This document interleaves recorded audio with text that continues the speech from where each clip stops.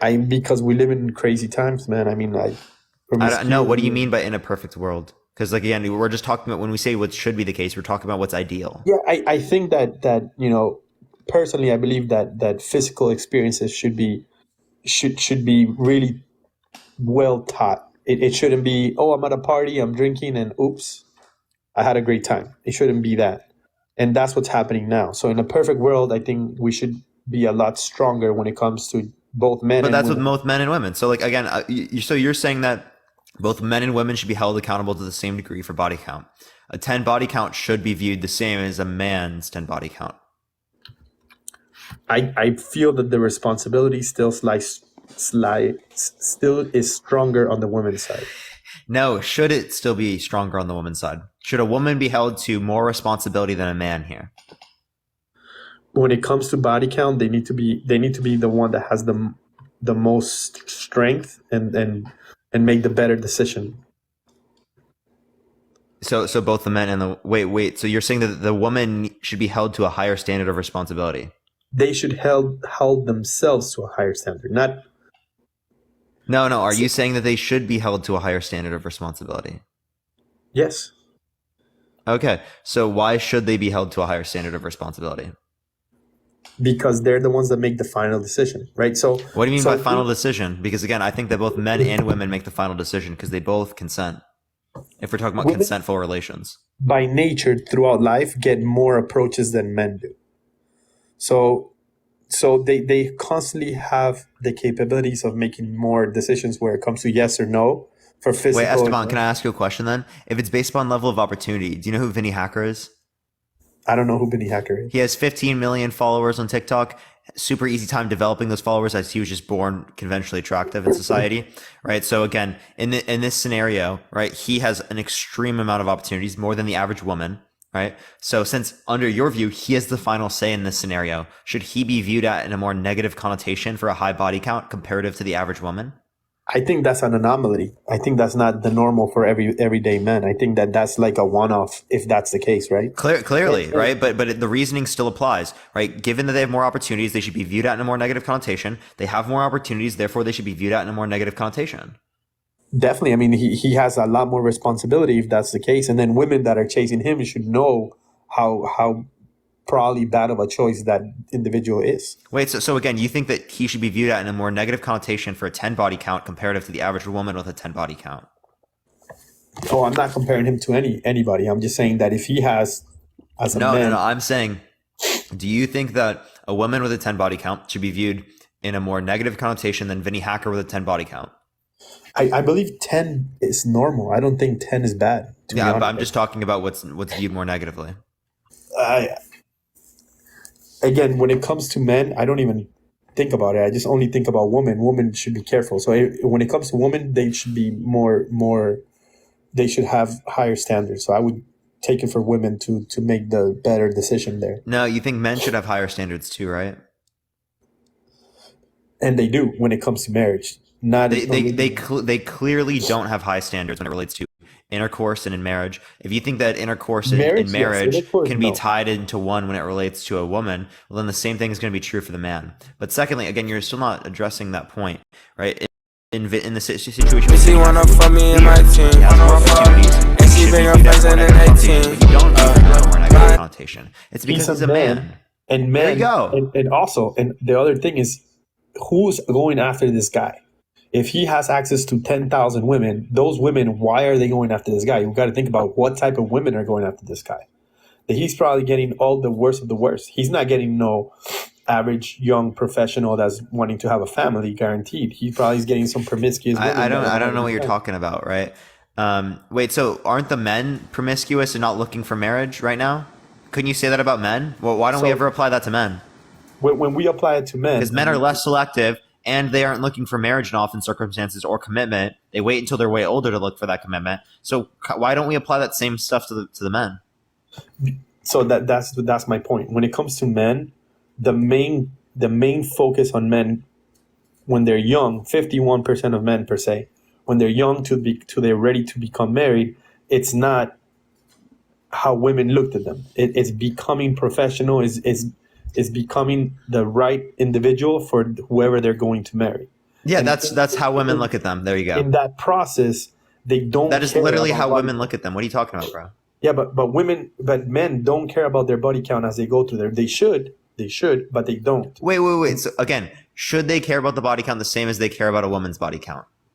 Men should, right? But women need it's a higher value for women. For them, women have to have that responsibility. Wait, that's in a descriptive sense. I'm asking in a prescriptive sense, like what it should be, not what it is.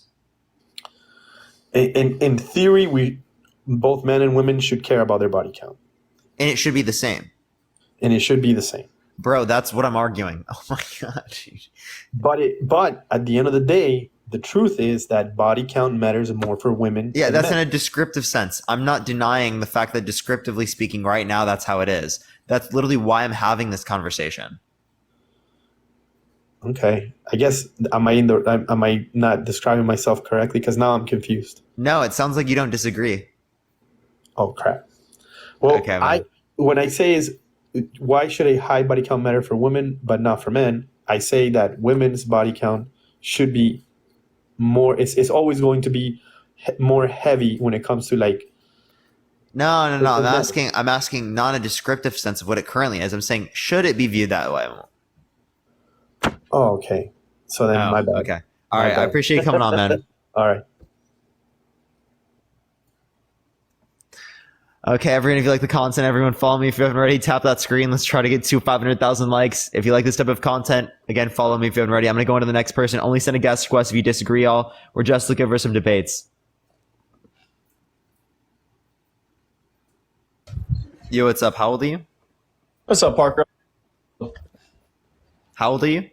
I'm 23. For sure. Do you think that a high body count should matter for women but not for men? Let me explain this. Parker, before I get into this, because we're going to get into it, I just want to wish, I hope you're having a great day. And this is just a discussion. This is nothing against the person. It's just discussion. But don't women, okay, I'm going to try to say this as nicely as possible, but all women that I've met, they only want a supplier from the man, right? So they want the man to pay all the bills. They want the man to do this. They want the man to do this. They want the man to fix the sink. They want the man to do everything. So if they want us to do everything, why are we gonna have this? We're gonna marry a female with a body count of 40, and she's been in love 10 times. Like, you've been in love 10 times, body count of 40. We don't feel on our sense. We're like, okay, then anyone can have it, right? And I know woman, you're gonna say, hey, woman, you're gonna think the same thing, but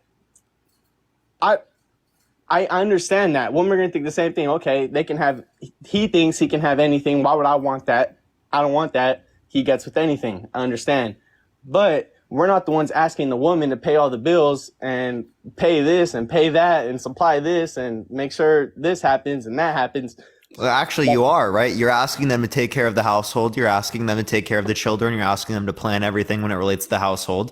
You're asking them to take care of you, to cook you stuff, to make you sure that you're taken care of when you're in bad circumstances. Is that not asking for responsibilities from another individual? No, I like that part. What? Right. No, you're right. But at the same time, a man can do that on his own. My dad was okay, yeah, and a woman can take care of herself financially. Hey, my dad and mom, they divorced, right? So they were both single mom, single dad. So I could see it both ways. My mom was a single mom, my dad was a single dad. But yeah, so women can take care of themselves financially. Yeah, 100%. You're right, bro. Yeah, 100%. So in the same way that you said that you can replace that person who is a woman, you can also replace that person who is a man. What's your point? No, bro. That's only 10% of women, though, bro. And you, Parker, I know you're nah. What do you mean only 10% of women can take care of themselves? Don't give me that face, Parker. Only 10% of women, bro, are gonna be like, okay, I can spy for myself. My mom is rare. What? Wait, no, give me a source.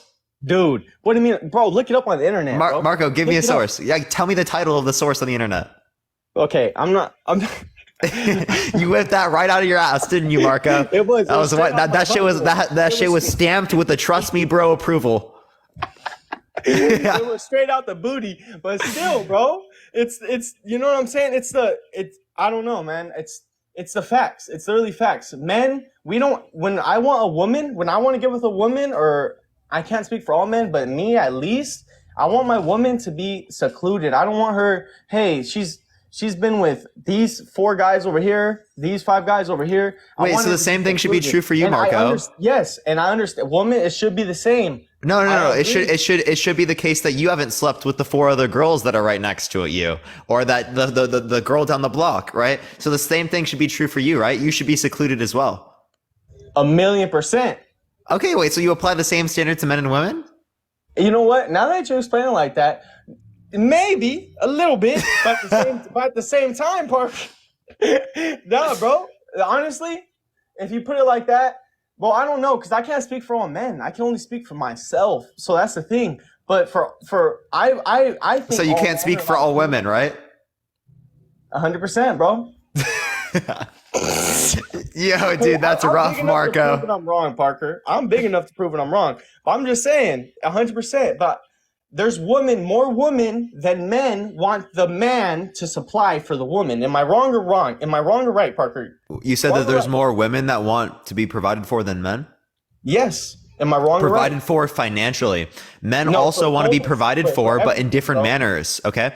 Men want to be provided. No, because men, we can go to if let's say we're feeling desperate or something, we can just go to a strip club.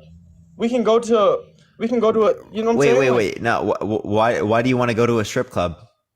Bro, when men are desperate, Thank you for the dancing cactus. I appreciate it. That's all I'm saying. When men are desperate, they do stupid things. Women too, right? Oh, okay. Right. So what's your point? There is no point. I'm telling you the truth. When men, there is no point. I'm just telling you the truth. Okay, men go to strip. Okay, I'm confused. Yeah, you know, there's also people that do that in GTA too. What's your point? GTA is, you know what I'm saying? GTA is a fun game, but we're not talking about GTA right now, Parker. This is real life. Thank you for the cap. I appreciate it. Nah, I feel like you don't even have an argument, bro. I do have an argument, Parker. You know what I'm saying? I'm telling you, bro. It's if girls want the man, there's more women that want to provide than there's not men that go out and like, hey, can you pay all my bills and can you do this and can you do that? You're not gonna, you know what I'm saying? Maybe there is about 2 men that do that, but there's more women that you're gonna meet a woman. Yeah, but men ask for other things, right? So what does it mean to provide for someone? Other things. I don't think that. Hold up. No, I don't think. Agree, bro. Hold up, man. Hold up. Thank you for the love focus. I appreciate it. Hold up. You want to talk? I don't. Look. Yeah, I do. I don't think that financially providing is the only way that you provide for someone in a relationship, right? Like when I am taking care of someone emotionally, or that I am taking care of someone when they're sick, I'm not financially providing for them in that circumstance. In that circumstance, I'm emotionally providing for them. I'm physically providing for them. Right. So men might not want to be provided for financially, right? But they clearly speaking do want someone to provide for them in other circumstances. Right? That's why they want a relationship, because when you're looking for a relationship, you're asking for particular qualities or things that you would want to be provided for. Okay. That's what a relationship is. If someone's not providing anything for you, clearly speaking, you probably don't want to be with that person. That seems to be someone that's just taking things from you and you're not providing back. Right. So I don't know what you're talking about. Wow. So, okay. So the way that you just explained something, that's basically what, like a gold digger? Like you only want to be with someone if they provide something? Is that what you're saying, Parker? Like I only want to be with you if you provide this for me. I don't want to. I love you. I have basic boundaries in a relationship. If you don't provide basic things to me in a relationship, I'm not going to want to be with that person. If someone doesn't provide me like monogamy, right? Clearly speaking, I am not going to want to be with them, right? Because we don't have the same structure of relationship in mind. You're right, bro. But let's say you get with someone, right? And they're a millionaire. They're a millionaire, the most perfect person you've ever met. And then the next day, they lose everything. And they can't provide shit for you. They only can provide their love until they get rich. Oh, that's enough for me. But that's providing still. Okay. I don't care for someone to be extremely rich. Thank you for the hand. I appreciate it. I don't really care about how much money someone makes, really. I care about the qualities that someone has as an individual. Exactly. The person matters. So I would never but that's because I'm financially secure, right? And I can wait, hold up, Marco. That's because I'm financially secure, right? And I can take care of that, right? If there was a necessity for the other person to also be financially secure, right? That would be important to me, right? But that's not important to me because I'm going to be secure within that standpoint. But here's the thing, bro. You're financially secure. That can all be lost in a month, in 2 months. You never know what's going to happen. So you have to. That is like, extraordinarily unlikely. I want to get with someone that, of course, is doing very well for themselves. They're, you know what I'm saying? They went to school just like me. They're doing well just like me. I don't want to get with someone that's not doing anything for themselves.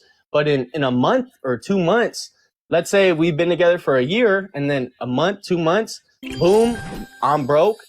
You know what I'm saying? She says, oh my gosh, I can't be with you no more because you can't provide for me. It's like, what's going on there? But at the same time, yeah, that's like a temporary thing. That would be unreasonable in my eyes when it relates to like what I care about. And that's what I'm saying. Most females are like that, though. I don't think most women are like that. Most women are like that. What do you mean? What do you? I just explained it, bro. Like, yeah. So can you give me a source for that? That most women are like that? Reality, Parker. The things that I've reality. There is no source. I don't have to give you an well, I live in the same reality, and I don't see that. Well, maybe you need to get with some more girls, then, bro. Maybe. I'm telling you, Parker, I don't need to have intercourse with people to be able to know things. I told you when I'm talking on my booty, Parker. I've admitted it in this little stream when I'm talking on my booty. I'm not talking on my booty right now. You kind of are, right? I don't. What makes you think that I need to be with? Wait, what makes you think that I need to be with more people? No, I don't. No, I'm sorry. Let me take that back. I don't want you to be with more people, Parker. Okay, take that out your head. I don't want you to be with more people. I'm just saying. My majority of experiences with women, that's just how they are. They want something from you, and yes, of course, you get a little something back, but they want more from you than you can give them. I think that women care a lot more about the emotional connection than they care about the amount of money that you make. But that's how I am, and I have still not found a woman that wants to just get emotionally connected. Like, I don't, bro, money comes in. Marco, you just haven't been emotionally, that's just the case that you just haven't been emotionally connected with someone yet, right? That doesn't mean it can't happen. That doesn't mean it will never happen.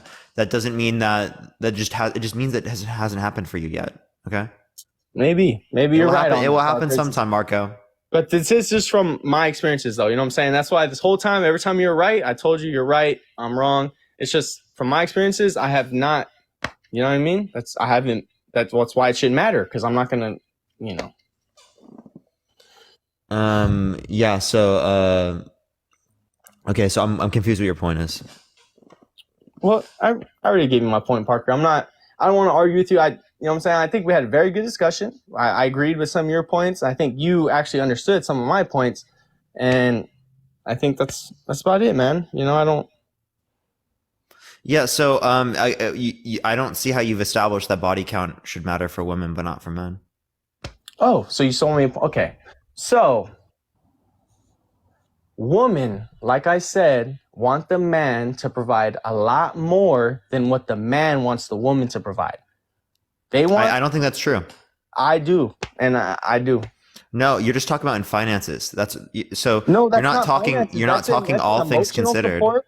That's in todos. That's in everything, bro. That's in emotional. That's in life. Wait, no. Women are expected way more to provide emotionally than men are.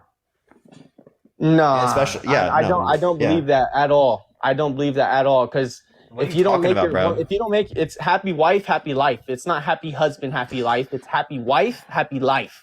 If you make your wife happy, your life is happy. So the woman wants more. You got to make that. That's just a saying. That doesn't mean that women want more than men. I don't know what you're talking about. Bro, what do you mean? Happy wife? It's not happy husband, happy life. It's happy wife, happy life. That's literally just a saying, right? Bro, that's not. That literally doesn't mean anything. Parker, you're tripping, bro.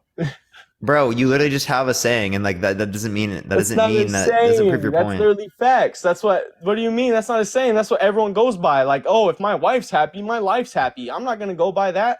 Like, I want to be happy too. If I'm happy, my wife's happy, we're all happy. That's how it should be. It shouldn't be, oh, my wife's happy, so I'm happy. It's also here. Let me clarify. Hold up. Let me clarify. Right. So it is the case that if both men and women are happy, then that likely speaking, the relationship will be happy. Okay. It is the case that if the man is not happy, the relationship likely speaking won't be happy. It is the case if the woman is not happy, likely speaking, the relationship will not be happy. So regardless of whether or not it's the man or the woman that is not happy, that's still going to be the case. It's not specific to women. No, because I don't know, bro. I can't speak for women though. That's the thing. I wish I could speak for women. Yeah, explain to me why it's specific to women.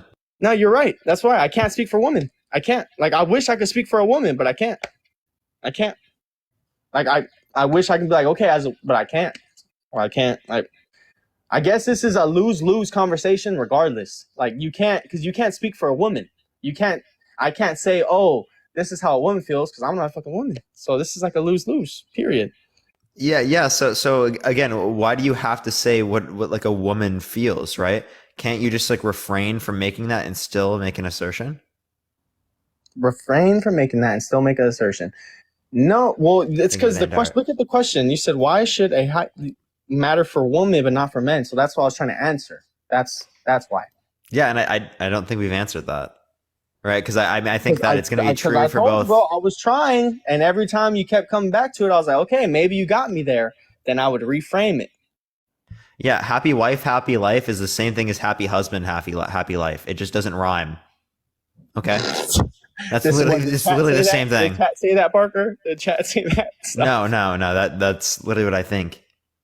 Well, honestly, bro. I've never heard happy husband, happy life in my yeah, because it doesn't fucking rhyme. Because it doesn't. It's literally just because it doesn't rhyme. Well, do you have a something that rhymes with happy husband, happy?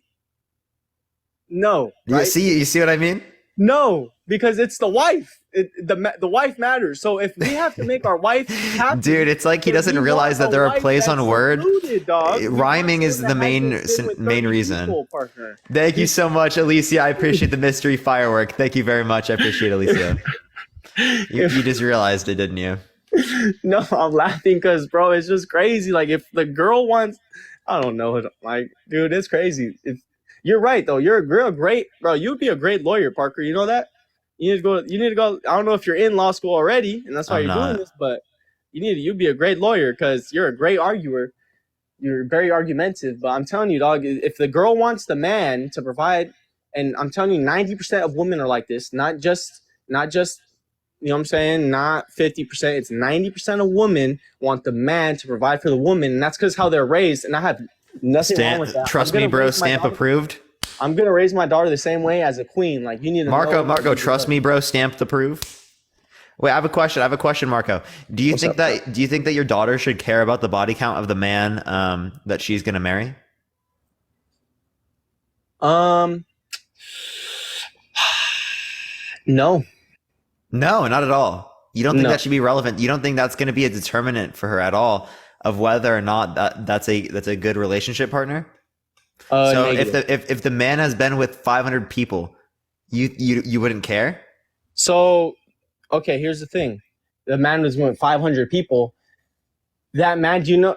Okay, but now when I argue this, you're gonna say, okay, so the same is not for girls. That's what you're gonna say right now, Parker. I already know you, right? Am I wrong or am I right? That's what you're gonna say. I don't know. Say it. Likely speaking, could be.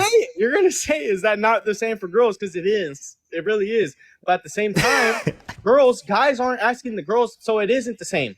Let me say it like this: it is, but it isn't, because we're not asking the woman, the female, the woman's. I don't know. Someone in the chat said I was saying it wrong. We're not asking the woman to provide for us. We're providing for you.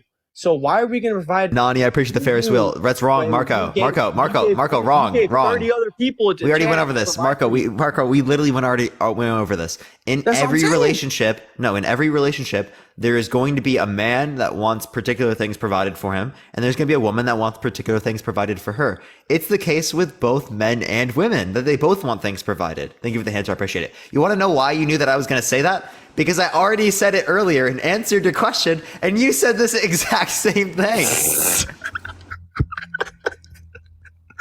Parker, come on, bro. I don't know, man. Like, you know what I'm saying? I'm giving you my point of view, bro. You're a great guy. I don't think you're a bad person. I love your point of view as well. It's just I'm trying to give my point of view as well.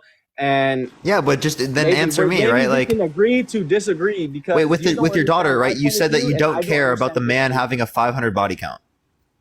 Dude, because here's the thing. If I'm the man and I have a 500 body count, maybe those 500 women that I went through, none of them were like you. None of them wanted just me. Maybe all those 500 girls wanted all the other men too. They just wanted money. They just wanted clout. Wait. Can't that same thing be true of the woman? Right? All those people that she was with in the past, she decided to pick you. No, because men, we know we can provide for ourselves, and we provide for ourselves. When I say this, I know women are going to go crazy, but it's the truth. A lot of women want to do it for themselves unless they got kids and they have no choice. They're going to do it. But most women, they don't like doing it. Most women are going to do what? Sorry, what? Like provide for themselves, live on their own, pay their own bills. You know what I'm saying? But wait, generally speaking, I don't think women have an issue with that. Right. And actually, if anything, right, I think that women and men would have an issue with that to the same degree. Why do you think men and women both look for relationships? Yeah, all humans. Because they don't want to. They don't want to be alone, right? Humans in general have a predisposition towards looking for social relationships. That's just true across the board.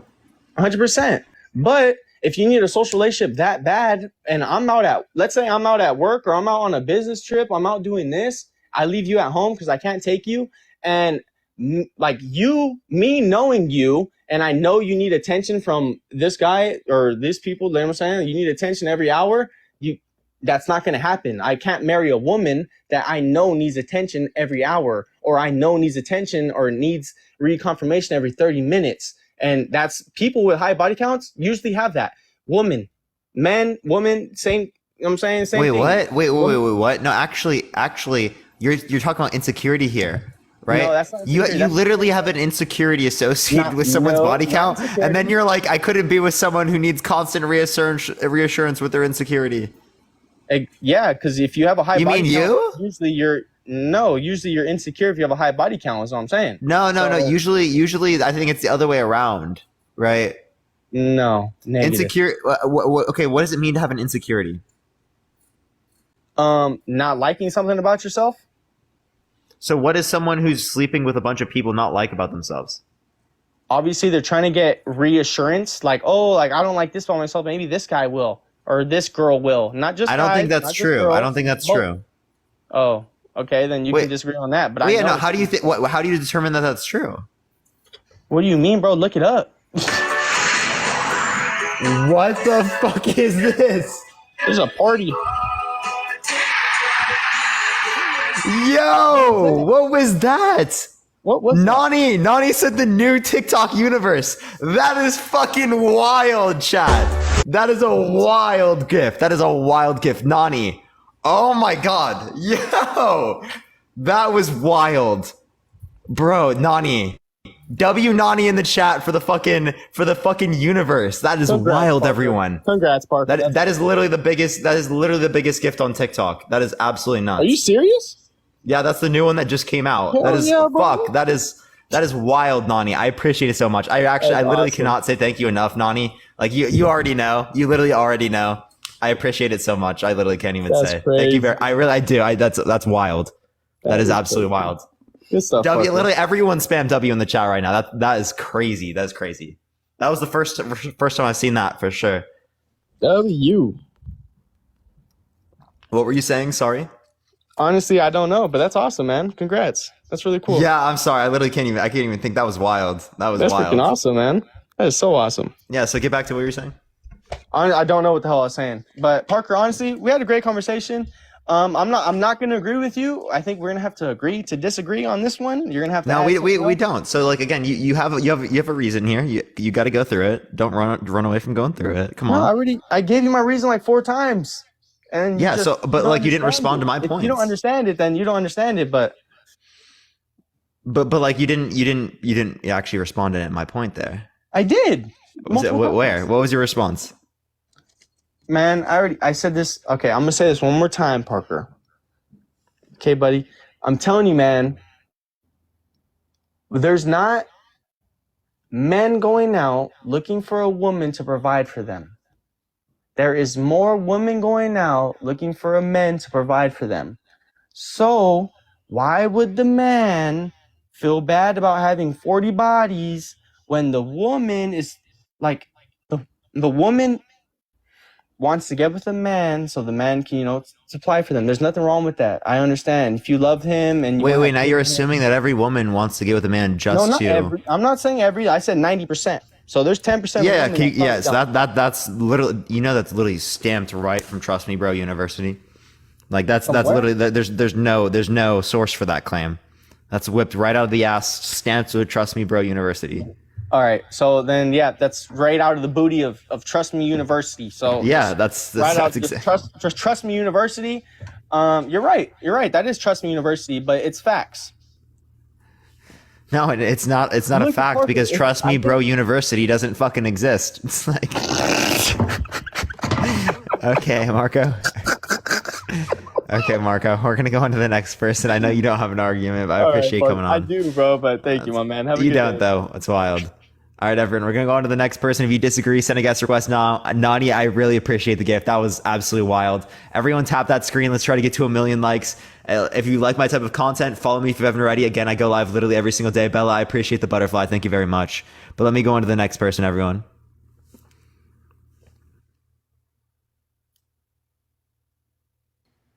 Yo, what's up? How old are you? Oh, what's up? Oh, is that work? Okay, cool. Yeah, how old are you? I'm 25. For sure. Do you think that a high body count should matter for women but not for men? Oh, it actually does matter. No, do you think it should matter for women and not men? No, it doesn't matter. Okay. You know why it doesn't matter? I'm just looking for people who disagree with the topic, but I appreciate you coming on, man. Yeah.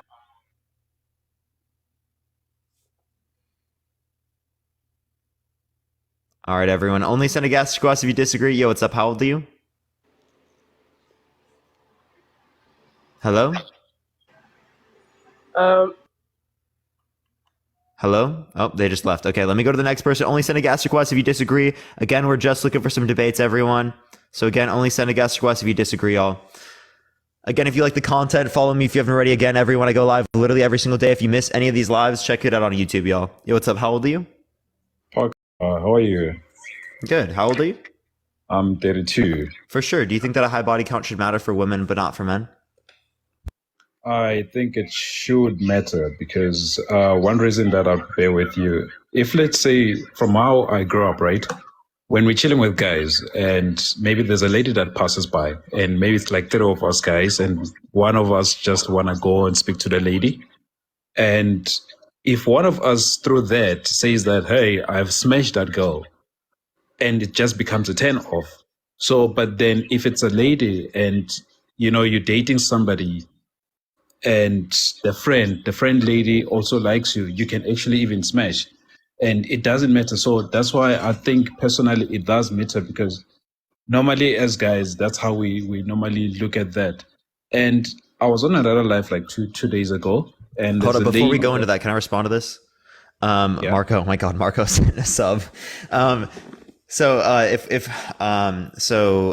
Wait, can you reinstate what your point was? I literally saw that and I literally forgot everything in my head.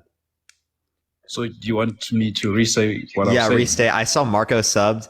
Actually, no, I remember. So you're saying that currently in society, thank you for the hand, I appreciate it, Kaden. You're saying currently in society, men aren't looked at in a negative way for their body counts, right? Or for sleeping with people around.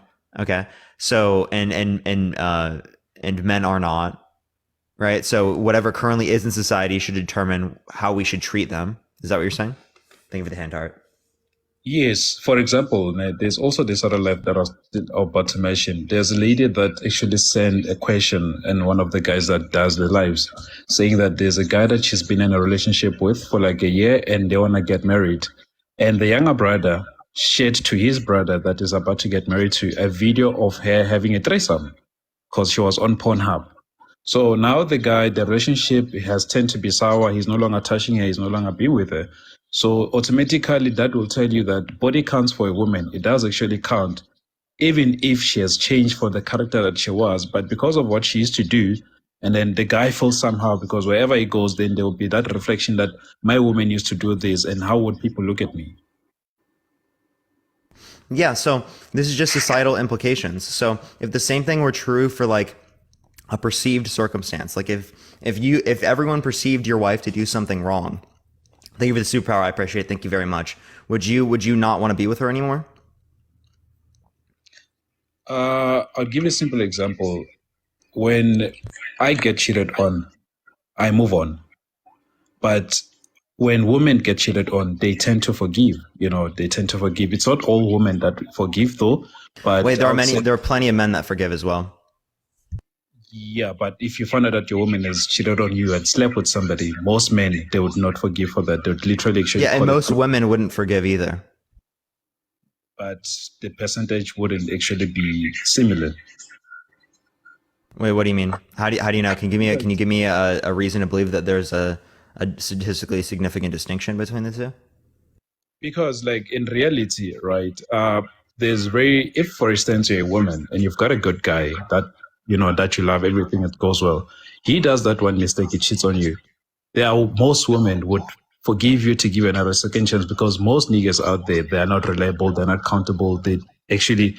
Most people would actually want to meet a girl and smash and walk away. So once you've got that somebody, you try to look, okay, was this done respectfully, or it was just done, I found it myself somewhere else? Because then remember, when you cheat for somebody, a lady calls and you're with your girlfriend and you speak to her, that becomes a turn off and that becomes disrespectful.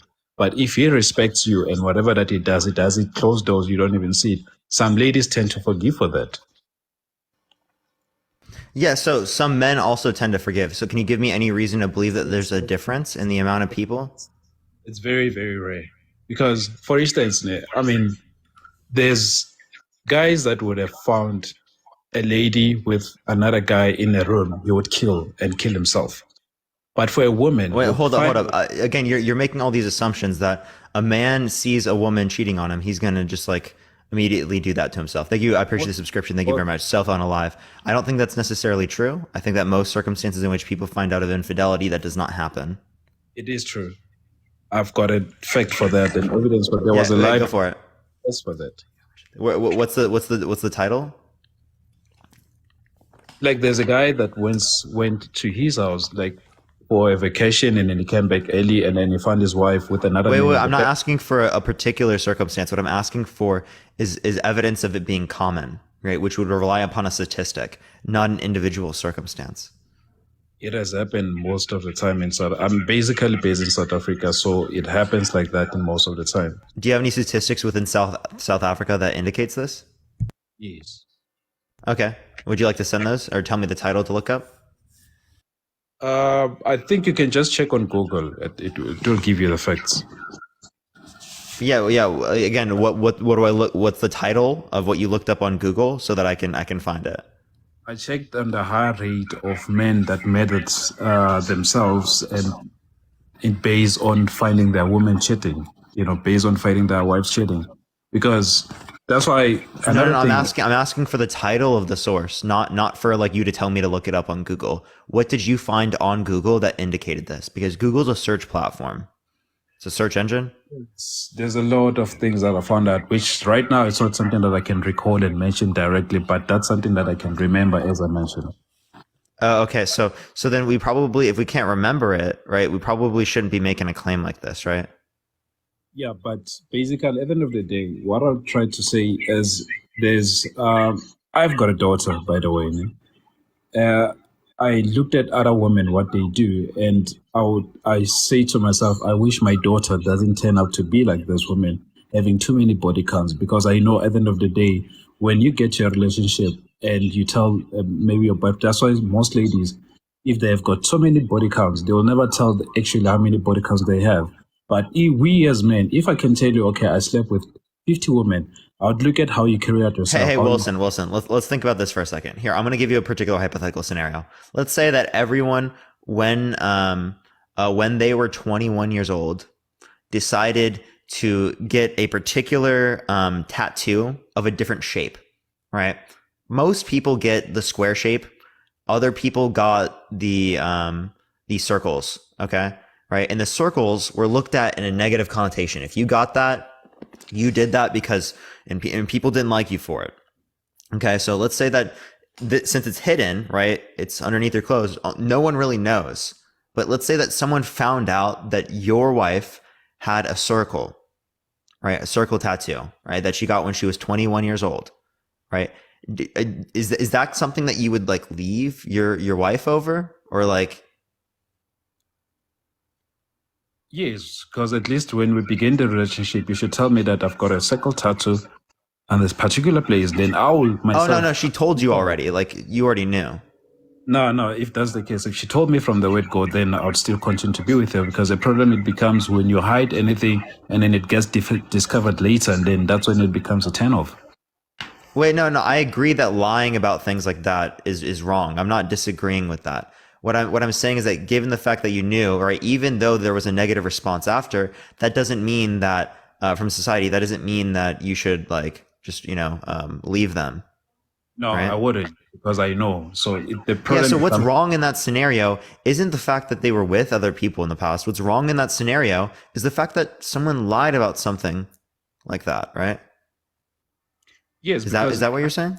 Not only that, because I'll also look at how much effect does it cause with me being with you.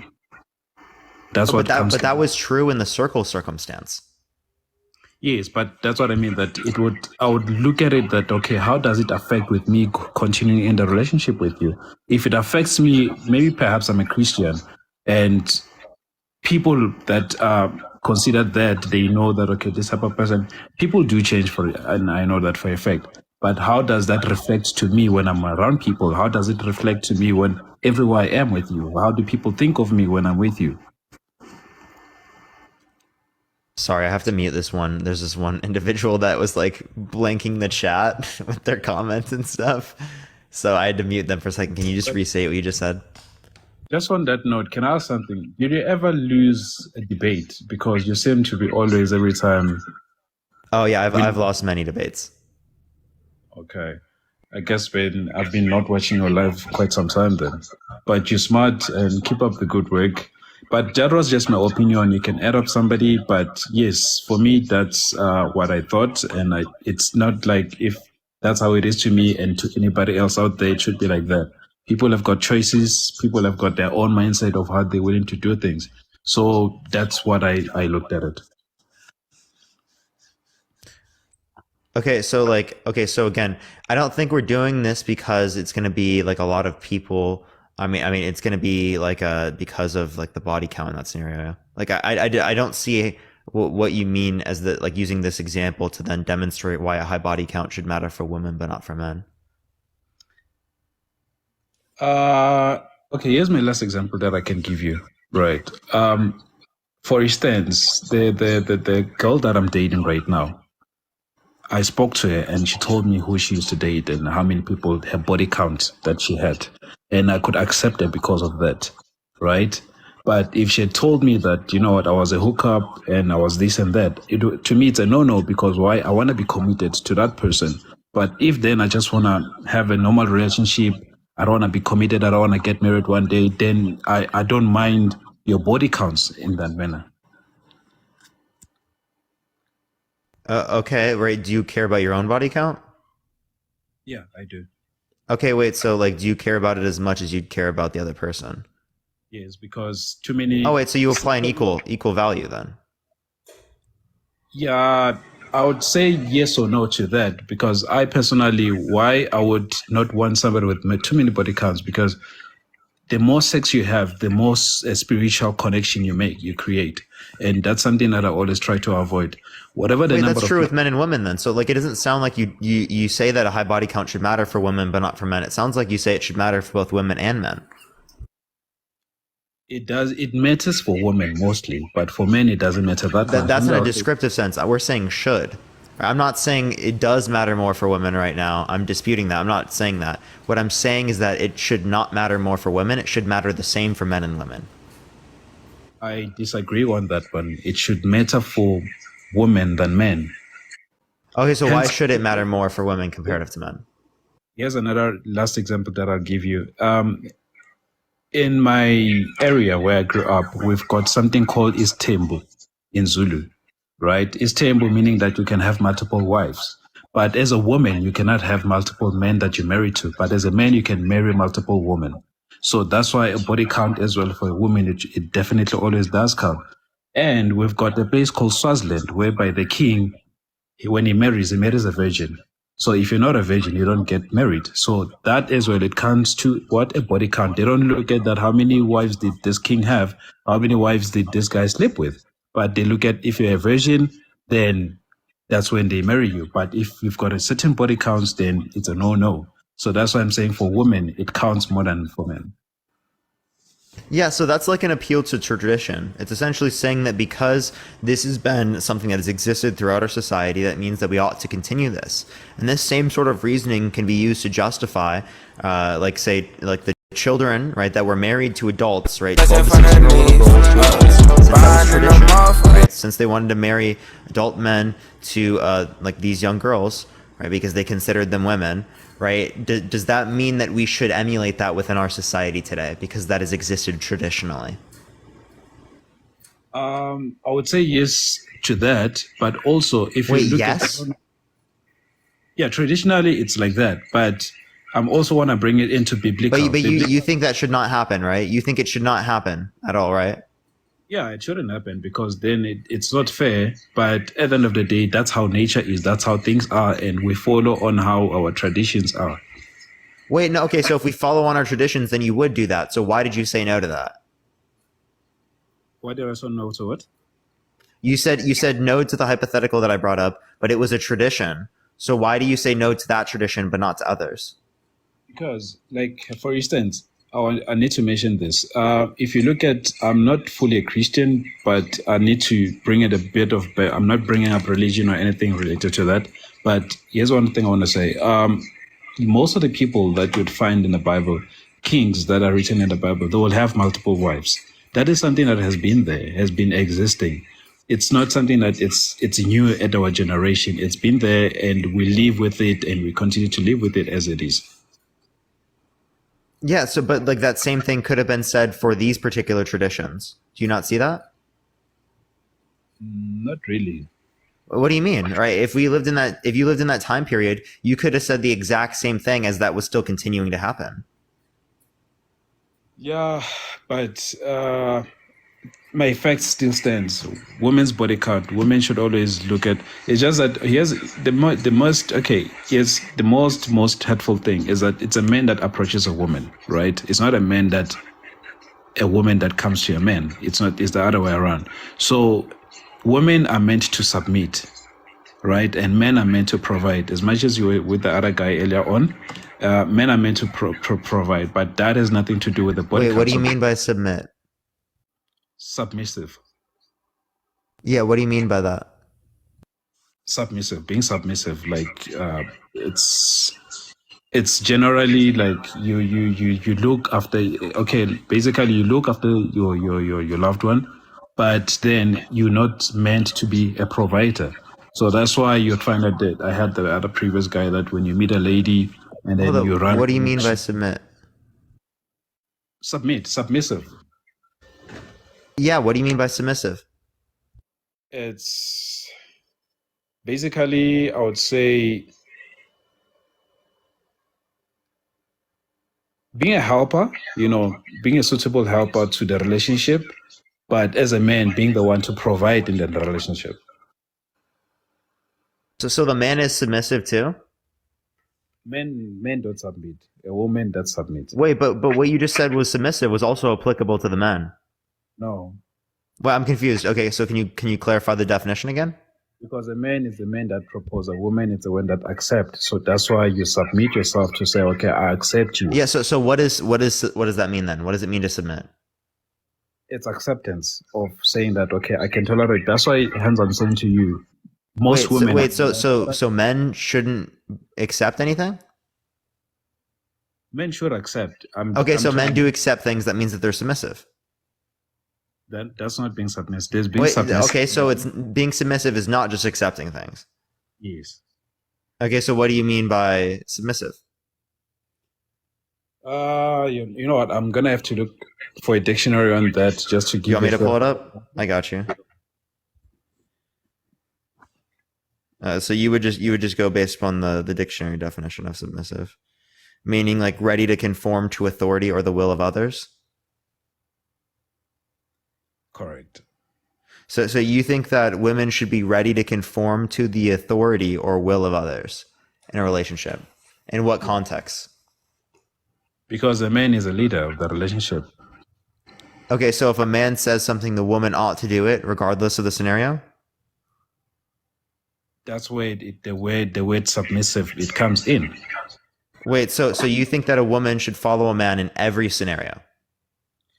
I wouldn't say in every scenario, because there are some things that as a woman you might stand to disagree, and when you stand to disagree, that's where the word compromising comes in. That you say, you know what, I disagree with you, but I can stand to compromise to what you say. So it's not everything that as a man that you say to a woman that a woman must take it and agree with. Okay, so not everything. Okay, so they're not ready to conform to the authority or will of others. Yeah, but basically that's how it's been made. And if women are not submissive, I feel like Wait, that's no, why so you don't want them to be submissive, right? Because you don't want them to be ready to conform to the will. You want them to follow out as long as they consider it to be reasonable. Yes, because then you Okay, as a but man- that's just letting someone. I mean, that's just agreeing with someone. That's not being ready to conform to the authority or to the will. That's being the authority for yourself and saying, "Oh, I agree with this." That's fundamentally different than being ready to conform to the authority. You know why I'm saying that? Let's put it in brackets. There are things that as a man you'd make a demand of, which is ridiculous. And that doesn't mean that a woman, since they're supposed to be submissive, they should accept to that. So that's when So ultimately speaking, it's not ready to conform to the authority of the will, because ultimately speaking, it's still based on whatever you see to be reasonable. Thank you for the hand tower. I appreciate it. Thank you very much. So that's not what submissiveness is. Yes, but Thank you. I then at the appreciate end the of- hand tower. Thank you. Yes, which comes to you make a choice to say, you know what, I can stand to compromise on that, and that's how you build your relationship. Because then, if women were not submissive, trust me, there would be a lot of broken families out there. Wait, say that again. What? I'm saying, if a lot of women were not submissive to their men, you would have a lot of broken families out there. No, I don't think so. I think that women should be reasonable in relationships, because again, they should be able to determine what their boundaries are, what they expect in a relationship, right? What they see to be reasonable, right? The same way that a man should be able to do that. I don't think that one should just conform to the other, right? It should be in accordance with what you consider to be reasonable, which is the opposite of what submissive is, because submissive just means ready to conform to the authority of will or others, right? Yeah. Okay, but like, that's not you doing so. The only authority that you're conforming to is yourself, because it's whatever you deem to be reasonable. That's the point I'm saying, is that completely gets rid of the idea that one person is determining and the other isn't. It's just saying, oh, that two people agree there. Okay. But then that's completely different when it comes to a relationship, because then that's for it as per individual. But when you bring it into a relationship, then it becomes a whole different story. What do you mean? What's different about? Because now you're no longer one, you are two in the relationship. So that's why it becomes different. But the way you read it in a dictionary, it becomes as a general formula that what is it submission is. But now when you bring it to a relationship, then now there are boundaries, there's compromising, and that has to do with the word submissive. Yeah, I don't know what you mean by submissive then, because again, right, it doesn't seem like it's a principled stance of like ready to conform to authority or the will. It's still an internal sense of what you see to be reasonable or what you see to be justified, which is ultimately, built upon your opinion when it relates to interactions like this. So I don't know what you're trying to say. What I'm saying is you're saying as much as being submissive, right? It generalized to everybody. And I'm saying that when you bring it into a relationship, it becomes completely different, because now you're no longer one. That the way you read it on the dictionary, it stands for individual. It doesn't stand for you as being part of the relationship. But once you're in a relationship, then that it becomes compromise, because now you're no longer living for one as an individual, but you're living also for another partner that you're with. Yeah, compromise. I agree, right? But that's the opposite of ready to conform to authority. Not If necessarily. wait, ready to conform to authority implies that there is not going to be an opposite. I don't know what you mean by conform to authority then. But then that's where I mentioned that it comes to where when you disagree with something, but you come to a compromise to say, you know what, I disagree with you with this, but I'll go along with it. That becomes on what? Submissive. I don't agree with this, but I go along. So you want women to go along with things even though they don't agree. Not everything that they can go on with. That's what I'm trying to say. Because men sometimes can be unrealistic. So how do they determine when to and when not to? If you think that they should be this way, I think it's when it's fair to what they're compromising themselves. so it's again whatever they consider to be reasonable. So whatever they agree with. That you see how it's circled back to whatever they agree with. But also, So then they're not going to be submissive because they're going to only do things when they agree with them. But it also goes back to compromising. That, you know what, I disagree with this, but I'll do it because why? I'm compromising. Again, but you just said that they should do things that they agree with, not things that they disagree with, because that would be unfair. It's what I'm mentioning, that submissive. Even if they disagree with something, they can submit into it because why? In a relationship, a man submit, a woman submit. Yeah, the submitting part is not a compromise, though. So you're simultaneously calling it a compromise while also saying that they will conform and they'll do something that they don't agree with. And then you're also saying that they can determine what's fair based upon what they accept or what they like. But like, okay, I'm really confused with this. Okay. Let me say, for instance, right now, right? I stay with my girlfriend, right? And right around 8 or 10 p.m., 10 p.m., I'm like, baby, I'm going out partying on a club, and we already had made plans to meet. You know, it's not like she has to accept that because why? It's unrealistic. Because why? We have reached a certain agreement or something that maybe, let's say, we plan on going out on a date. Yeah, so again, she determines this to be unreasonable. That's something that she disagrees with. So you're just telling me, right? This is not submissiveness because again, submissiveness would imply that they don't agree with it yet they still go along with it. But you're saying that they shouldn't do that if they don't go along with it. Thank you, Coral. I appreciate the subscription. Thank you. Let me finish up.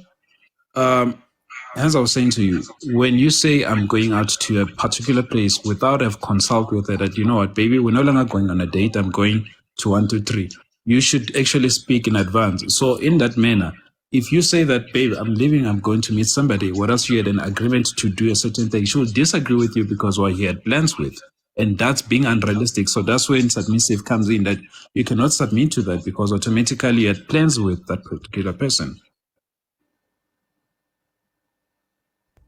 That's not submission though, right? Isn't that like they agreed? No, they disagree because hence I'm saying to you that it goes, men can tend to be unrealistic with what they demand from a woman. So hence I'm giving that example that, you know what, sometimes you can do something that it's not actually fair to the lady, and that doesn't mean she must be submissive and accept to it. Yeah, no, again, we see that, but how do you determine what's fair and what's not fair?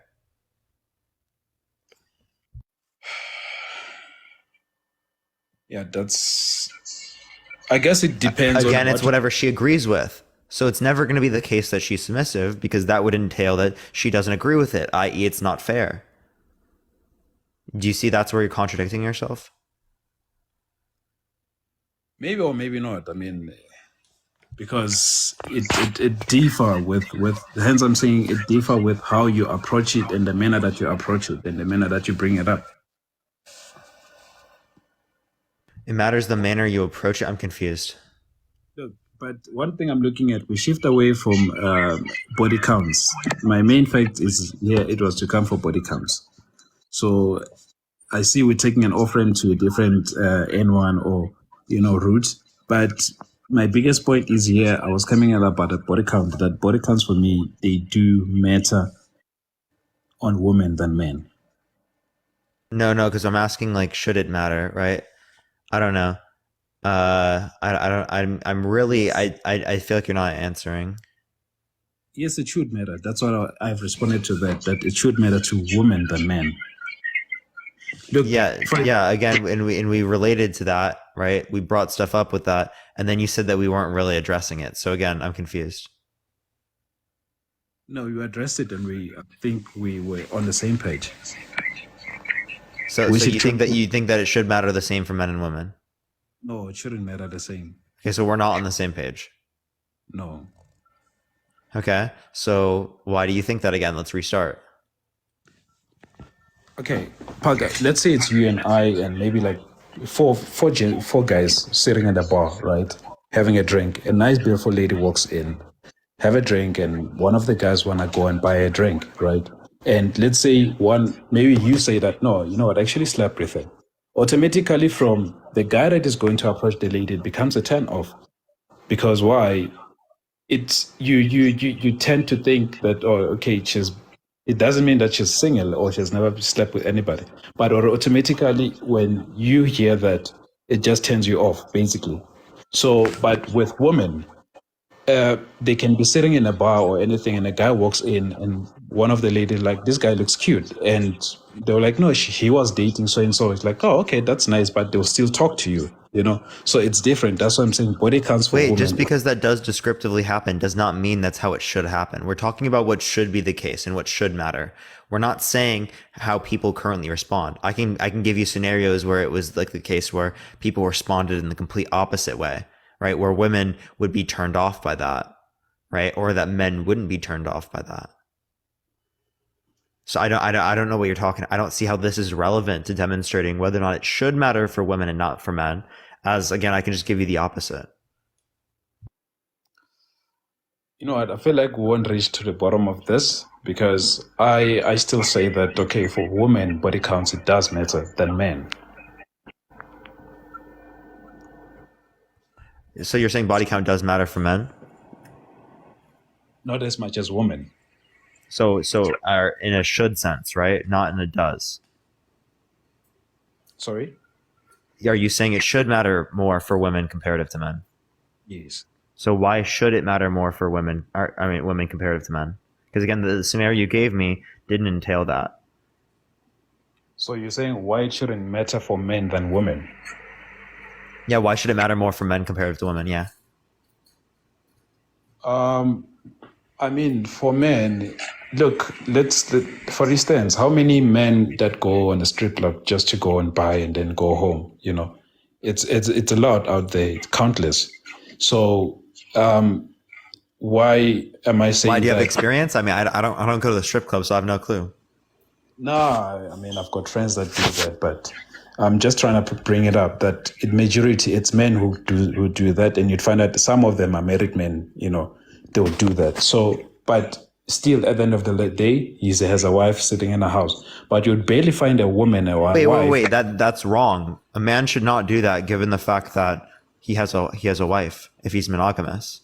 It's wrong, but it's the reality. Because we shouldn't shy away from the fact. It's reality. It's existing. It's happening. Wait, you should call out your friends for behavior like that.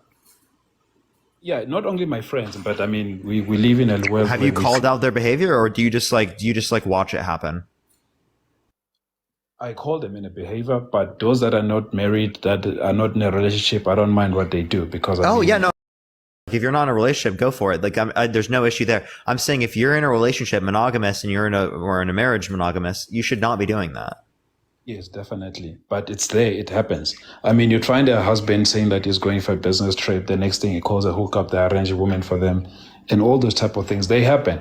But what I'm trying to say to that is, men body counts, it doesn't matter because they do a lot of these things, and it doesn't actually affect much. It does affect on the side of the woman, but basically most men are the ones that they do all these things of having more body counts. But for a woman, it becomes different. Yeah, no, you're just saying that people respond this way in society. It should matter more for women comparative to men. That's a descriptive claim. So you see how. Oh my gosh. Again, you see how you're taking how something is and you're saying it ought to be or it should be this way because it is this way. Okay, Parker, here's my last thing. You should Wait, no, do you see how you're doing that? Because this is called a naturalistic fallacy. Parker, let me say this, right? You've got 5 guys and you've got 5 ladies, right? And there's one lady dating 5 guys, right?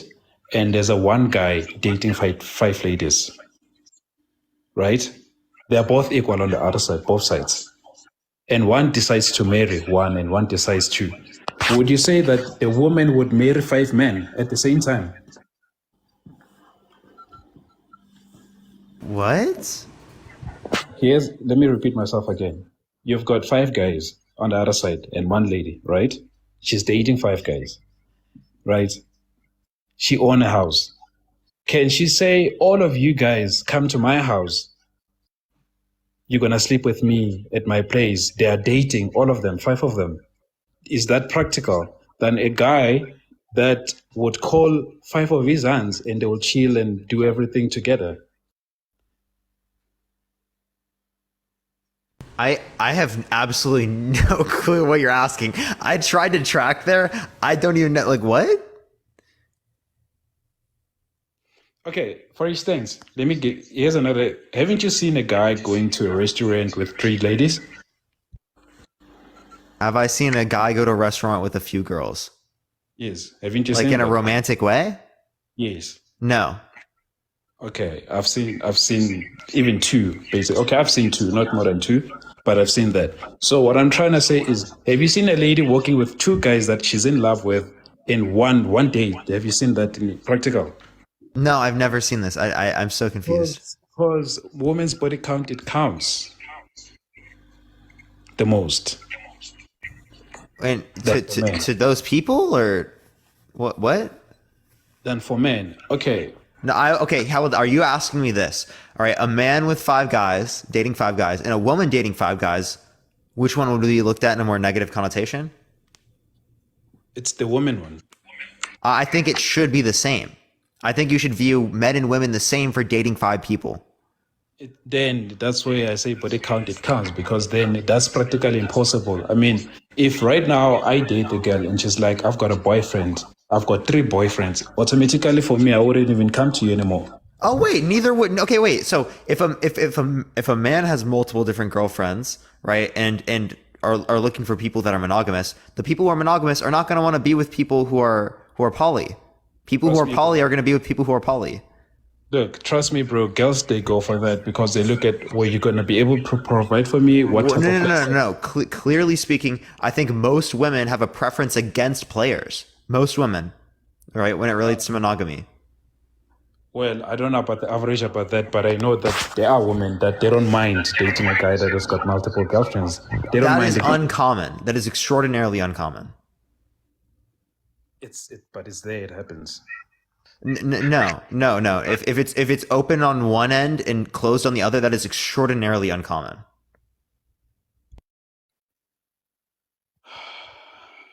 Pug. Yeah, but then I think maybe you did get my point. Once I'm trying to refer to you that body counts for women, it counts more than for men. No, I mean in a descriptive sense, or in like it should count more. Should count more. Yeah, I don't agree with it should count more. And why not? Because I think the men and women are more similar than different psychologically, so they should be treated the same, unless I would have good reason to treat them differently. I don't have good reason to treat them differently. Therefore, I will treat them the same when it relates to responsibility. If you're referring to treatment, yes, that makes sense. But then if we're referring to body counts, you say that they can be equal, which I stand to disagree with you, because majority out there, it's not like that. What? It's not like that out there? So you're just saying like what I want is different from reality. Well, that's true in many scenarios. If slavery is legal, you don't want that to exist. And the same thing would apply. I'm confused how that means anything. Thank you for the hand heart.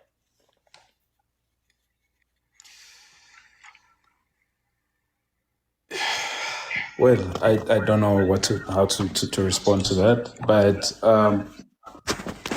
I need you when you're free, right? I need you to look at. There's a guy called Sodi, right?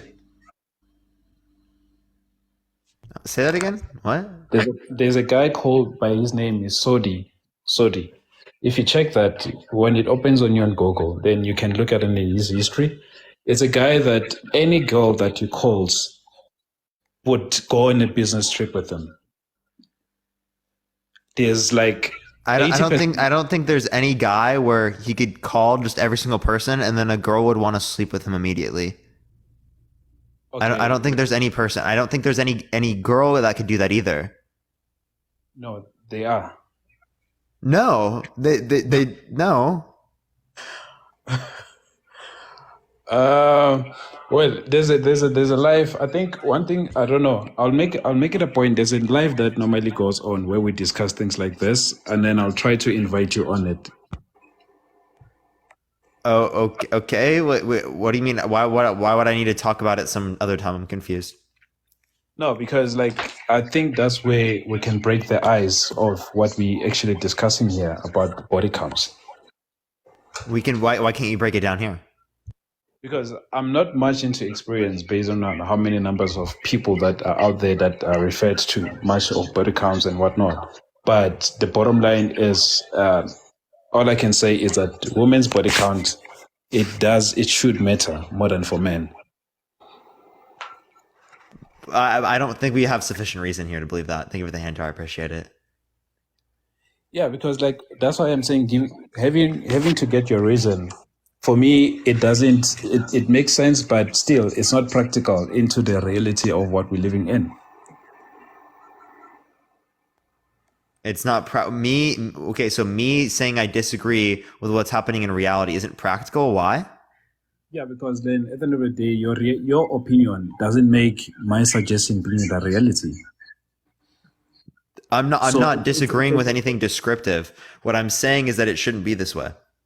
Right, the same way that if we existed in a time where there's like where it's legal for there to be slavery, that doesn't mean it should be that way. And if I disagree with that, right, it's not necessarily unrealistic for me to say that slavery shouldn't exist. Yeah, what I'm looking at, Parker, is what you're saying. As much as fine, I would agree with you or disagree with you. The bottom line is it's something that it's there, it happens, whether we like it or not. If people have got many body counts, it's a matter of the choice that they want to be. But that's why I keep saying to you that, okay, for me, for women, it should matter because we as men, we do look at how many number of guys that you've slept with. Yeah, but like I don't think it should matter because men have a particular preference. We've already brought up that men have had preferences throughout society in which we would see as very terrible, right? And we wouldn't grant that women ought to respect that preference. So just because there's a particular preference doesn't indicate to me that you ought to respect that preference or you ought to follow that. Honestly, to me, that would probably be indicative of someone you don't want to be with, right? Like if someone is a man, right, and they're saying that a woman's body count matters, but their body count doesn't matter, that indicates hypocrisy and avoiding accountability when it relates to men, right? And I think that indicates bad qualities of like a partner, like avoidance of being able to take accountability. I think it's a pretty big issue. Tell me, where are you based? I just want to ask something. Like, where do I live? Yes. Oh, I live in Los Angeles right now, but I grew up in Iowa.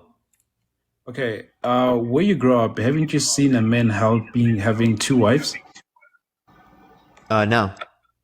You've never seen that? No. I grew up in an extraordinarily Christian area. Like it's like extremely Christian in Iowa. So like no, that's stuff like that would be extraordinarily uncommon.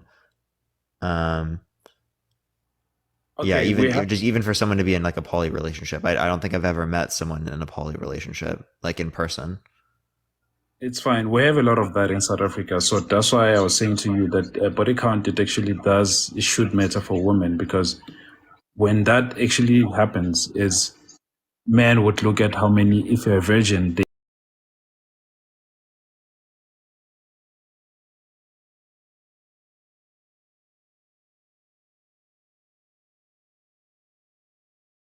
Why should we emulate that? Or I'm confused with you, or what that means. which then it comes to what I'm saying, that the body count for women, it should matter, because then that's what they look at, that Have this woman slept with men? Has she been involved Okay, with so these people care about these things, therefore it should matter. Okay? It is the case that many times throughout society that people believed that it was okay for adults to marry children. Does that mean that it should be considered okay? No. Okay, so just because a group of people say that they agree with something, again, does not indicate that it should be that way. So what's your point? Do you believe in polygamy? I have no issue with consensual polygamy. Okay. In polygamy, have you find a woman having a polygamy but multiple of men, or is it men that will have multiple women? It's both. Both men and women in polygamy will have multiple partners in many circumstances. And being engaged to each other? Yeah, I mean, yeah, that can be the case. It just depends on the particular relationship. No, I'm talking of engagement. If have you come across anybody that been engaged in a relationship and they're polygamy, which is a woman having 2 husbands or 3? With a man either. I haven't met anyone that in real life that has had a polygamous relationship. Okay. My ex-president Jacob Zuma had multiple wives, which he was having like 5 wives, which he was married to. So that's why it comes again to why to women it should matter than men, because well people in the chat are saying that they've seen people that are like that, but it's just uncommon. Yeah, but that's why I kept saying that it's something that it does happen. It's practical. It exists. Wait, so okay, I'm confused what your point is though. Just because this happens doesn't mean it should happen. What's your, like, we've gone over that a million times. Do you think that just because it does happen, it should happen? It shouldn't happen, but that's how it is. We can't change it. It's been okay. Wait, so you agree that just because something is this way doesn't mean it should be that way. Even in this case, you said it shouldn't be that way. So what's your point? I'm saying that it shouldn't be that way because at some point you need to break the ice. You know, it can't be consistent. You need to bring in some change. So that's why I'm saying that for women, it matters the most because we as men, practically, you look at the number of people that the woman has been with. Well, I mean, wouldn't the woman look at the number of people, or should look at the number of people that the man's been with? You would, but it wouldn't affect you as much as the woman it does.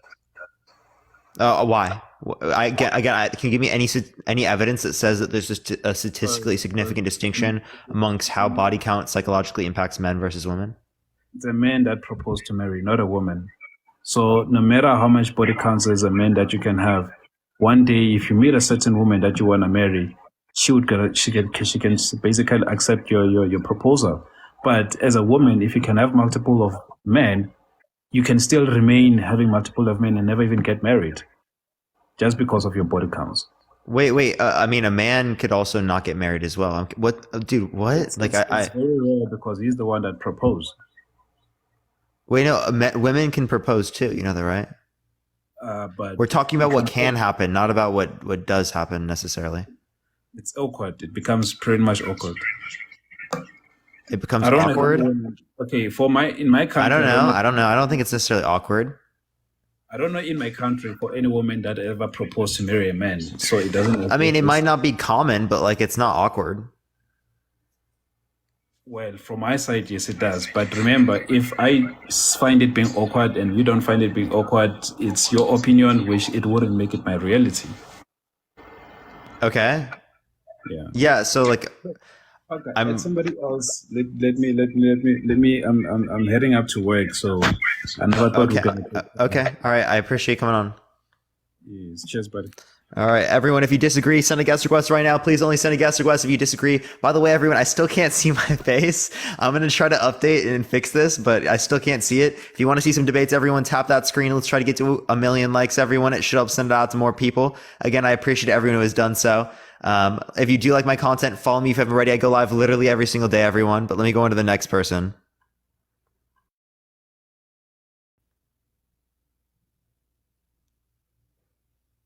All right, let's try to get someone up here. Everyone, again, tap that screen. If we get to 1 million likes, everyone, it should help send it out to more people, y'all. If you do like the content, again, follow me if you have not already. Everyone, I go live literally every single day. We're doing 6 hours every single day, y'all. 6 hours every day. Yo, what's up? How old are you? I'm 33. Yeah, for sure. Do you think that a high body count should matter for women but not for men? Well, I agree that both matters, like both body count matter, but at the same time, there's a certain extent of it matters a little bit more when it comes to females, because like what everybody's saying is that when it comes to a guy when he's trying to talk to a girl, it matters for him of the body count. If it's a high body count, it matters. But when it comes to a girl, it really doesn't matter as much. She'd rather have somebody more experienced than a virgin, like compared to a guy. Wait, how do you know that? I mean, it's just How do you know that a woman prefers a man with more experience? Always. well, I don't know that. I mean, now I can't bring up any stats or anything like that, but somewhat, common knowledge in a sense, like is more. I don't know. That's what I feel like is truth in my opinion. So Wait, your opinion is that most women don't care? Is that what you're saying? as much as guys, Okay. So, I mean, but even if it is the case that women currently care less than men, that doesn't mean that it should matter differently for women comparative to men. yeah. All right. Well, I got to go back to work. Oh, okay. I All right, man. guess. All right. Okay. Chat, what is going on with people needing to go to work? I'm sorry, that was abruptly twice, dude. If you want to see some debates, everyone tap that screen. Let's try to get to 1 million likes. If you disagree, send a guest request right now. I'm gonna go on to the next person, everyone. But yeah, let me go to the next one, everyone. Again, only send a guest request if you do disagree. All right.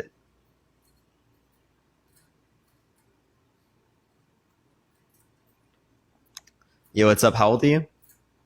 24. For sure. Do you think that a high body count should matter for women but not for men?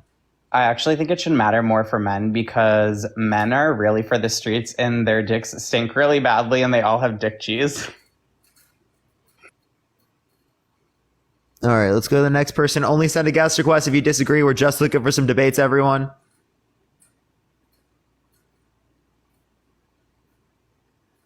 So real, chat. So real.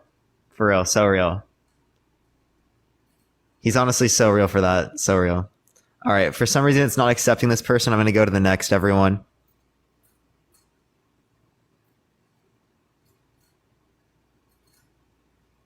So real, dude. Yo, what's up? How old are you? I'm 19. Yeah. Do you think that a high body count should matter for women but not for men? Personally, I believe that it should matter for both, as the previous guy said.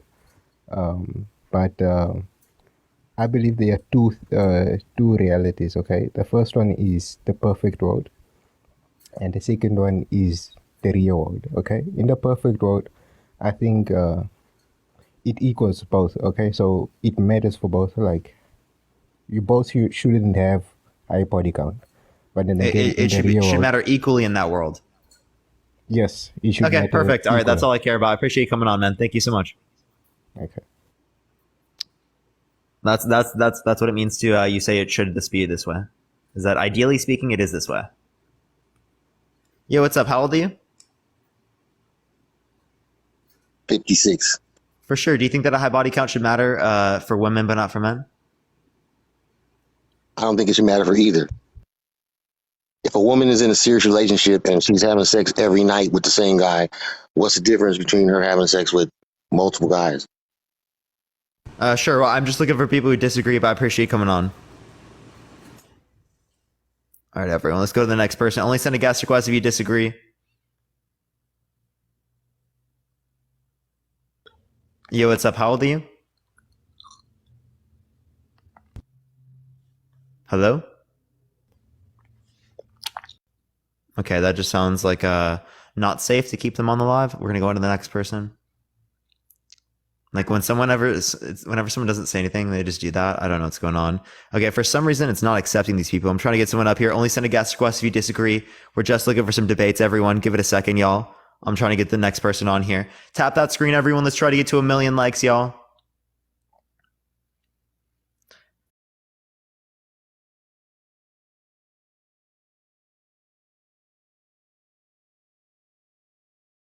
until like 9:45, so I have to get off at that point. Is it gonna accept this person? Yo, what's up? How old are you? Nigger. Oh my gosh, please, bro. Just like, please grow up, bro. People are so annoying.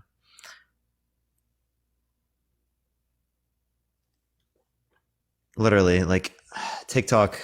Hello, Yo, what's up? How Parker. old are you? 21. Oh my gosh. not No. again. I just want to have a discussion. Like, My name. Yeah, what's up, bro?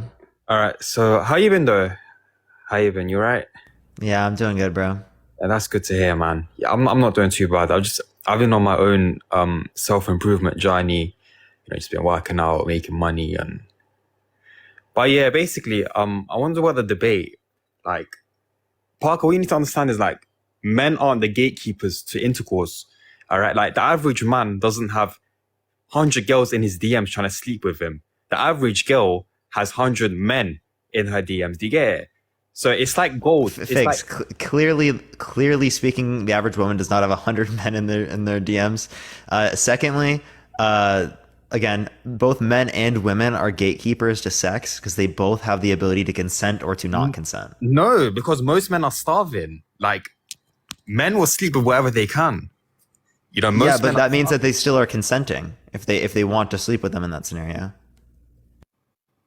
Yeah, well, it's much easier for for a female to get laid than a guy, right? All you need to do is just go to a bar and, there's going to be like 5 guys there. But for a guy, it's not like that. Wait, so Figs, think about it, right? So you have all these opportunities, and given these opportunities, you only selected a few people. Let's say you selected 4 people out of like 150 opportunities. This other person had 4 opportunities and selected 4 people. Do you think that your body count should be viewed the same? I see what you're saying. Okay, so 150 people, but 4. It's just not registering in my head. I mean, like, if there's like 100, how can I say it? I mean, it's just, I don't know, like, it's just... Wait, could you say that again? It just didn't click in my head. Yeah. So one person has 4 opportunities and they slept with each one. Okay. Right? Because they only had those opportunities. No one else wanted to give them the opportunity. On the other hand, someone had 150 opportunities and slept with 4 of them. Okay. Do you think these body counts should be viewed the same? I see what you're saying. See, like, but instead of looking at that, you need to look at the average, though. The average, like, I was reading the statistic. Was it 80% of women reproduce? Only 40% of men reproduce.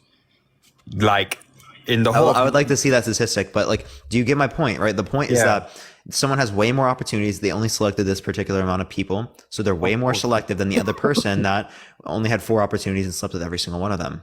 Yeah. Right?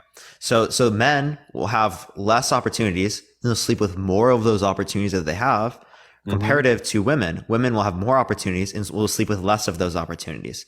Right? Women median body count 4.3, men median body count 6.3, and although men, and even in this circumstance, have way less opportunity that you think in your own head, right? Way less opportunity. So it seems to be the case that men are showing like worse values right here when it relates to sex, right? So wouldn't that be reason to believe that body count should matter more for men comparative to women? Well, it's the same thing could be said for gold, right? If gold was spread out in the street, it would have no value. The reason gold has value is because it's rare. And I think it's with having a low body count, it's a bit like finding gold, I feel like the reason, like, and I feel like men are judged on their future, and I feel like, Wait, that's not actually very true, right? Because like, then women would be way more valued, right? Because women on average have lower body counts than men. I mean, again, if you get the biology of it, right, you're more prone to getting STIs, you're more prone for pH imbalance and, all this other stuff. I feel like with men, we don't really get attached. We release less oxytocin as well. I just feel like, don't you think? Like, yeah, can you give me any evidence that indicates that there's a statistically significant distinction amongst men and women in terms of the psychological impacts of body count? I mean, wouldn't you think that like women are more emotional and I feel like men are more like What makes you think that women are more emotional? I think it's just a biological wiring, I would say. Yeah, so one, there is this idea that men should like repress their emotions and be stoic. That impacts whether or not men express their emotions towards other people. Secondly, it also impacts the type of emotions that they decide to express to people, right? Women are more accepted in expressing their emotions through sadness or through crying than men, and men are more accepted in expressing their emotions through anger, right? By punching holes in the walls, kicking holes in the walls, slamming their desks, breaking their headsets. Like we all know, we all have experiences with men that have clearly done that a lot, right? Do you think it's okay for a guy to cry to his girlfriend? Clearly. I don't think it's okay because I feel like women are. Wait, bro. I get a call. My dad is in the hospital. He's in a bad circumstance. He might die. Is it justified for my girlfriend sitting next to me? Is it justified for me to cry? Not next to her. No. What do you mean, dude? I should hear that stone cold, not respond until we get somewhere, get out of that circumstance, and then cry. That's fucking wild, bro. No. I'm not saying don't cry at all. I'm saying cry to your boys. Don't just don't. Wait, but you have to. You're driving them, right? You're driving. They're right next to you. You just heard it on the phone, okay? Yeah. So they should literally not, dude. You're trolling, bro. You think that they should hold it back, right? Throughout the entire car ride, be like, yo, I gotta go. Let me be completely calm, right? And then go to your boys, drive to your boys' house, and then you cry. The optics of the situation is to cry at your boys' house. Like if you want the most optical solution would be to cry at your boys' house. Yeah, I'm not saying don't cry, but if you're gonna do it, no. Would it be justified for you to cry? What, in front of your girl? Yeah, in that circumstance. No circumstances. I personally think there's no circumstances. Okay, I get a call. My mom just died. Okay, and you think it's irrational for me to cry in front of my girlfriend if I had one?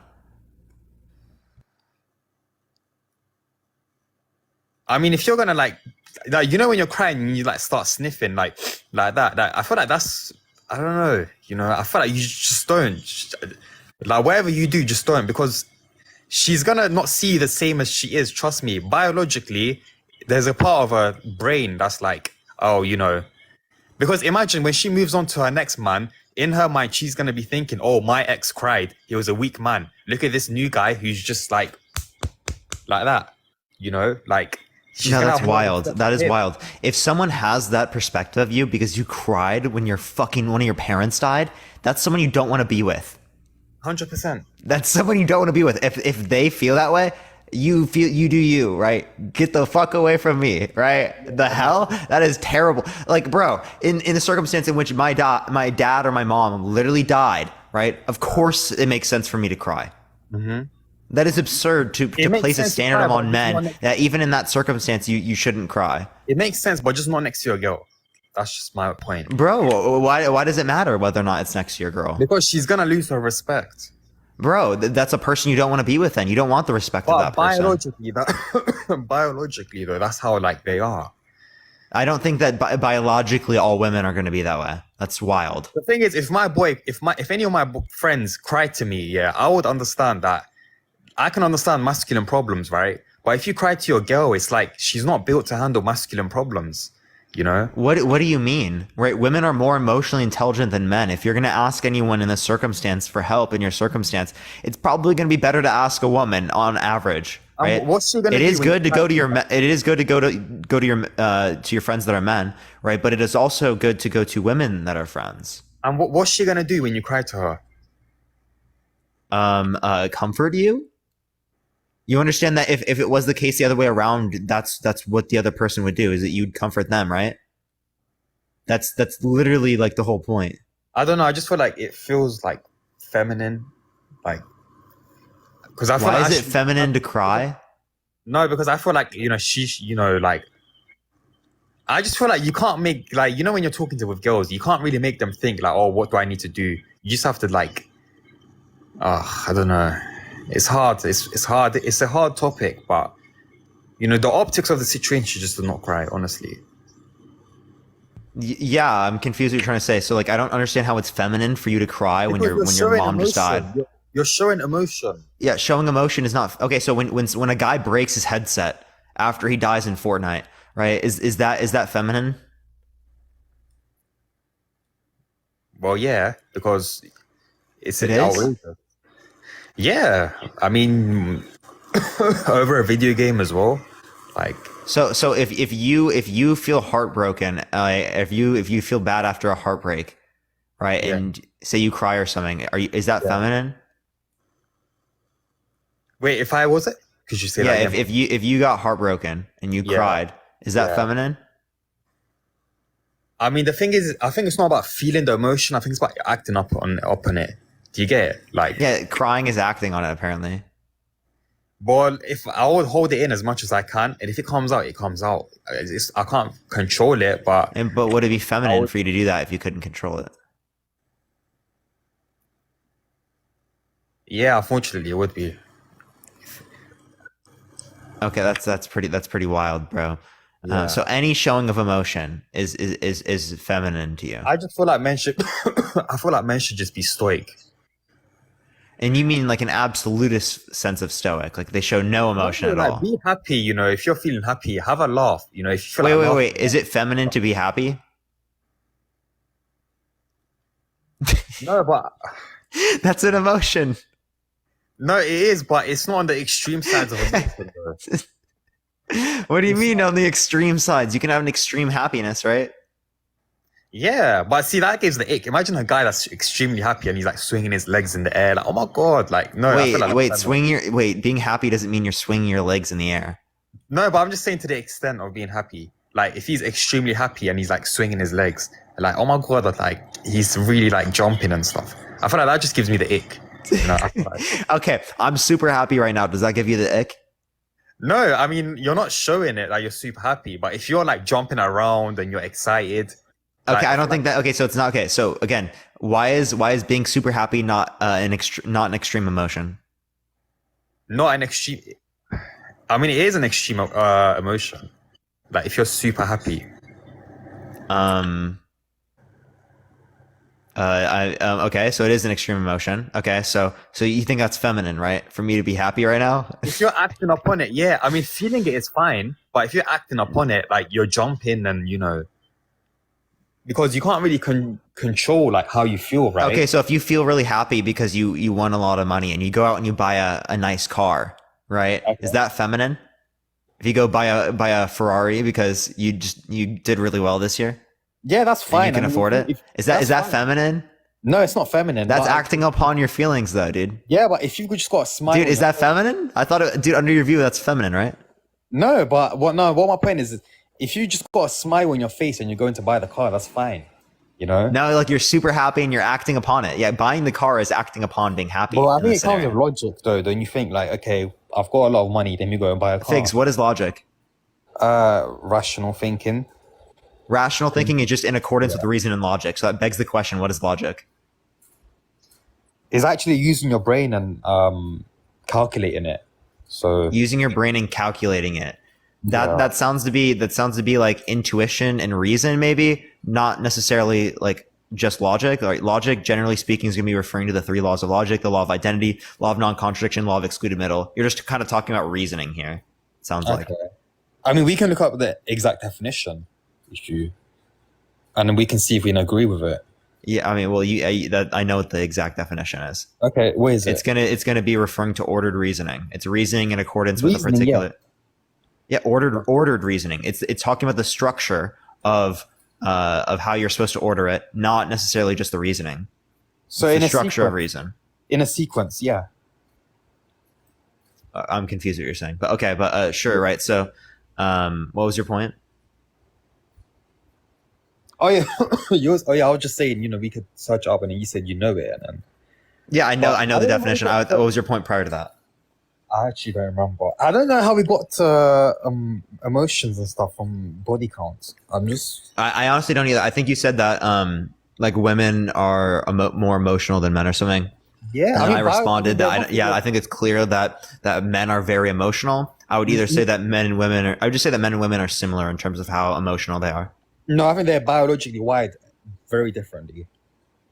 I don't think it's biology. I think that it's mostly socially determined, right? Because I think that we have emotions on either side, right? It's just about how you can express that emotion like in a socially acceptable manner. Women and men are biologically wired to be attracted to different things. Women are attracted to money, status, etc. Men are attracted to youthfulness. Wait, money and status, right? Why do you assume that? Wait, I think women care way more about emotional connection than they care about like money and status.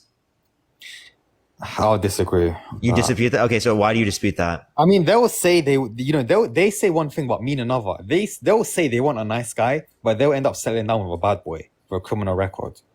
Yeah, I think that's unlikely. But like again, trust me. No, I do think that's unlikely, Figs. Yeah, I do think that's very unlikely. If there's two guys, I think we discussed this last time. A 6'4" bad boy with a criminal record, and then there's a person B who's 5'8". He's a nice guy working in Starbucks. The person B is gonna make them dry, even though they don't understand. I think that's clearly not true. No, right? I think women prefer across the board, right? Almost across the board, like 85, probably 90% of women would prefer a non-player over a player, right? Or someone that treats them good over someone that treats them bad. That clearly, bro. Like what? I don't know. I just feel like with nice guys, there's something about them. It just gives women the ick, like. Yeah, so women are like, oh yes, felons. Oh my god, yeah. Ooh. No, not like that. But I feel like it's because the felon's dangerous, right? Biologically, they're attracted to dangerous. Thank you. I appreciate the coral. Thank you so much. No, that's literally not true. I think that women have a biological predisposition against danger the same way men do. That is literally programmed in our biology to go against danger. I feel like women are. You know that's dude. You're just like, but you're fucking literally wrong. Like Biggs, like that is the most wrong statement I think you've ever made. It's the same with like riding motorbikes. I feel like women find that stuff attractive. If I, motorbikes. Yeah, when I go on my motorbike, there's like 50 to 20. Okay, Biggs, please. I even have videos and stuff on my camera. I can post it, and there's like 20 different girls just looking. I have so much footage. Where I'm just riding, I'm not even doing anything. I'm just riding, and then they just turn their head and look at me like, "Oh my god!" Like, oh my god, that's so cringe. Maybe because it's fucking loud as shit, dude. And they're like, "What the fuck is that noise?" Yeah, but it's not just a glance. Figs be like, "Oh my gosh, yeah, they're all interested in me." It's not just a glance. They're just looking at me. They're staring at me. Okay, for sure, buddy. For sure, buddy. Yeah, Figs. Everyone's staring at you. Everyone thinks that you're the most attractive person on the planet. I agree. I'm just saying, dude. I mean, like, it's not my fault they keep looking at me. I can't control it. Yeah, dude, Figs, yeah, people can't stop looking at you, man. Just like, yeah, for real, dude. So real. I don't know, but I feel like, motorcycles, that stuff's attractive to them. Even when you, like, search it. Yeah, so real. No. Do you want me to do a poll right now and see what people think in the chat? Let's do it, yeah. Well, they're going to support you. Do you think motorcycles are attractive? Okay, yes or no? Right. Okay. Women, do you think motorcycles are attractive? I feel like it's going to turn, like, especially if they sit on one, it's going to turn them on. I can't, like, say too much for the live, but because of, like, the vibrations and stuff in a motorcycle, like, that can turn them on. That's so cringe, bro. But I can't say too much in the live. I'm not trying to. But... Listen, wait, how can I see the poll? I can't see it. You click it in the bottom right. Thank you for that hat, the hat and cowboy. Thank you. Yeah, because motorcycles have a lot of vibration. So that I think it's about 75% of the chat that's saying no, they don't. No, they're just delusional. They're just doing it to purposely support you and prove me wrong. I don't think that's true. It is true. Because motorcycles are seen as dangerous, right? So when they see a guy on one, they're thinking, oh, he's a risk taker. They find that attractive. He's not some beta male that's just, like... A beta male? What's a beta male? Just like submissive guy. Like, it just gives alpha male energy. I feel like with motorcycles... What does it mean to be submissive? It means you are ready to conform to authority? Yeah, I feel like... Can you explain to me how I'm ready to conform to authority just because I don't have a fucking motorcycle? No. But like, please run that through. I'd love to hear the logical entailment of that. No. What I'm saying is when you ride a motorbike, it gives alpha male energy. Like, oh, like this guy's seen as rebellious, dangerous. Yeah, I don't know. I'm not feeling the alpha energy right now, Figs. I'm really not. Maybe when I'm on my motorbike, then you might like feel it. Show the picture of you on the motorbike right now. Let's see if people in the chat. Listen, I'll put it in grid, and we'll see if people in the chat just immediately. You know what I did? I want to upload that video. Like basically, I have so many videos of me on riding the motorbike. Like, girls just all the time look at me. I'll post it. Yeah, dude, put it up right now. Put it up right now. You know how to do it? Remember? What, a video? Yeah, no. You remember how to put the motorcycle picture of you? Nah, not the picture. The video. I want to do the video. No, you have a motorcycle picture, dude. Yeah. Yeah. Show us. No, but you know, last time someone put it as their profile picture. Yeah, I know. I can't. Why not? Privacy. Thank you for the hand tower. I appreciate it. Thank you so much. Okay, so you don't want to show everyone the motorcycle res, bro. That profile picture is me though. The one on my profile picture right now, that's me riding it. I literally can't even see you. No, you can't see me, but that's me like riding it.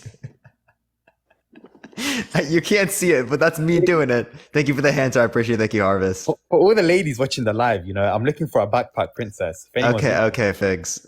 Anyways, Figs, I don't think you have a very good track record with my live, as we literally called out you for cheating on my live. Remember that? You remember that? Remember when I literally sent? I literally sent her a video of you admitting to it. What did I do that was cheating? Come on, bro. You were admitting to it. You were admitting to going on TikTok live trying to date women. Thank you for the hand heart while in a relationship. I sent her the video. I'm with a new girl. Her name's Grace. She has oh my gosh, dude. She has brunette hair with blue eyes. She's so pretty. Like, I don't know how. She just fell in love with me. She fell in love with my alpha male energy. I don't believe this, dude. Just stop, dude. Seriously, stop. I'm with her. I don't know if she's in the live right now, but she always joins my lives. She just. Well, I mean, if she heard that, that's not going to be a very good look, is it? I mean, the thing is, I told her as well. Listen, I don't, because I have these like boundaries, right? Listen, Parker's just lying. Parker's just lying. He's not telling the truth. He's just trying to ruin us. He's just trying to run us. I told her that mustache suits you, you know, no homo though. But anyways, basically, you know, I told her. Thank you, I appreciate that mustache. Thank you much, dude. That's so weird. Don't say that. I told her, like, I don't want you to go to a festival. She decides to go, and on top of that, she decides to wear a mini skirt. And then we had this little like argument with her. Like, I just thought like it was a bit of like cheating. You know, I consider that cheating. Wait, what did she do?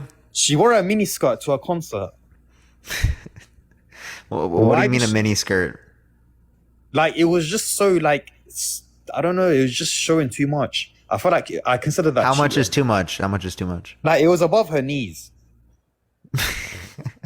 And the thing is, why does she need to wear it? You know Thank you for the gift. Yeah, I appreciate it. Yo, Figs, you gotta be trolling, bro. I mean, I consider that cheating. It's like cheating. Wait, if that's cheating, was it not cheating for you to be trying to pick up girls on TikTok? I mean, Josie was fine with it. She knew she was always the main one. Oh my god, bro. Unbelievable. Then why'd she try to get the video from me if she knew it was happening? I don't know. I mean, she's seen the lives, and I just explained it to her like it's, you know, nothing serious and stuff. I always told her like, you know, you're the main one. Like all the other girls I talk, you know, because I was on FaceTime with this blonde girl, and then she was like, "Oh, why are you shirtless?" I was like, "She's just a friend." And because I told her, stop, dude. You've got to be trolling, dude. No, dude. No way someone believes that. Be so for real. I can show you. Be so for real, dude. I can show you this. She's just a front. She's just a front. I can show you the screenshots. Bro, Figs, you are actually a gaslighter, bro. It's actually unbelievable. You, when she joined the live, you were like, I swear he's lying. He's not being serious. Like, I would have no reason just to say this on a live in front of people. Like, me and Josie had such a good connection. Like, I feel like your viewers just ruined it. You know, there was people going on her videos, like writing, "Oh, leave him," you know, and all this stuff. Don, I appreciate the subscription. Thank you very much. I appreciate it. Well, I mean, if you do shit that's fucking bad like that, people are gonna call it out. Right, and I think that they should call it out. Some guy in a Lambo truck, he tried to move her. I appreciate it. She still stayed with me though. She wore some guy with a Lambo truck. Okay, now just go back to the miniskirt thing. So like, it's not a miniskirt, dude. What do you mean fucking above the knees? Above the knees is not like showing anything. I don't know. I mean, you could see it. Like, it was literally you could see her like thighs almost. Like, you know, it was really. Dude, thighs. You've got to be fucking trolling, bro. She Bro's concerned about thighs. I don't want her. I want it below the knees. Like I don't want. It's just showing too much. Bro, you're worried about thighs. How can you please tell me how the thighs are sexual? I mean, it's just showing too much. I don't want other men. Wait, seeing what it. does it mean to show too much? Show something. Okay, so wait, I when you consider- take off your shirt, is that not showing too much? No, but I consider it. Okay, she can't show her thighs, but you can show your shirt off. Yeah, well, I'm a guy. For real, yeah, for real, dude. Wild, dude. That's absolutely wild. But yeah, I told her like I don't want you to wear. If you have respect for me, you won't wear flares, leggings. If you have respect for her, you wouldn't go up outside with your shirt off, right? You wouldn't be on FaceTime calls with your shirt off. No, but she's fine with it. Like I'm not fine with it. So yeah. So you want to know why? Why? Because she's rational, right? How is she rational? If she was if she was thinking with logic, she wouldn't have worn a miniskirt. What are you talking about, bro? It's literally just above the knees. Yeah, but it's cold. It's not like she's showing any of her private areas, my guy. Sam, not, I appreciate the roses. Thank you. I don't want guys looking at her thighs. So what do you mean thighs? Dude, who's fantasizing over thighs, bro? Wait, does she need to cover her feet because some guys fantasize over feet? Thank you. I appreciate the rose. Thank you. Oh yeah, I think she was wearing boots or something, so that wasn't bad. No, do you think that you'd think it's wrong if some guy saw her feet? Yeah, well, I wouldn't really want her walking around with like sliders. So. No, let's say she's at the beach, right? Okay. Can she take off her socks? I mean, what's the alternative? Yeah, because it's the beach. Okay, well, you don't care about guys seeing it then? She's walking around all over the beach. She's walking around all over the beach. People can staring at her. Wait, no. If she's wearing flip flops, is there something wrong with that? No. Anywhere. Wait, but guys are looking at her feet and think it looks good. Well, it depends on the environment. If it's the beach, you know, she has to wear a bikini. Like, what else is she gonna wear, really? So. Wait. This is probably the most irrational thing I think you've ever said. Right? You understand that there are one piece things? Oh yeah. Yeah, so you have no issue with a bikini, right? But you have an issue with her wearing like a skirt that's above the knees? Just barely above the knees? They give you the hand. I appreciate it. That is the dumbest thing I've ever heard in my life. They called burqa suits. I need to tell her because I didn't know about those. Okay, you're trolling, dude. You got to be trolling. What are they called burqa? Dude, no. Answer, Figs, answer, right? What is it? Figs, answer. Like you're okay with someone wearing a bikini, but you're not okay with them wearing a skirt that is just above the knees. Well, yeah. Can you make it make sense, Figs? Can you please make it make sense? I already gave her permission. It's like, oh, okay, you know what? The bikini's fine, but I mean, she's at a beach. Like, what am I doing? Wait, she's showing her thighs though, bro. Well, it's not just her that's gonna be at the beach. It's gonna be like other, you know, people. Like, yeah, and there were other people at the concert too. Yeah, but the concert's different. That's the thing. How so?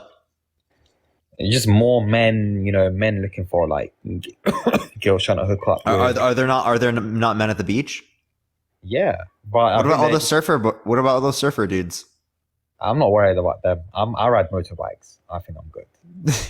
So why can't you say the same thing when she goes to the club? Yeah, clubbing, I don't really like that. I don't find that attractive. I've told her as well, you know. I told her I don't really like it when you vape or it's like smoke. I don't find that stuff attractive. I don't know what it is. There's this new epidemic. Today's generation, yeah. Our generation, Parker, is so obsessed with vaping.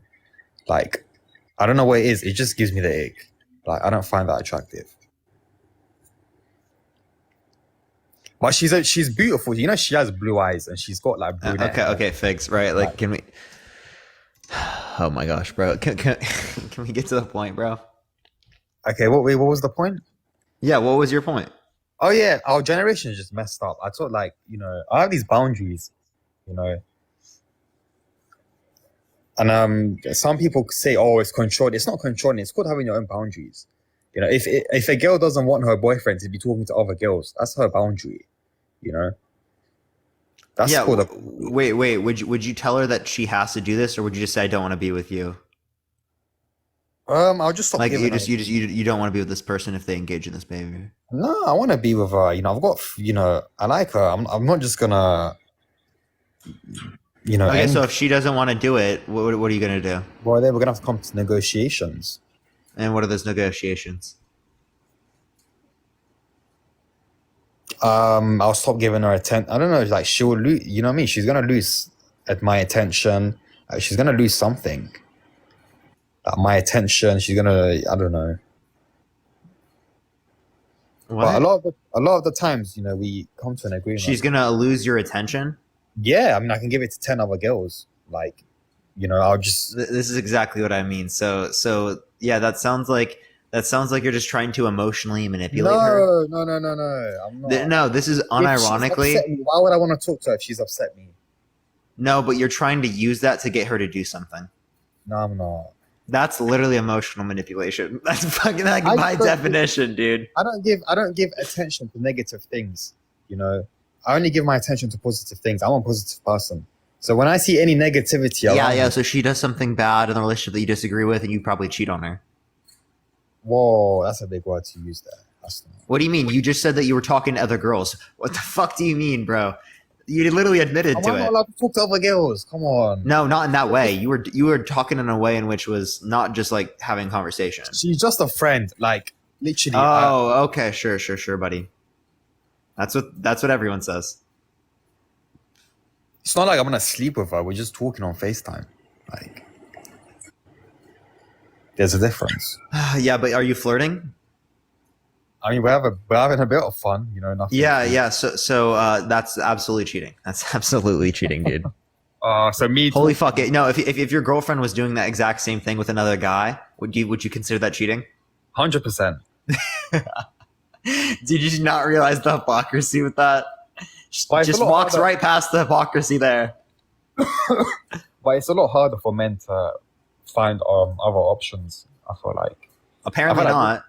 No, yeah, but I feel like with girls, I feel like. You know, wait, no, dude, you have a motorcycle, dude. It's not that hard for you. Remember, you have all the opportunities in the world. Exactly. The thing is, a lot of people, Parker, they say, oh, you know, you do this for attention. If I really wanted attention, if I really wanted validation, all I need to do is go out on my motorcycle in my grey tracksuits. And every single girl on the road, they're going to be looking at me. And the thing is, I have a lot. I put a new exhaust. Yo, for real, dude, for real. So you have more opportunities than the average girl whenever you do that, right? Well, I mean, I consider myself like, you know, classy. So yeah. Yeah. So you have more opportunities than the average girl there. So if you have a 10 body count and she has a 10 body count, you should be viewed in a more negative connotation because you have more opportunities. Given that you're a motorcycle guy. Not because I have more a bad boy. Men in general, you know, aren't the gatekeepers to intercourse. So, what does it mean to be a gatekeeper to intercourse? So her opening her legs, basically, pretty much. Well, you consent too. Yeah, both consent, of course. Okay, so you both gatekeep. Yeah, but the thing is, she's got 50 other guys trying to sleep with her. Apparently, you do too because you drive a motorcycle. I mean, I get a lot of attention and stuff. I don't blame them. If I was a girl, yeah, dude, yeah. So like again, the same thing's true with you, right? Yeah, but I'm talking for men in general. You can't just accept. No, we're talking about you right now, right? Okay. So you think that your body count should matter more than the woman that you're going to be with because you have more opportunities because you have a motorcycle. Yo, nice footing. Thank you for the motorcycle. I appreciate it. Thank you very much. W motorcycle in the chat. Let's go. Yeah, but you need to like understand. With me, I don't feel ashamed when I'm like getting like with these other girls. With me, I feel proud. I feel a sense of achievement because I know that, you know, out of all the men that she could have she chose me. I feel a sense. Yeah. So you could say the same thing about like if a girl has a bunch of men that she's with. Out of all the men, she decided to choose you. Yeah. So wouldn't you prefer a woman with a higher body count because out of all the men, she decided to be with you? I want someone that's pure. So why don't you expect yourself to be pure? Well, because I I would argue that she finds it more attractive that I'm hooking up. Because if other girls are sleeping with me, then why would she not want to sleep? Because it's seen as in science, it's known as No. But if you want someone that is considered pure, right, Okay. means that they're like a virgin or something like that. I hate the idea of Yeah, pure no, because it doesn't make sense to say that someone's pure before and pure after. There's not much of a distinction between someone that slept with someone one time, Ember, I appreciate it, and someone that slept with someone 0 times to say that one's pure and the other one's not. But like, wait, I forget where I was going with that. Can you say what you said again? Oh yeah, of course. So I was saying, like with pure, like, you know, the lower the better. I feel like, well, for a guy, the way they see it is, okay, other girls want him, so I want him, because it's seen as pre-selection in science. Oh, I remember where I was going. So like, Yeah. in terms of if you want someone that is like is a virgin, right? Wouldn't it be the case that they would also be looking for people with similar qualities, as most people that likely speaking would be a virgin at your age would be people that are waiting till marriage? No, because I feel like our sexual market value is different. Because why do you think older men are seen as more desirable? Because they have more status, more resources, and they're emotionally more mature. You're just saying more desirable in your own sense. This is what red pillars think, right? But I don't think that's necessarily what's valuable to women, right? I think generally speaking, women value the characteristics, right, that people have that may be behind these different types of things. Right, like status or stuff like that, right? But ultimately speaking, it's about the characteristics, the same way that men also care about the characteristics of women that they are wanting to be with. I feel like men care more about looks, I'll be real. I don't think like character has a lot to do. Maybe like for like 70%. That's clearly not true. If you're saying that you want someone with a low body count, doesn't that reference to character? Yeah, but I would say... Okay, so you do want a girl with a particular type of character. I mean, well, it's either going to be a one-night stand or marriage, right? It would just be a one-night stand if they've, you know... is difference, you know, sleeping around. Would it be a red flag if the girl that you're talking to had a one night stand? The thing is, yeah, they all have it, unfortunately. So, I mean, but yes, it is, because all of that, you know. So it's also a red flag for you to have a one night stand too, right? Why would it be a red flag for me? Because what's the difference between you and a woman engaging in intercourse and a one night stand? That would mean that it would be matter for one, but not the other. We're valued at different things. She doesn't care about body count. If anything, the higher the better. She wants an experienced guy. Imagine you're not experienced. Wait, women do care about body count, right? Okay, they prefer a non-player over a player. It's gonna make her dry though. Imagine having no experience and you're like to her, I need to get it in. It might take it's just gonna make her dry. Whereas if you, I don't think that's true, right? I think that whether or not someone is into it is more likely going to be related to the emotional connection that someone has with an individual, right, and physical attraction, rather than like necessarily someone's experience, right? With experience, though, it's going to make her a lot easier to, you know. As a guy, if you've got more experience, more bodies, you know, when the time comes. Yeah, but I mean, that would actually maybe you could say the same thing for a woman, right? A woman who has a higher body count. A woman who has a higher body count, right? They would have more experience with what to do and what not to do. No, but it's about giving her that. Imagine she's been with some guy like Jason Love. What are you gonna do then? Okay, so you're saying that. Oh no, but we're talking about satisfying the other person because that's what you were talking about. Yeah. So you now your argument is, oh my gosh, we want to go through the experience for the first time together. We get to explore that together. So why can't the same thing be the case when you talk about men? Because as a guy, it's about giving her the new experience. Imagine she's been. Okay, so it's also about a new experience the other way around. Why can't that be something that's valuable to someone? Imagine she's been with some guy like Jason Love. How are you gonna give her that experience? If you know, I feel sorry for Adam 22. I mean, clearly this sounds like an insecurity thing. It's not an insecurity. No, it is, right? Because you're saying that he's providing something that you can't provide. That is legitimately by definition insecurity. I'm just saying, if you're experienced, and the time comes to do it, you're like, okay, you know, you know what you're doing. You're like, okay, we're gonna put a pillow underneath, whatever. We're gonna do it, and then like, boom, she's like, oh my god, like, he's so good in bed. And she's just gonna, you know, like... Yeah, so you're insecure that you won't be able to fulfill the same sorts of things that other guys fulfilled. Well, it's not just that, it's also trauma and all of this other stuff that, you know... Yeah, so I don't think it's based upon those... I think that women probably prefer intercourse with someone that they're emotionally connected to someone that they're not emotionally connected to. Exactly. So, and if she's the case... hold up. So the case is that, likely speaking, right, it doesn't matter, right, who someone has been with in the past within that respect. They're still going to value it with you when it relates to that because of the emotional connection that you have established with them. So if Right? she's having So emotions, there wouldn't necessarily be reason to feel insecure, although I understand everyone to some degree feels insecure, right? Thinking about the person that you're with, that they've been with someone more attractive, or they've been with someone that I don't know, had a cool job or had those particular personality characteristics, or they traveled the world together and had good experiences, right? People can be insecure about many things within the context of a relationship. I understand that, but the point is that you don't really have good reason to, right? As again, she's likely to value it more with you just by virtue of you having that emotional connection established with her.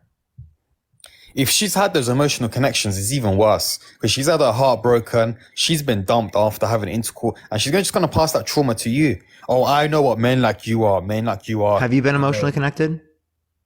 In the past, yeah. Yeah. So then why doesn't the same thing apply to you with your trauma? Because men don't release oxytocin. Men do release oxytocin. And Yeah, a again, lot. the release of oxytocin doesn't indicate whether or not you have trauma from being heartbroken. That makes no Yeah, sense. and I just use that energy, that heartbreak. I just use that energy to work out, make money and etc. Yeah, but With again, it's right? like- So, I mean, a woman can work on herself after a breakup in the same sort of capacity. After a breakup, you know what she does? She gets a new train by someone else, some other guy.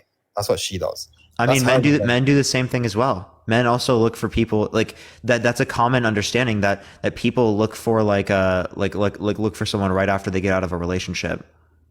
No, I feel like It happens to men and women. I mean, men have less options, so it's a lot less likely to. I mean, I don't think it's necessarily dependent upon the less options. I think it's the fact that people are just looking for stuff like that outside of relationships, like as a rebound. Oftentimes, it could be because they're hurt, right? People who are heartbroken will look for that stuff because they want to fulfill the same sort of feeling that they had with the person that they just lost. Parker, I have a question. There's two It's kind girls. of like a trauma response. But There's two females. One has a body count of 1, and the other has a body count of 20. Which one are you going to choose? It depends on the other characteristics that they have. They're the same. Everything's the same, but it's just Everything's the same, right? The person who has a 1 body count is more likely to have similar sexual values to me, right? Exactly. So you prefer the one because I have a low body count as well. But if I had a higher body count, like a 20 body count, I'd probably prefer that because that would be more likely to be compatible with mine.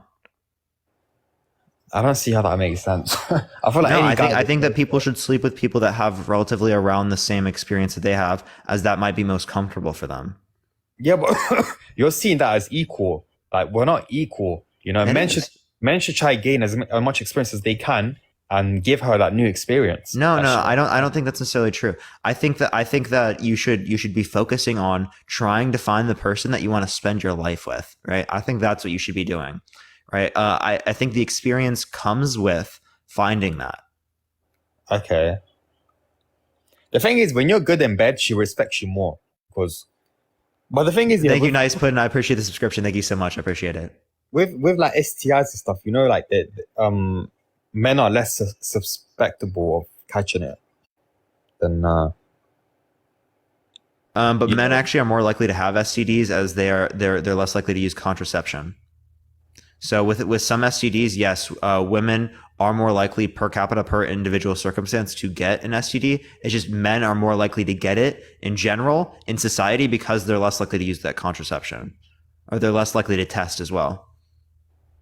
I mean, there's more, complications. I feel like, pH imbalance.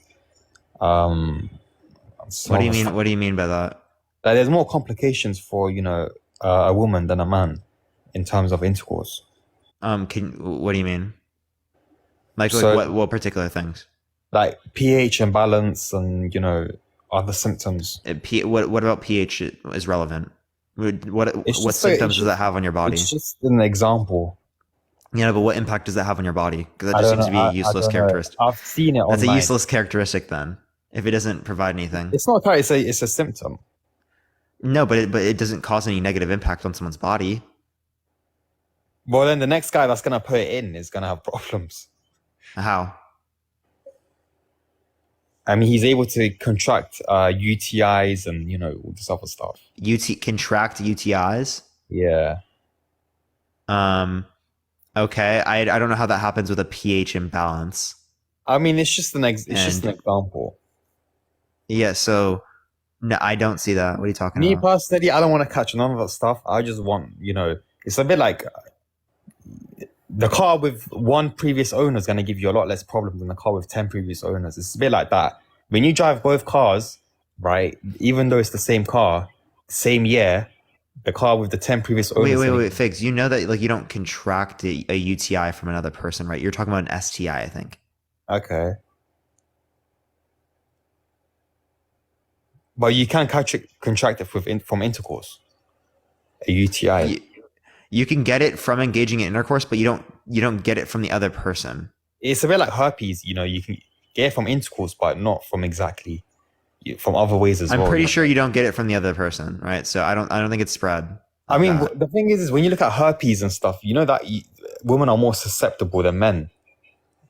Again, but men are more likely to have these types of things because they're less likely to use that contraception, and they're less likely to test. If men are less likely to catch it, then how are they less likely to give it? What do you mean? Well, men are less likely to catch it, right? Women are more. No, but they're more likely to have it in society, right? As they're less likely to test and they're less likely to use contraception. I never said herpes is UTI. I'm just using another example. HIV. I said? What was that? Could you say that again, please? Oh my gosh. No, just say what you're saying. I have a really bad attention span. I know. Comments. They keep saying UTIs on herpes isn't UTI. I'm just saying it's just another example. Well, when you look at the likes of HIV, herpes, when you look at the chances of contracting it, it's a lot less for men. It's not a lot less. There's a small difference between men and women in relation to engaging in particular intercourse, right? Yeah. But that is not true on an overall standpoint. As when we look, when we look at the aggregate data, because when we look at the aggregate data, we see that men are more likely to have it on average because they are less likely to use contraception and they are less likely to test. Okay. Can you tell them to stop saying herpes is UTI? Wait. Tell me what I just said. No way you didn't listen again. They're very close to wild, bro. It's wild, dude. Yo, no, you said they're very close. There's not a big difference. What else did I say after that? You might have to repeat it. No way, dude. Can you clear display, dude? Hold down on the screen, click clear display. Clear display. Oh yeah. Okay. Yeah. Oh, this is so good. I did it. I have no idea. Okay, so men are more likely to have it in society, not get it from the circumstance, right? Because they're less likely to test and they're less likely to use contraception. Oh, less likely to test. Yeah. Yeah.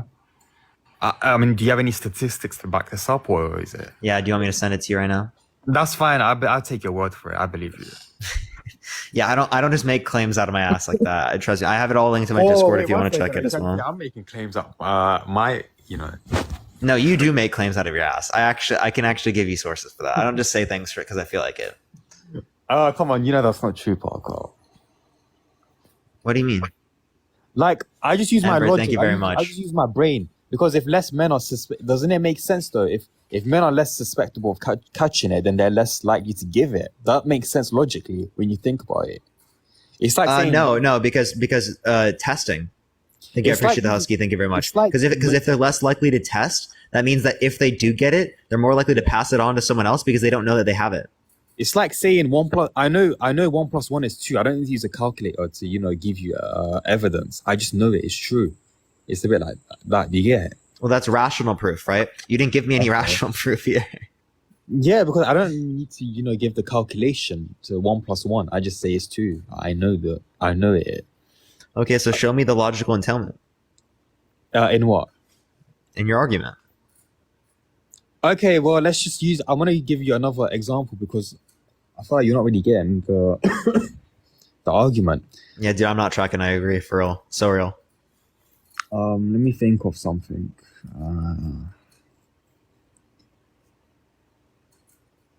Why do In the you meantime, everyone tap that screen. Let's try to get to 1 million likes. If you like the content, again, follow me if you haven't already, everyone. 700K. I'm going to go back to clear display.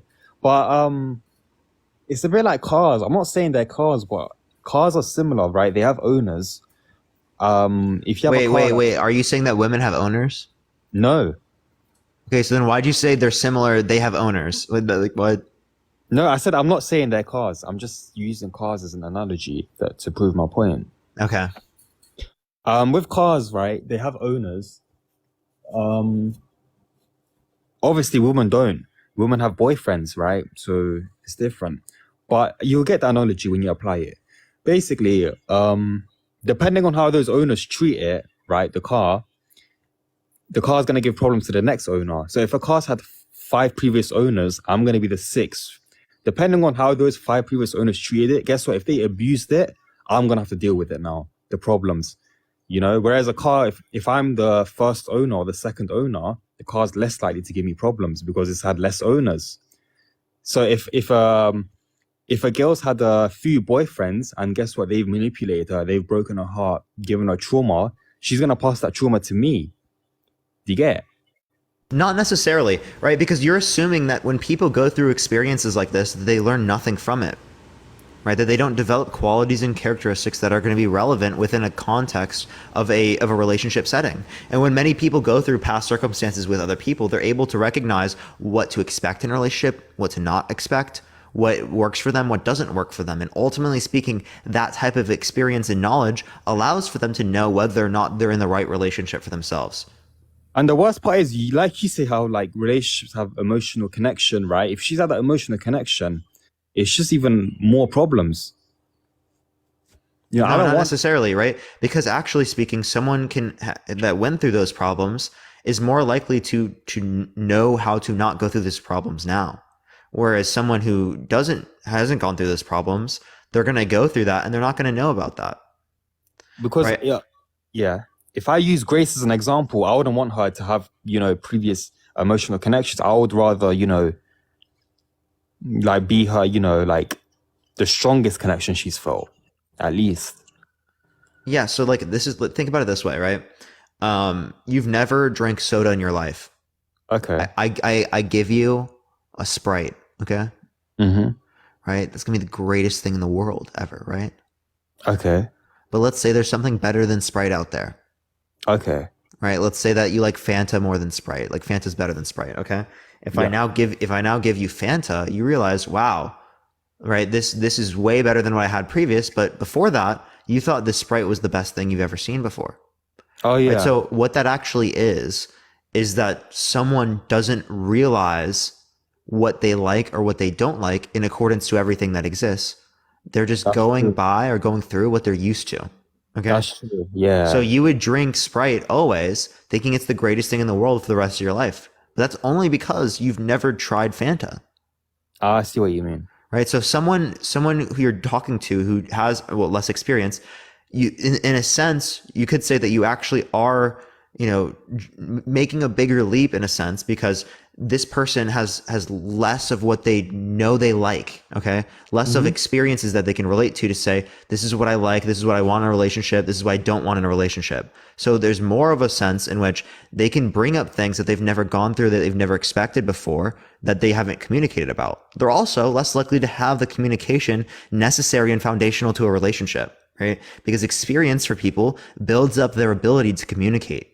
Right? Because people see how necessary communication is to establish relationships. So there can be a few other things, right, that also branch off of this, right? Yeah. Just looking at the success rates of marriages when it relates to body count doesn't really tell you the whole story either. Right, because there are lots of social thank you, I appreciate the hand heart. There are lots of social expectations placed and embedded between people staying in marriages when they haven't been in other ones before, or how much people feel like they can leave a relationship if they haven't already. Thank you, I appreciate the hand heart. Thank you so much. So that doesn't necessarily tell us that this is a happy, great relationship. This just tells us that they're staying together. Thank you for the hand heart. I appreciate it. But when you're talking about experiences, I feel like if it's a negative experience, I feel like that's gonna break her. No, but what you said is true, though. I agree, but I think with the experience, it comes, Hold on, fix. Thank you. I appreciate the hand art. Yeah. I think many people have been broken. I've been broken. Other people have been broken. Right. Okay. But you being broken, the old you being broken is what creates the new you. Thank you for the mocha. I appreciate it. Thank you so much. Thank you for the hand hearts. I see what you mean. Right. That creates the new person. That creates everything that you know today. I wouldn't be who I am today sitting right in front of you if I wasn't broken in the past. Oh, yeah, that's true. Yeah. But I feel like a lot of people, there's a lot of unhealed, people out there, don't you think? Yeah, so but relationships are also about healing. Thank you for the hand art. I appreciate it. Thank you so much.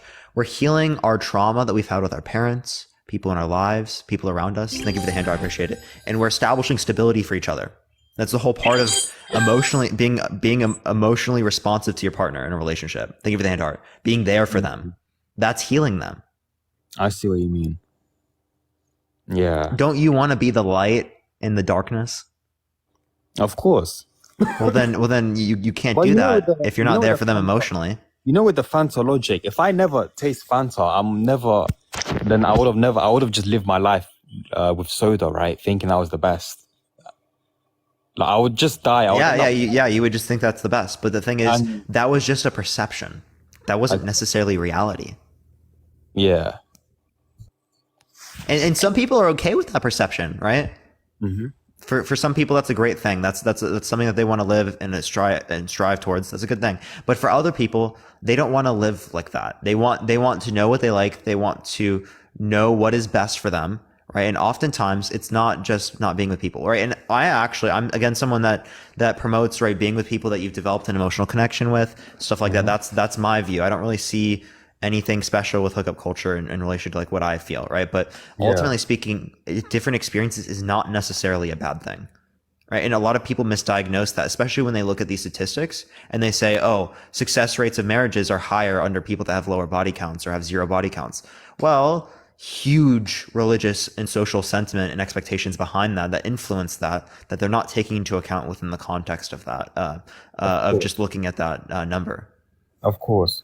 I just feel like adversity builds a man. I feel like men should go through difficult situations. My sons, I want them to, go through trauma. But I feel like with my daughters, I just feel like it's different with them. I wouldn't really want to put them through any trauma. I would just give them what they want. Whereas my sons, I would want them to work for it. And, make them realize that life's hard. Wait, you don't want men or women to go through trauma, right? You want to minimize the level of trauma that people have to go through across the board. But I feel like with men, I feel like it builds them. It can build women too, right? But I don't think that necessarily all trauma builds people. Okay. There's some trauma that can lead to people being building, like I was referring to earlier, but you don't want someone to go through trauma. You don't want to force feed that trauma towards people, because ultimately speaking, that will probably create more issues long term, right? But again, just the issue of or just the existence of trauma, right, does not indicate something bad about an individual. Every single individual on the planet has trauma. Of course, but I feel like with girls, it just takes them out their feminine energy. Like sometimes when I'm talking with a girl and it's like she gets too like nosy or like she starts insulting me, I'm just like, what were your previous exes like? If you're insulting me emotionally and all this other stuff, it's like, what have you been through for you to take out this frustration on me? So if someone's taking frustration out on you, it doesn't mean that they've gone through things. It could mean that maybe you're doing something wrong. When your immediate response to that is to scapegoat another individual or to assume that there's something else within this person, you're not acknowledging the things that could be affecting them that are predicated off of you. Thank you for the gold, and I appreciate it. And although you do want to recognize how other people might be projecting in particular scenarios, it's important to also first recognize how you could be possibly impacting them. Because immediately when you don't look at that at all, right, you then can't hold accountability for yourself. And I'm not going to lie, but this is a big issue that I do see with people that hold this position, is because they don't want to hold that sense of accountability to the same degree for themselves as they do with other people. And that's ultimately speaking what kind of creates this issue and this hypocrisy, I think. Yeah. I see what you mean. So your point is that, communication and all these other things, it matters. And if she's had past experience, then she's able to, learn from it. She might be more able to communicate. It's not just about communication. It's also about understanding. Communication and understanding are very important. You can communicate, right? But there can be non-effective communication. But that's ineffective communication. That's the positive outcome, right? The negative outcome is that they're unhealed. Yeah, I like what you're saying. It sounds nice, but that's the positive outcome. But I feel like the negative outcome is, with having you know, a lot of relationships and bonds and stuff is just different. Because I feel like I've seen the bad side of it. With me personally, I haven't seen the good side of it. Okay, then why don't you apply that same notion to yourself then? Because that same thing affects men the same degree as it affects women in terms of there not being a statistically significant distinction. I mean, me, I'm not unhealed. I'm always going to be me, you know. I'm never going to change. But it's like, because I see different people's energy. Because I talk to a lot of, you know, people. I talk to a lot of girls. And it's like, you know, when someone acts a bit odd, I'm like, okay, well, where have you gone through? Because some girls, it's like, I say one line to like 10 girls, right? Half of them will give me a positive response and half will give me a negative. So it's like, the ones that gave me a negative response, you know. Yeah, it doesn't, just because someone gives you, the point I was making is that just because someone gives you a negative response doesn't mean it's solely dependent upon them. Of course. There can be cases in which people are projecting, but it's also important to recognize that what you do can impact other people and cause them to do those things, even if you don't currently see it. Because oftentimes it's very hard for us to see our own faults, right? It's so easy to point towards other people, errors are, and to understand it then. But oftentimes it's hard for us to recognize that within ourselves. Of course. Yeah, so Figs, is there anything else you want to go over, man?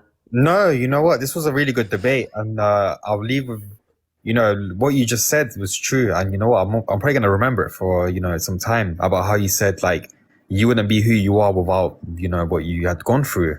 So that's something I learned, you know, and it's something I'll remember as well.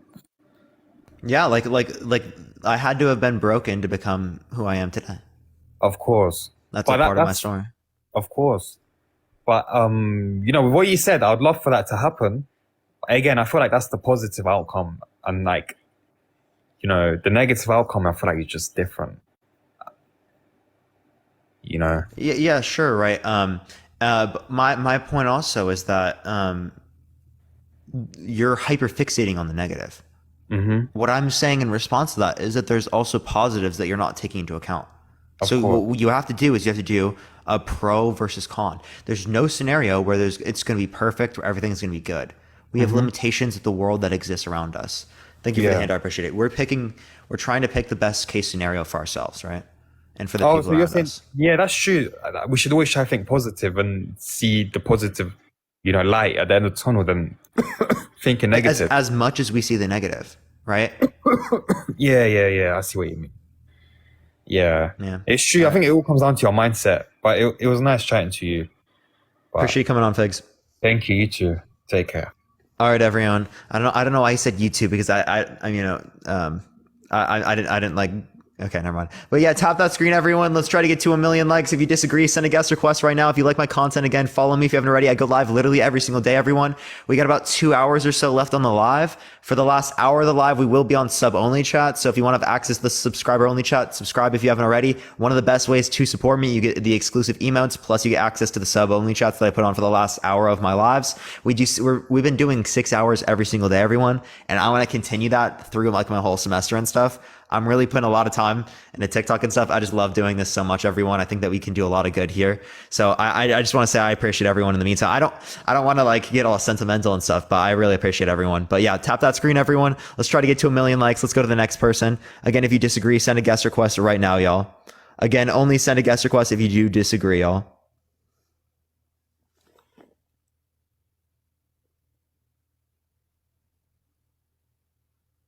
All right. You can get sentimental if you want. Maybe on my second account if I'm on there pretty soon. But today I have a 3-hour class after this. At 7 o'clock, I have to be at class till like 9:45, which is rough. Yo, Ember, I appreciate the hand hearts. Thank you very much. Yo, what's up? How old are you? 44. For sure. Do you think that a high body count should matter for women but not for men? I mean, in general, I don't think so, but when I started thinking about it after a little while, something popped into my head, I guess. The physical differences between a man and a woman after a high body count, I would say would be, a woman feeling different.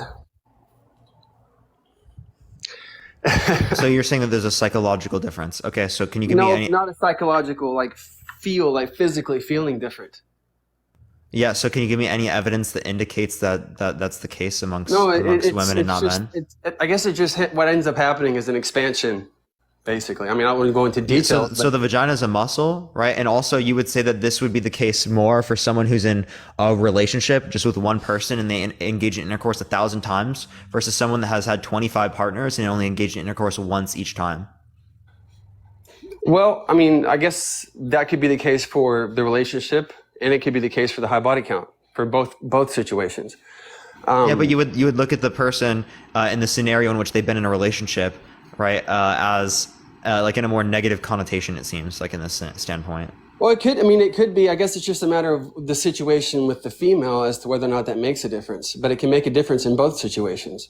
I guess I was just bringing that up as a point. I mean, truthfully, for me, it wouldn't really matter because I think it's more of something that would be a concern at like a younger age than an older age because of experience, at an older age. But that's not to say that everybody at an older age has a high body count, but maybe more. Okay, so it seems like you don't hold to that standard. But yeah, I do think that the physiological, thank you for that mustache, I appreciate it, thank you so much. The physiological distinction isn't necessarily something that would relate to body count, and plus I don't think it exists to that degree that people are saying. It does. I've experienced the difference. I mean, there is a physical feeling that you can tell that makes a difference in you having. How do you know that just wasn't the person itself, not necessarily the amount of experience that they've had? Well, I mean, I guess I could chalk it up to it being other people. Couldn't it be different based upon how someone's like skeletal structure is? You don't think that the physical body gets expanded and gets used up more and more throughout the years if you use it more? If it's a muscle, I don't think it necessarily gets like what you would consider looser. You don't think, but I mean, have you experienced? Thank you for the hand, I appreciate it. I don't have intercourse with a bunch of people, so I haven't experienced that, right? But like, that's given what we would expect with wait, I don't have to experience it. Given what we would expect with muscles. I mean, having experienced it does make a difference in your opinion. No, because I would say that your experience likely would have been biased there based upon the fact that you're engaging in intercourse with different people. So likely it could be way more, or it could relate to someone's like a hip structure. It could relate to their bone structure. Thank you for the cap. I appreciate it a lot more than it just relates to how much experience they've had. No, I mean, if you think it just, I mean, obviously, if you use a certain area a lot and it gets expanded, it's not going to necessarily contract as much over time because you've used it so much. Unless they work it out, unless you go to the gym and start it's not something that's just going to bounce back. That's not how the body works. Wait, it actually does though. Like literally, like after birth, after you give birth, right? It goes from an expanded point back to what it was. You understand that, right? Well, yeah, but I mean, I'm talking about over a period of time of having sex. It's not just going to continuously bounce back. It's going to say, okay, this Can is you give me happening. any scientific evidence that would indicate that someone gets looser given engaging in intercourse? Well, goodness gracious! I mean, scientific evidence. It seems like it's pretty logical once you use a physical part of your body a lot. Especially then you should clearly have evidence of this. Evidence. My evidence is more experienced and actually knowing that. Yeah, and I'm saying that that's likely bias, right? So if it's likely bias, wouldn't that indicate to us that we ought to refer to the scientific evidence to then indicate what would be true here? I mean, it doesn't. I feel like logically you could wrap your mind around something being used a lot that's a part of your body gets worn over time. I mean, it's not like your body gets more and more useful. Okay. So someone is doing bicep curls. Thank you for the little crown. I appreciate it. Thank you so much. Does it get more worn out the more bicep curls they've done? Does it get more? I mean, no, right? Because it's a muscle. Yeah, but that's not what I would associate with using the vagina in that same way. It's not like the vagina becomes more and more muscular. But it is a muscle. So again, it can differ based upon the scenario. So clearly speaking, right, you'd want to provide scientific evidence now, right? Like a link, Like a link. Yeah, for yeah. a You can give me scientific- a title. You can give me anything, any type of scientific evidence. So Because- physical experience doesn't matter in a conversation. You have to have a link to somebody who's done some research. Yeah, because this is heavily biased. Thank you. I appreciate the paper crane. Thank you so much. This is why we have the field of statistics, Well, I mean, right? bias Is to according to limit the bias- amount of biases within do you these different only- types of generalized claims that we make. Yeah, but do you only judge things according to evidence you find online, or do you come to a conclusion within your own life of your own experiences? Yeah, mostly when I'm making claims about. Wait, hold up. When I'm making somebody else's experience, or when I'm making physiological claims about I'm going to look at the evidence. I'm not going to be able to make a physiological claim. Hold up. I'm not going to be able to. Hold up, Ashton, man. Can you chill out for a second? Let me respond. Yeah. Yeah. So it's going to differ based upon the claim that we have. Obviously, making a claim about, say, whether or not someone is likely to have a water bottle is different than making a claim about, I don't know, like what we're relating to here. These are physiological distinctions, right? That would be significantly more subject to bias comparative to someone just having like a fucking water bottle. I mean, if somebody's pushing an element of your body, it's not necessarily always a workout. You know what I'm saying? Like an element of your body is getting pushed to the side over and over again. It's not always a scenario where you're lifting a weight. Okay, so something is. Yeah, that's what I'm saying. I agree. I'm trying to explain something that's more like understandable outside of just working out and lifting weights, because you're not pushing the muscle to the side. I'm not pushing an aspect of your body out of the way. You know, so whenever you're having sex, something is getting pushed out of the way repeatedly, and so in that repetitive motion, you're moving the muscle out of the way. You're moving body parts out of the way continuously, and so you're saying to me that a body part that doesn't get pushed out of the way doesn't make a difference compared to a body part that does get pushed out of the way repeatedly. What are you talking about? Push to the side? What do you mean? I'm so fucking confused. I'm not trying to be descriptive to like TMI, but you basically it's like pushing you, like me, like let's say I was to just like continuously push your chest over and over again on a daily basis. Okay, over a period of time, your chest is going to start reacting to that push. You're going to have a physical reaction, and so all I'm saying is that. It's just a repetitive motion of the same thing happening. Your body's going to start giving. Okay, so again, I don't think that that's always going to be the case in terms of giving, like in terms of getting looser, right? When it relates to muscles, it clearly speaking would go the opposite way. So that's why I'm saying that given that we could have a difference in what it could do, right? Given that there is a distinction in what could happen, I am asking for any type of scientific evidence in which you're not thinking about the details. You're thinking about science. I'm talking about exactly what's happening. That is literally thinking about the details and talking about what's happening. That's what science is trying to explain. Yes, but the man is pushing the basically body parts out of the way, organs out of the way. Okay, so basically what you're saying is that I don't know what you mean by they're pushing it out of the. I still don't get what you mean by that. When you put a penis into a vagina, you're pushing organs out of the way, continuously. Wait, how are you pushing organs out of the way? What do you mean? How am I pushing organs out of the way? Somebody puts a fist inside of somebody, that's not pushing organs out of the way? What organ would it be pushing away? Well, the inside parts of the female uterus. Oh, okay. So are you just relating to the sexual organ? Yeah, I'm talking about you put a man. It's not pushing it out of the way. Well, I'm confused. It's just okay. If you do it continuously, it's putting it to use.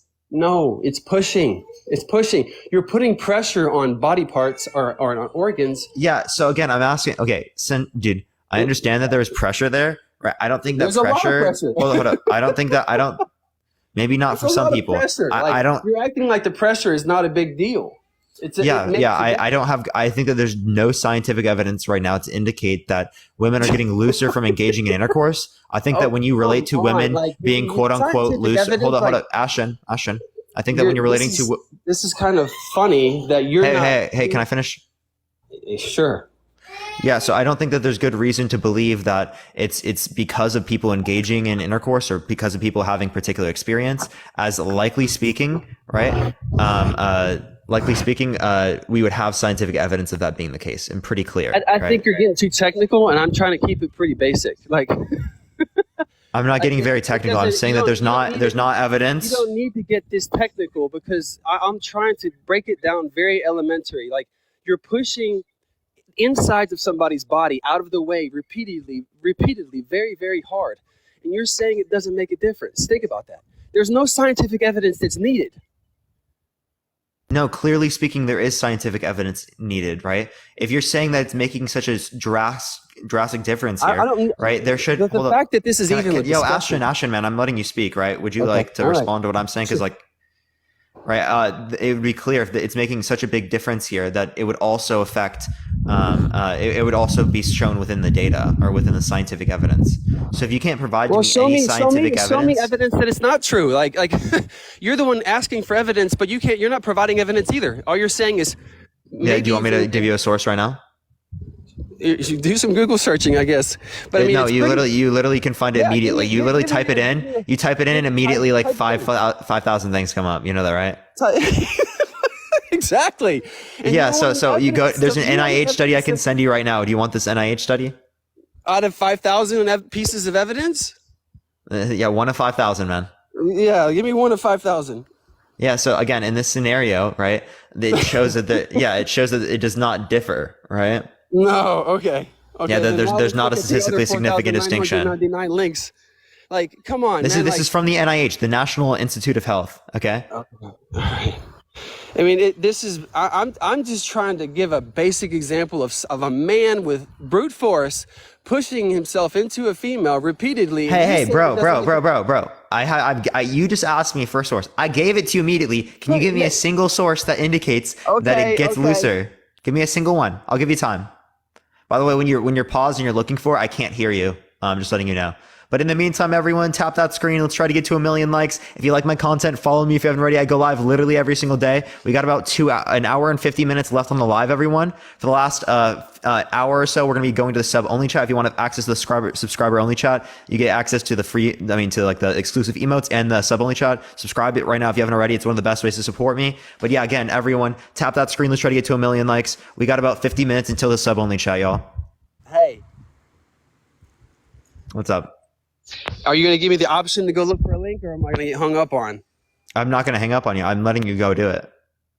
If you back out at any point, that would be because TikTok kicked you out, not me. So I will add you back up if that does happen. If you stop hearing me talking, that probably means that it's kicked you out though. So, but yeah, in the meantime, everyone, again, tap that screen. Rust, I appreciate you so. Thank you so much for the subscription. I appreciate it. Thank you so much. I appreciate it. What's up, everyone? I appreciate it, Rustic. Thank you very much. I appreciate it. Give it a second, everyone. Again, 50 minutes until we're going to be going over to the sub-only chat, y'all. You already know the deal, everyone. Yeah, no, I don't know why they're saying that. Kenzie is here. Kenzie's not in the guest box. And anyways, I'm doing one-on-one debates right now. Doing one-on-one debates. But give it a second, everyone. Yeah, anatomy. We'll see. We'll give him a second. Let him find his source real quick. Everyone. By the way, everyone, I do have to get off by like 6:15, 6:30 or so, because I got class at 7:00. So that is truly unfortunate. Yo, Bills, I appreciate the corky. Thank you very much. Patience is a virtue. Absolutely. What's up, Elena? How you doing? Yeah, just give it a second. Give it a second, Liz. Oh yeah, no, it probably will, Lisa, for real. That's so real, honestly. Riley, I appreciate the pug. Thank you very much, Riley. I appreciate it. The trust. Chat, I need to make a trust me bro emote. Or I can make a trust me bro like fucking shirt at this point. Trust me bro university, stamped with a trust me bro approval. I actually do think that's a good idea. Yo, Bills, I appreciate the butterfly. Thank you very much. We need merch. I will come out with merch with sometime here pretty soon, y'all. Don't worry. I want to make sure it's like good before I do that. I have not even hit up like a third party to do that quite yet. Well, you need to go to. I don't want to dox myself quite yet. I got one more year left, and then I will tell people where I went. I actually have to make sure everything else is cleared from the internet with my family and stuff before I like do that. But like, yeah. Need to make sure we're fine. Lock and key merch. Maybe we do need to do that. Please let me design merch. Oh, for sure. Sly, if you have any designs for merch, make sure to send that to me. I'd love to see it. Mars, thank you for the subscription. I appreciate it. Thank you very much. Yeah, anyone, if you have any designs hear for me? merch or any, yeah, I do hear you now. Where do I send this link? Thank you. I appreciate the golden. Just tell me the title. I'll tell you the title. Yeah. I can't send it directly to you? No, unless you DM'd me, which you would have to be off the app. So, Bills Mafia, I appreciate the galaxy. Thank you very much. I appreciate it. By the way, I can't hear you when you're paused, so you have to come back to tell me. Paste. I don't know how you. You can't paste it in the chat. Just tell me the title. It's. I'm trying to figure out how to do this. Yeah, for sure. Don't worry. Everyone, again, tap that screen. Again, if you like the content, everyone, follow me if you haven't already. I go live literally every single day, and we do 6-hour lives every day, everyone. So we do this topic, a bunch of other topics. Mars, I appreciate the subscription. Thank you so much, Mars. I appreciate it. So yeah, we do a bunch of different topics all the time. Yesterday we did Trump. Today we're doing body count. Likely tomorrow will be like, honestly, I don't know what I'm going to do tomorrow, but we do a bunch of different topics. I ask people why they think being gay is immoral. We do prove to me God exists. We run a bunch of different topics all the time. So again, if you like the content, everyone, make sure to follow me if you have not already. Just read it. Yeah, once he gives me the title and stuff. So give it a second, everyone. He's maybe. Yeah, he'll get a source. Don't worry, everyone. Don't worry. What's your major? Economics. I'm finishing my bachelor's in econ, and then I'm full sending on TikTok, chat. Well, I'm kind of already doing it full time on TikTok right now, but I'm also going to school. So yeah.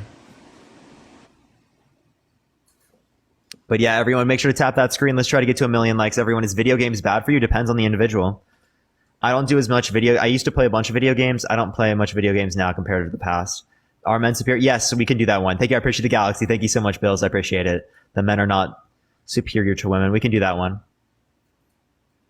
I'm probably going to put like all things considered at the end because people are going to be like, oh my gosh, they're superior within one respect. But I can say the same thing about women then. Actually, no, I could just say the normal background and then I can just respond that way. Remind everyone to send a heart. Oh yeah, by the way, everyone, I don't think we're ever gonna get there, but if we do get up to 10K hearts, everyone, they cost like 1 coin to do, but if we get up to 10K hearts, I get like a bunch of gifts from TikTok and stuff like that. So if you want to do that, you can. I don't expect to be able to hit 10K hearts, but yeah, if you do want to help, I would appreciate that. We're at 2.8K right now. If we get to 10K, then we will get the free gifts and stuff. I appreciate all the hearts, everyone. I appreciate all the hearts. Thank you very much, everyone. Thank you all very much. W with the hearts? Yo, y'all are going crazy with the hearts right now. There was a bunch of people that sent them. I appreciate it. Yeah, Renaissance, thank you for the hand heart. I appreciate it. It's not hand hearts, everyone. It's the heart me's. It's at the top here. Everyone sent the heart me's. I appreciate it, everyone. We're about to 2.9K, I think, right now. Oh, by the way, everyone, if you've already sent a heart, then it doesn't add the member, just letting you know. So it has to be the first time you send a heart me, okay? Just letting everyone know. We're about up to 2,900 right now. Again, if we get to 10K, we'll be good. Bro, did you find the source, man? How to tell you what the source is without like sending you a link that I can't send? You can just tell me the title. Okay, well. I thought that's what you were looking for. Well, I'm trying to, but Quora pops up. I don't know if Quora makes a difference for you. Quora is like a question and answers site. And I'm like somebody who's knowledgeable. Hey, by the way, your mic is kind of messed up. I don't know what's going on with it right now. I mean, have you not seen videos where? Here, can you mute yourself and unmute real quick?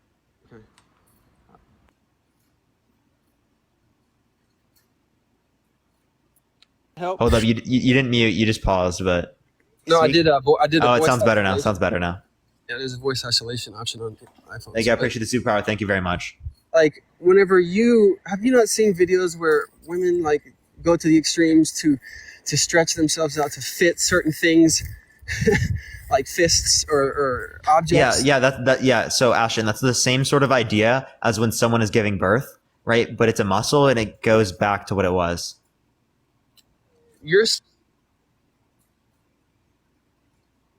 Oh, he cut out, everyone. I don't know if that's just me. Can y'all hear him? Can y'all hear him? And it's just going to continuously. Oh, you're go back. Hello, are you there? You're saying it's just going to continuously go back after repeated motions of the same pressure. That's what the evidence seems to indicate. You know what Goes I'm back to very wondering similar, though yeah. is that I am wondering if some of this evidence is a little bit biased, so that information doesn't come out that makes it seem differently. Because hey, is it okay if she comes in? They're not just disputing like in making up evidence, right? I think the evidence is pretty clear, right? It's not on your side. You just don't want to accept it. No. Okay. Can I give you a scenario? That would be why the evidence would not lean in this direction for the most part. Why? Thank you for the hand. I appreciate it. Thank you so much, Sarah. Because it gives a negative context. So why would a woman want to be a part of a piece of evidence, okay, that would shine somewhat of a negative light on a situation where it should be equal? You know what I'm saying? Like there's going to be some bias within the researchers because of them not wanting this type of information to get universal. Connor, thank you so much for the galaxy. Connor, I appreciate it. Thank you very much. Thank you for the Gus as well. I appreciate it, Rock. I don't think that just because some people in society would want this particular conclusion doesn't mean that the evidence would change to fit that. Right? Well, they are determining. Hold up. Thank you for the Henry. I appreciate it. They're making conclusions based upon the evidence. So if the evidence was another way, that's what they would conclude. It's they're literally with these studies, what they're trying to do is remove different biases that can cloud the data. That's the complete opposite of what they do within statistics. Can I ask you a question? Do you think that women would want this type of research to be prevalent within the world that we live in of judgment and especially within the conversation? Wait, so it doesn't matter what people want to be the case, right? People didn't want evolution to be true because most people were religious. That doesn't mean that evolution was going to be discarded because most people didn't want it to be true. The evidence indicated that it was true, and we switched that to then that position because that's what the evidence indicated. I mean, if you think about this just for a second, you're the man, the asking king, for, the Kyle. I appreciate the happy bars. Thank you very much, man. Appreciate it. You're asking for women to say that the evidence is leaning towards them stretching if they have a lot of sex, right? And then being okay. No, the evidence is not indicating that. No. I'm saying that. Let's say the evidence did. Okay, let's just hypothetically say that for a second. So basically, what we're thinking that, I mean, women are going to just accept the fact that, oh yeah, if I have sex a lot, I'm going to get stretched out. There's evidence all over the internet, right? Do you think that women who are making these studies are going to want to push that as the general consensus behind women having a lot of sex? So it's not about what people want when it relates to science. It's what the evidence indicates. Yeah. Thank you for the lock key. I appreciate it, Lens. Thank you very much. You're saying I appreciate it, Jesse. There's no universal bias within the evidence that's online. I don't think that's the whole point of these different types of studies, is to remove the biases. Okay. So these the things that are resulting from this, these things are true independent of a stance, right? You would hope so, but I don't. I mean, if I'm a woman, okay, and I'm doing this research, I'm a part of the research, okay. I cannot help but not want all the men out there to think that if I have a lot of sex, I'm going to get stretched out. Like all you're saying is that I'm just rejecting this because there could possibly be biases. Right? Again, first of all, you have to demonstrate the biases. Second of all, again, the whole point is to reduce the level of biases. If anything, your evidence, your anecdotal evidence, is significantly more biased as it's specific to your particular personal experiences. Thank you for that. Thank you for that, Golden. I appreciate it. I'm not just basing it off of personal experience. I'm basing it off of, if I'm a man and I'm doing research and I have the ability to contribute to it being a negative on men in general. If we have a lot of sex, we become smaller. You know what I'm saying? Like, or some issue like that. No, if that was the case, the evidence would indicate that, and there would be. No. What are you talking about? Are you saying that the statistics we have about male members' sizes, are they wrong because men would want to increase their size? I guess what I'm saying is that I'm thinking from the standpoint of being a part of something that can contribute to a universal understanding. No, answer my question. What? Right, you know how we get the averages for male member size? I don't know that I have any kind of research that I've done on what the average. There is research of that type of stuff. Okay. Yeah. So are you saying that is not reliable because men would have a bias to want to make people feel better and make it seem like it's bigger than actually it is? Well, I mean, that's really up to the individual and their experiences. Is whether or not that's universal doesn't really matter according to the experience that's happening at the time. So I guess what I'm saying is that there's more of a universal understanding of what could happen if a woman has sex a lot.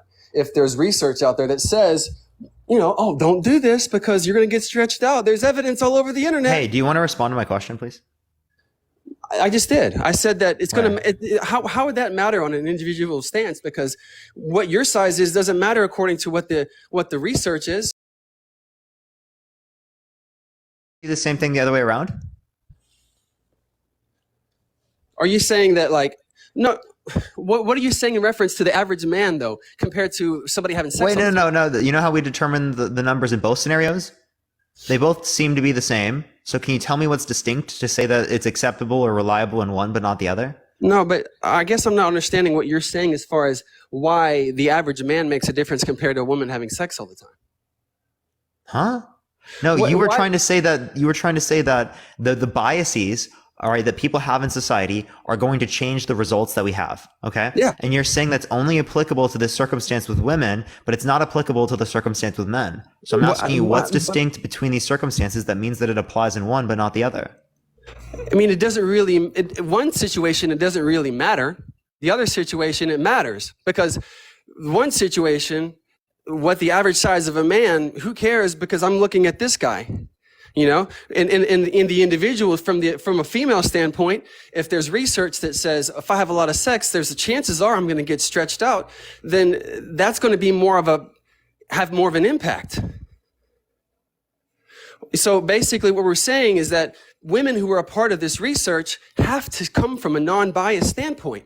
Every single woman has to come from a non-biased standpoint within all the research that they're doing. So basically, that's the whole point of the scientific method, is to come to these conclusions from a non-biased standpoint. Yeah, you would think so, but basically, so we're thinking that women are going to be a part of research that's going to accept the fact that they get stretched out if that's what the research Yeah. If that's what the research indicates, that's what would happen. Yes, absolutely. But that is not what the research indicates. I think it's easier to say that as a man in this situation. That is not what the research indicates, though. Exactly. What are you talking about? I'm saying that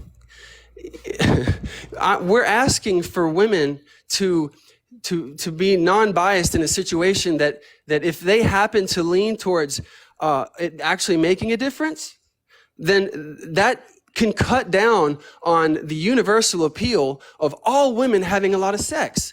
Do you think women would prefer to have that happen or a hypothetical non-biased research? What do you think they would prefer? I don't care what, dude.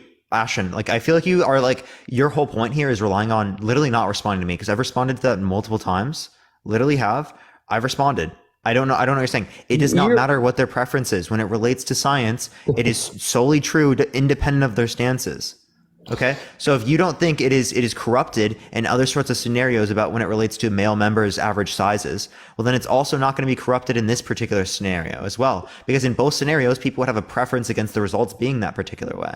But one thing, though, is that us finding links doesn't really prove anything. It's more of an average between all the links that are across the internet as to what the truth would be. No, it does. It does prove everything, right? Actually, maybe we could say that they had an incentive to make it seem like it's smaller than it actually is on average, because then it makes people feel better about themselves that do have smaller ones, right?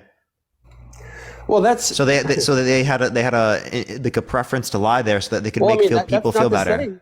Who's to say that that's not what happened within the research? See, so you're questioning the reliability of the average sizes of male members because people have a preference against or for being considered higher than actually is, or Truthfully, lower than I it actually is. question. You know what I question? I question the reliability of all all research that's been done as to whether or not it's biased or non-biased, because there's Ashton, always. you want to know something that's wild? What? Right. These aren't self-reported. So like, I really don't understand how the No, statistics could be biased, as it's literally like going to be measured, right?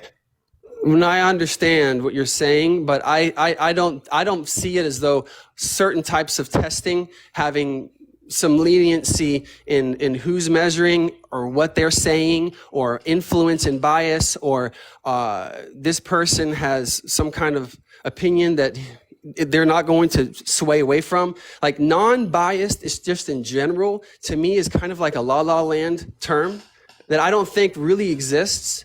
Everybody has bias. And so that's why I feel like bias is going to somewhat happen regardless of all the measuring, regardless of what people are hoping that's not going to happen. Bias is ultimately going to happen regardless. Yeah, so that's the whole point. I think I appreciate the hat mustache. Thank you. So that's the whole point of statistics and science, is to reduce the level of biases. Reduce, but it's not. Yeah, you're trying to get the least biased perspective. That's literally the whole point of the scientific method. Yes, but it's never going to be 100%. So all I'm saying is that, no, you don't need 100%. You don't know for 100% that I exist, that I'm real. Why? Because there's a possible reality that exists in which you are just a brain in a vat that's being fed these memories. Right? It's not likely for that to be the case, but it clearly is a logically possible world. Okay, so we're not operating on 100%. We're operating on what's most likely to be true. Yeah, and so what I'm saying is, I found evidence to what I said to be true. I don't know how I can send you the links. I guarantee you I can find more evidence, and I don't know how to send you those links either, or necessarily how to tell you. Dude, you can tell me the title. You said you found a Quora thing. The title. Okay, so because that's not a scientific study. That's a Q&A response, like Reddit. Like that's essentially Reddit. You know that, right? No, I found other sites that had the same. Okay, then tell me the title. Tell you the title. Okay, chat. I need to make a stamp with "trust me, bro" as an emoji. Or I mean emote. What do y'all think about that, chat? I think they could be applied to YouTube, because not you say is going to be. Name one thing. What do you think? I gave you a source. I gave you a source from the NIH. Do you want to know the title? Where is the source? The NIH? You sent me a source through DM or something? Yeah, I know. I told you. Look up NIH and then look up, does vaginal size impact sexual activity and function? Look on where? And just look up the NIH, does vaginal size impact sexual activity and function? All right, NIH, 1 second. Yeah, you can look that up. That's going to relate to that. Plus, there are many other sources I can send you.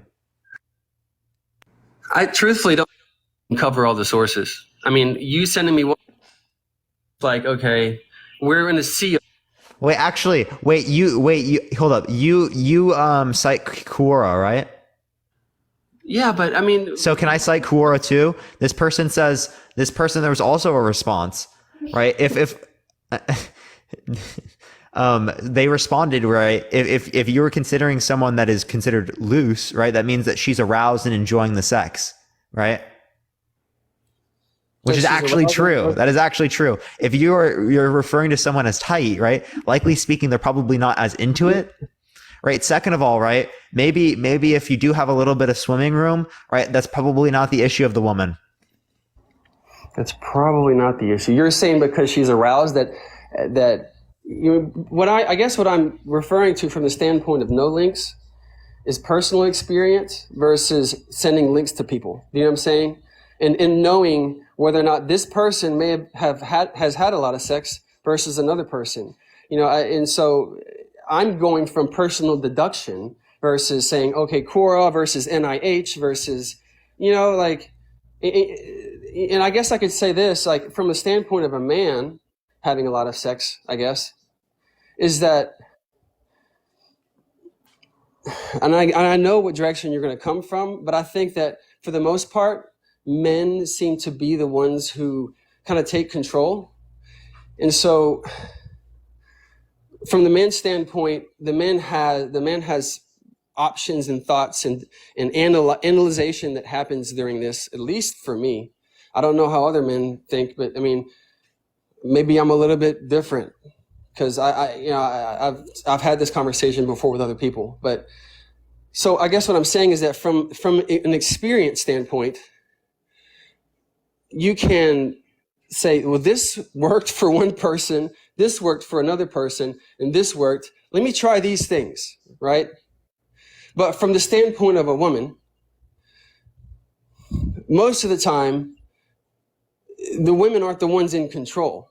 Sometimes the woman is in control, but the man a lot of times has to kind of impress the woman in these situations. And the woman's like, okay, let's see what you can do kind of thing. Not to say that the woman doesn't have scenarios where the woman does that too, but I'll say from the experiences that I've had that that's not usually the case. And so from a man's standpoint, it's like, it's like a checklist. It's like, that worked, that worked, that worked, that didn't work. Let me go back to this checkpoint. And so, but from the standpoint of a woman, it's like, the options seem to be more minimal because women have a lot more sensitive, spots and methods and ways that you can. I'm sorry, Ashton. I have no clue what you're saying. Well, okay. Do you want me to go into detail? Like, I'm trying. I have no clue what you're trying to say. Well, I shouldn't have to go into this kind of detail. That's what I'm trying to tell you. Like, so basically, okay. Let's say this. Okay, one situation that works for a woman. Okay. Oh, he just paused. Chat. I don't know what just happened. Hello? Let's say that I know my battery's getting a little low. I'm going to have to plug my charger in. But so let's say that women tend to lean towards this type of music, okay? In general. And so you say, I'm going to turn on this kind of music. Let's say that women tend to lean towards... Hey, can you mute and unmute real quick? Your mic is just a little off. Okay, 1 second.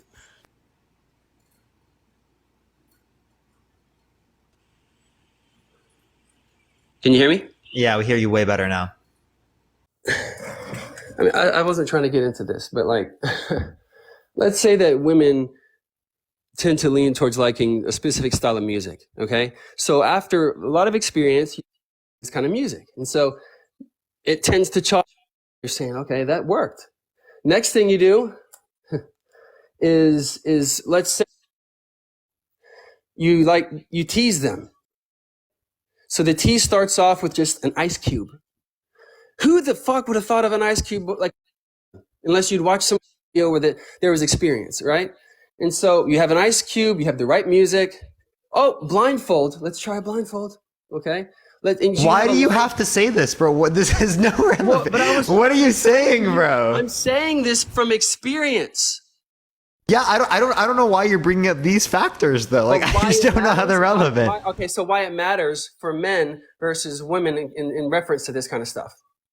So I guess what I'm saying is that like the only situation that it would matter for a woman is if the woman's in control. Like outside of that, like, which I feel like it happens very rarely, where the woman just starts becoming the alpha in the situation, but I guess I'm just trying to say that, like, ultimately... What matters? Huh? What matters if she's dominant? Oh, as to what she has experience with. But... So her body count matters only if she was dominant. I mean, if you feel like you want to be the sub in a situation, then yeah. If the man wants to be submissive, yeah. Wait, what? No, I'm saying if a woman is dominant, that's the only time in which her body count matters. That's the only time in which. I appreciate the description. Thank you so much, How to Book Talk. Yeah, like I mean, it's not going to make that much of a difference outside of what I feel is my own personal experience as to whether or not if a woman's had a lot of sex. Wait. So as long as a woman isn't dominant, then her body count does not matter. Well, my personal perspective has been as though if a woman has had a lot of sex, I can feel the difference from the get-go, but obviously that's my imagination, I guess, and it's all scientific evidence that it's not true. No, Ashton, I'm saying that's bias. Likely speaking, it could just be that individual, or there could be something else that's there that it seems like we haven't addressed. But I mean, I'm using deduction from my experience. Same here, bro. Right, I'm deducing that if there's space, right? Okay, never mind. So like, again, my point is that, like, likely speaking, that's going to be dependent upon the skeletal structure or like the hip structure of that individual, rather than the experience of the individual, especially because we don't see scientific evidence indicating that.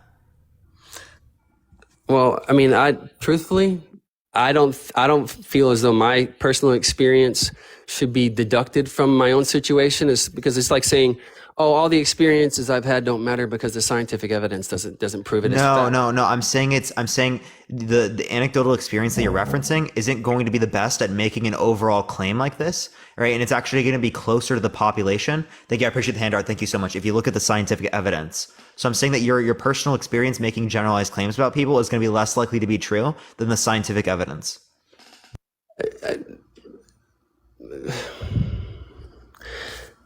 So basically, if you were to do research that went against everything that you've ever experienced yourself, you're going to lean towards the scientific experience?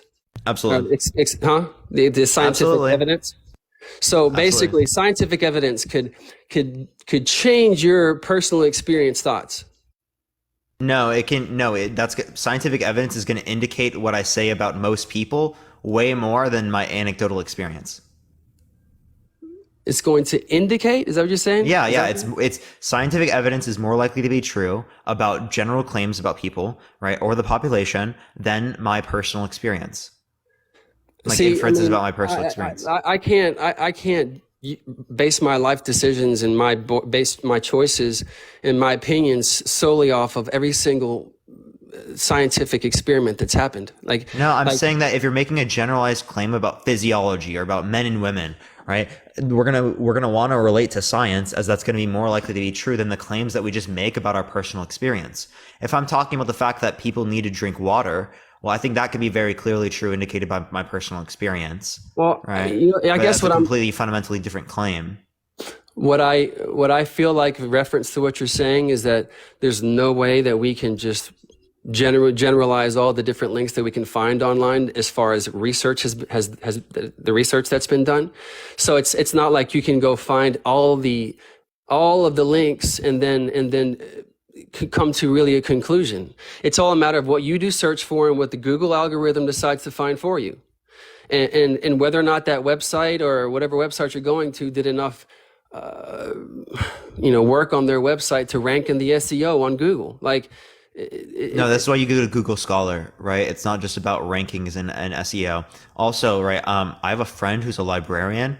He has access to literally all the studies, right? Literally everything. But all are the you databases. going to have access to all the studies at one time?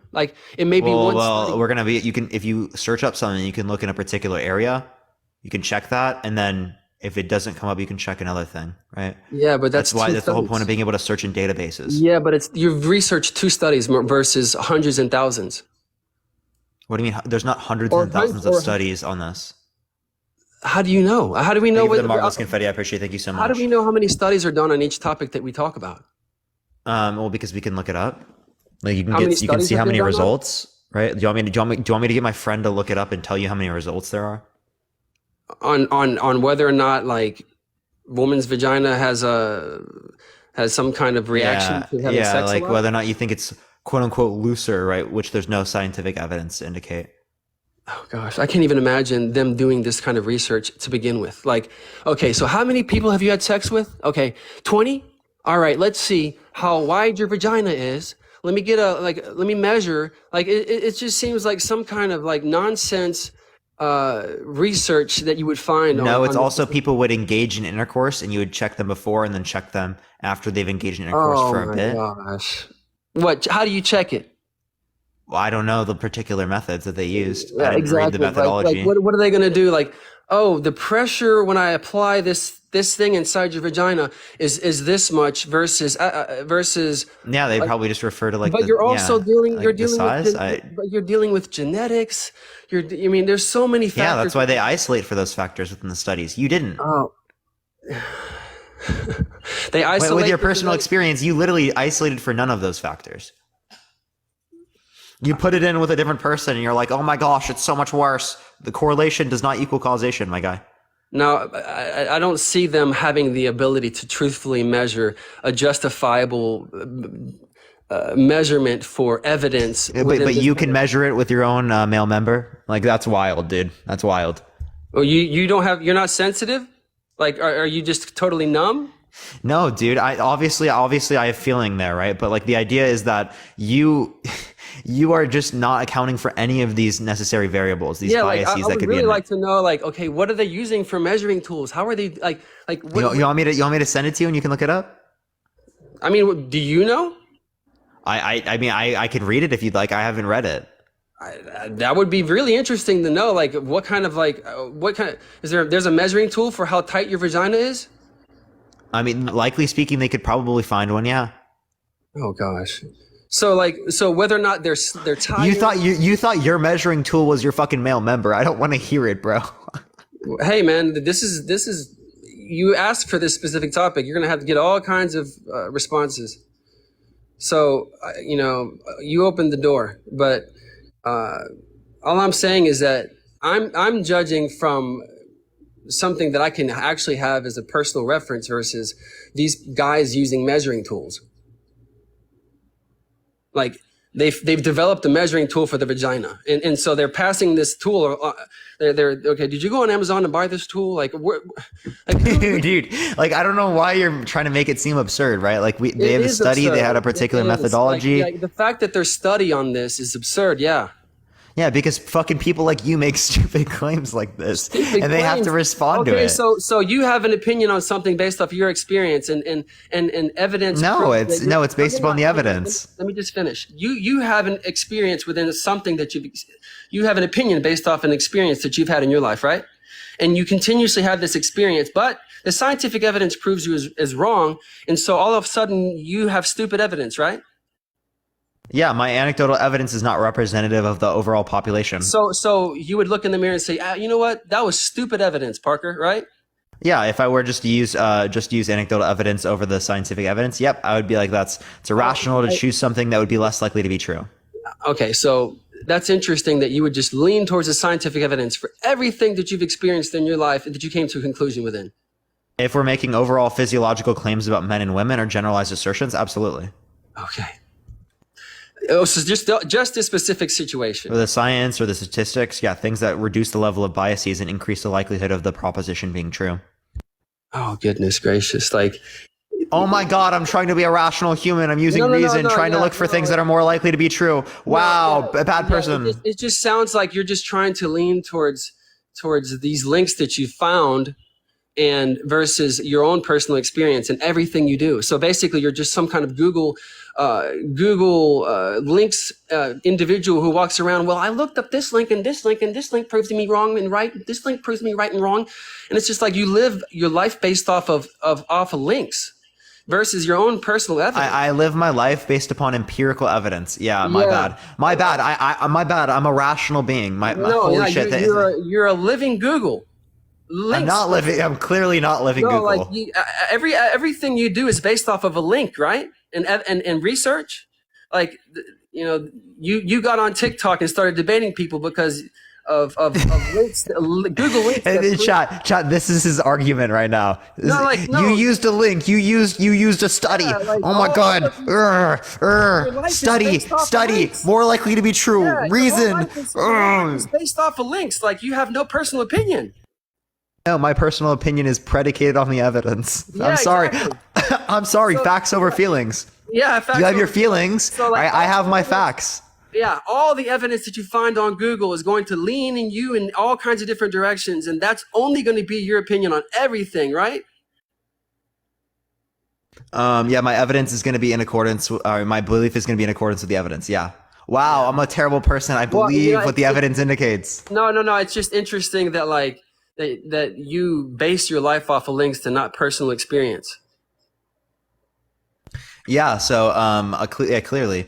Yeah. No, it's. I mean, but it's true. Like everything, like every single thought you have, like every single conclusion. Wait. So I have a question. Are you a capitalist? No. No. I mean, I wouldn't generalize myself into one category. You're anti-capitalist? I am for capitalism, but I'm not necessarily just a capitalist. Oh, okay. So you're for capitalism. Okay. So if I said that I had a bad experience with capitalism, to a degree, wait. If I said that I had a bad experience with capitalism, does that mean that all people have bad experiences with capitalism? I just said to a degree. So I'm not just leaning capitalist. Okay. You believe in a mixed economy, right? I lean in different directions according to... You believe in a mixed economy, right? Specifically within the economy, I mean, my opinion can vary depending on what topic you're talking about. I don't lean specifically only capitalist. I don't lean specifically only... Yeah, so do you believe in a mixed economy? Well, what are you specifically referring to as far as a mixed economy? A capitalist economy with social safety nets and regulations from the government. Is that a type of system that you would like? I guess it depends on the details within the socialistic aspect of the economy. Like you're being very general. Yeah, no, I'm just saying. Yeah, of course I'm being in general. Is there any type of do you want food banks for children? Like government-run food banks for children so they don't starve? I mean, do I want that? I think it's more a matter of what each individual wants. Okay, so if I was to break down what I feel like would be a better scenario within the economy, is how people's tax money gets spent, and it could be distributed according to how. Wait, no, dude. Do you think children should have food banks so they don't starve? Like government-run food banks. Yeah. What? That's how if I was to decide how. He's cutting out. You cut out. I didn't hear what you said. If I was to decide specifically how my tax money would be spent, then I wouldn't be opposed to that. Not every wait, so you don't just decide where your tax money goes. That's not how taxes work. Well, no, it can. Right, you democratically vote on it, and then that's where the taxes go. Yeah. Okay, so you're for your money going to food banks to support children and make sure they don't starve, right?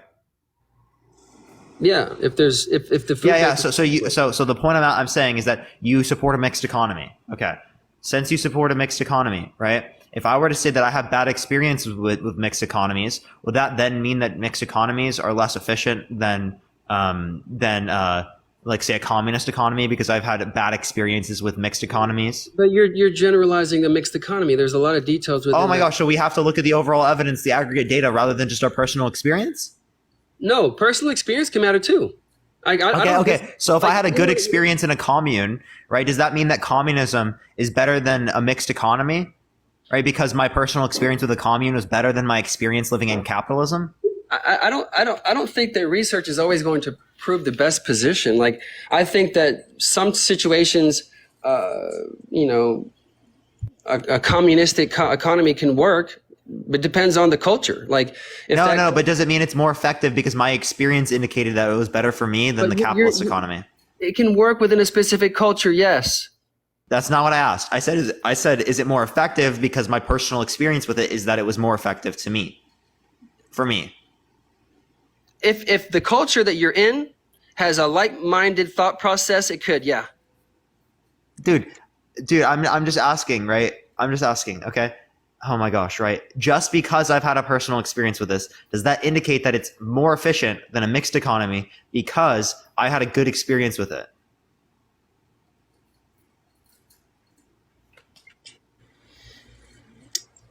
I think it would be based off of whether or not that specific situation works for that area. Okay, here, I'll ask you this question. Let's say my experiences with people who are drunk and driving is that they never get into a car accident.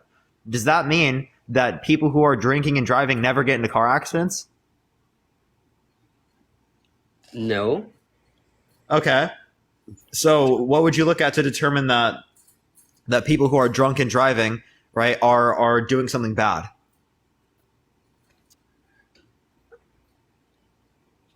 I mean, you could look at research, but you can also talk to your friends. You can also talk to your family. No, but if you talk to your family and your friends, they've all never had an experience with someone who was drunk and driving, getting in a car accident.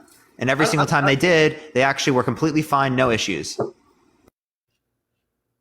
I don't think that research is always going to lean somebody in the right direction, in the best direction. Is it most likely to be true? Is it? I think it depends on the generalization. Like if you generalize, I think that if you can generalize all research into one conclusion, potentially. But I don't think that that's the case whenever you're looking up research online. When you're looking at research online, you're finding individual links. And so you can't always find the conclusion of all the links combined. Yeah, you're not finding the conclusion of all the links. We're just showing what each study necessarily demonstrates, what the evidence of this particular study is demonstrating. And they take into account all of this particular data and they make conclusions based on that. And you can look at other types of sources. Thank you for the hand, I appreciate it, to make that conclusion. Right, but you can't even give me a single fucking one, right? Like not a single one. You're asking for me to send you the title of a page, like a title of a source. Like that's not much to ask for. Because how much time do I have? Because I mean, I've been bouncing around, but like. You got another hour, man. Like I have another hour until I got to get off. I got to get off at what, like 6:15 or something like that. So another one more hour. We're about to turn on the sub only chat. Truthfully, like I still feel like even if I do send you a link and I provide something, it doesn't even prove anything from my end. Like it doesn't prove anything. No, it literally does. It proves your claim that you've been making this whole time. No, it doesn't. No, it doesn't. Literally does. No, it doesn't. What are you talking about? Because from my personal opinion, a conclusion between all of the different links that I could find, all the research would be a lot better conclusion to me than one individual research study. Okay, well then find some research for me and we can make conclusions based on all that research. Oh goodness. Like I'm not about to start trying to do a deep Google search. I'm just asking for one even. Can you just give me one? Can you just give me one? Since there's all these different claims that support what you're saying, right? All these different studies, can you just give me one? Okay, let me go look for one proof on whether or not vagina gets. Okay, I thought you found it earlier, but okay, I got you. In the meantime, everyone, tap that. Okay. In the meantime, everyone, tap that screen. Let's try to get to 1.5 million likes. Oh, man, I appreciate the confetti. Thank you very much. If you like my content, follow me if you haven't already. Again, literally everyone, I go live every single day. We're about to be going over to the sub-only chat here in about 6 minutes. M6, thank you so much for the galaxy. I appreciate it. Thank you so much. But I do have class here at 7 p.m., everyone, so I'll probably be here till 6:15, 6:30. But yeah, I go live every day for 6 hours, everyone. We do sub only for the last hour of the live. The first 5 hours are always open to everyone else. So again, if you do like the content, follow me if you haven't already, everyone. We do sub only to promote people subbing and so I can come on every day and stuff like that. It's a good way to support me coming on every day. And plus, also people like the subscriber only chats because it's easier to see your message and stuff like that. So it's easier to like communicate with people. Are you there? Yeah. Okay, so the website called Daily Mail. Okay, 1 second. Yeah, what's the title?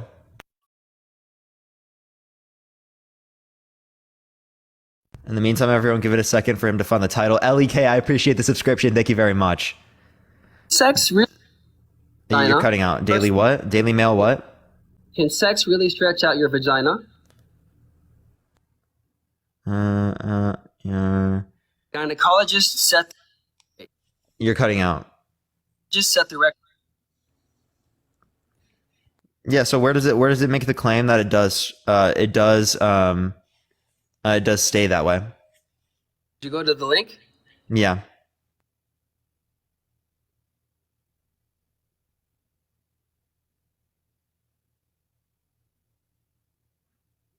Okay, so here's what this says. The Dr. Michelle Metz said the vagina is basically a muscular rubber band that stretches during sex and returns to its original shape and size. Dude, your source literally proved me right, dude. Hey, scroll down. Oh, an exception, however, is the first time you have sex, as it will change the size of the vagina, right, while you're engaging in sex. Scroll down further. Where at? Just the next paragraph.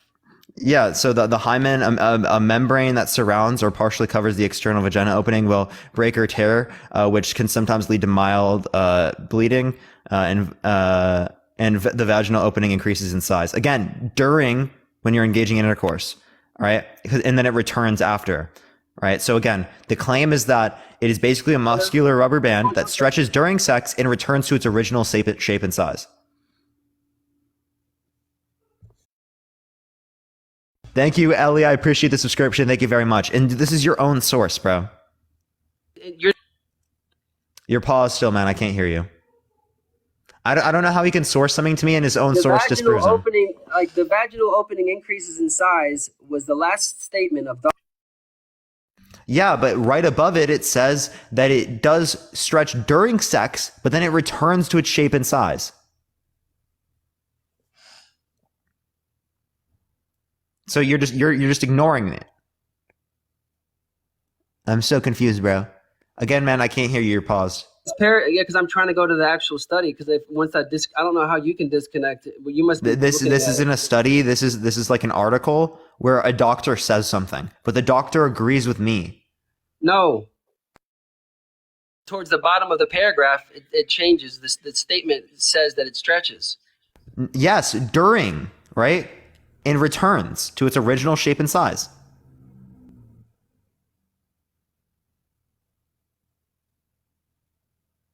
Ooh, that's literally what it says, dude. No, do you want me to show everyone?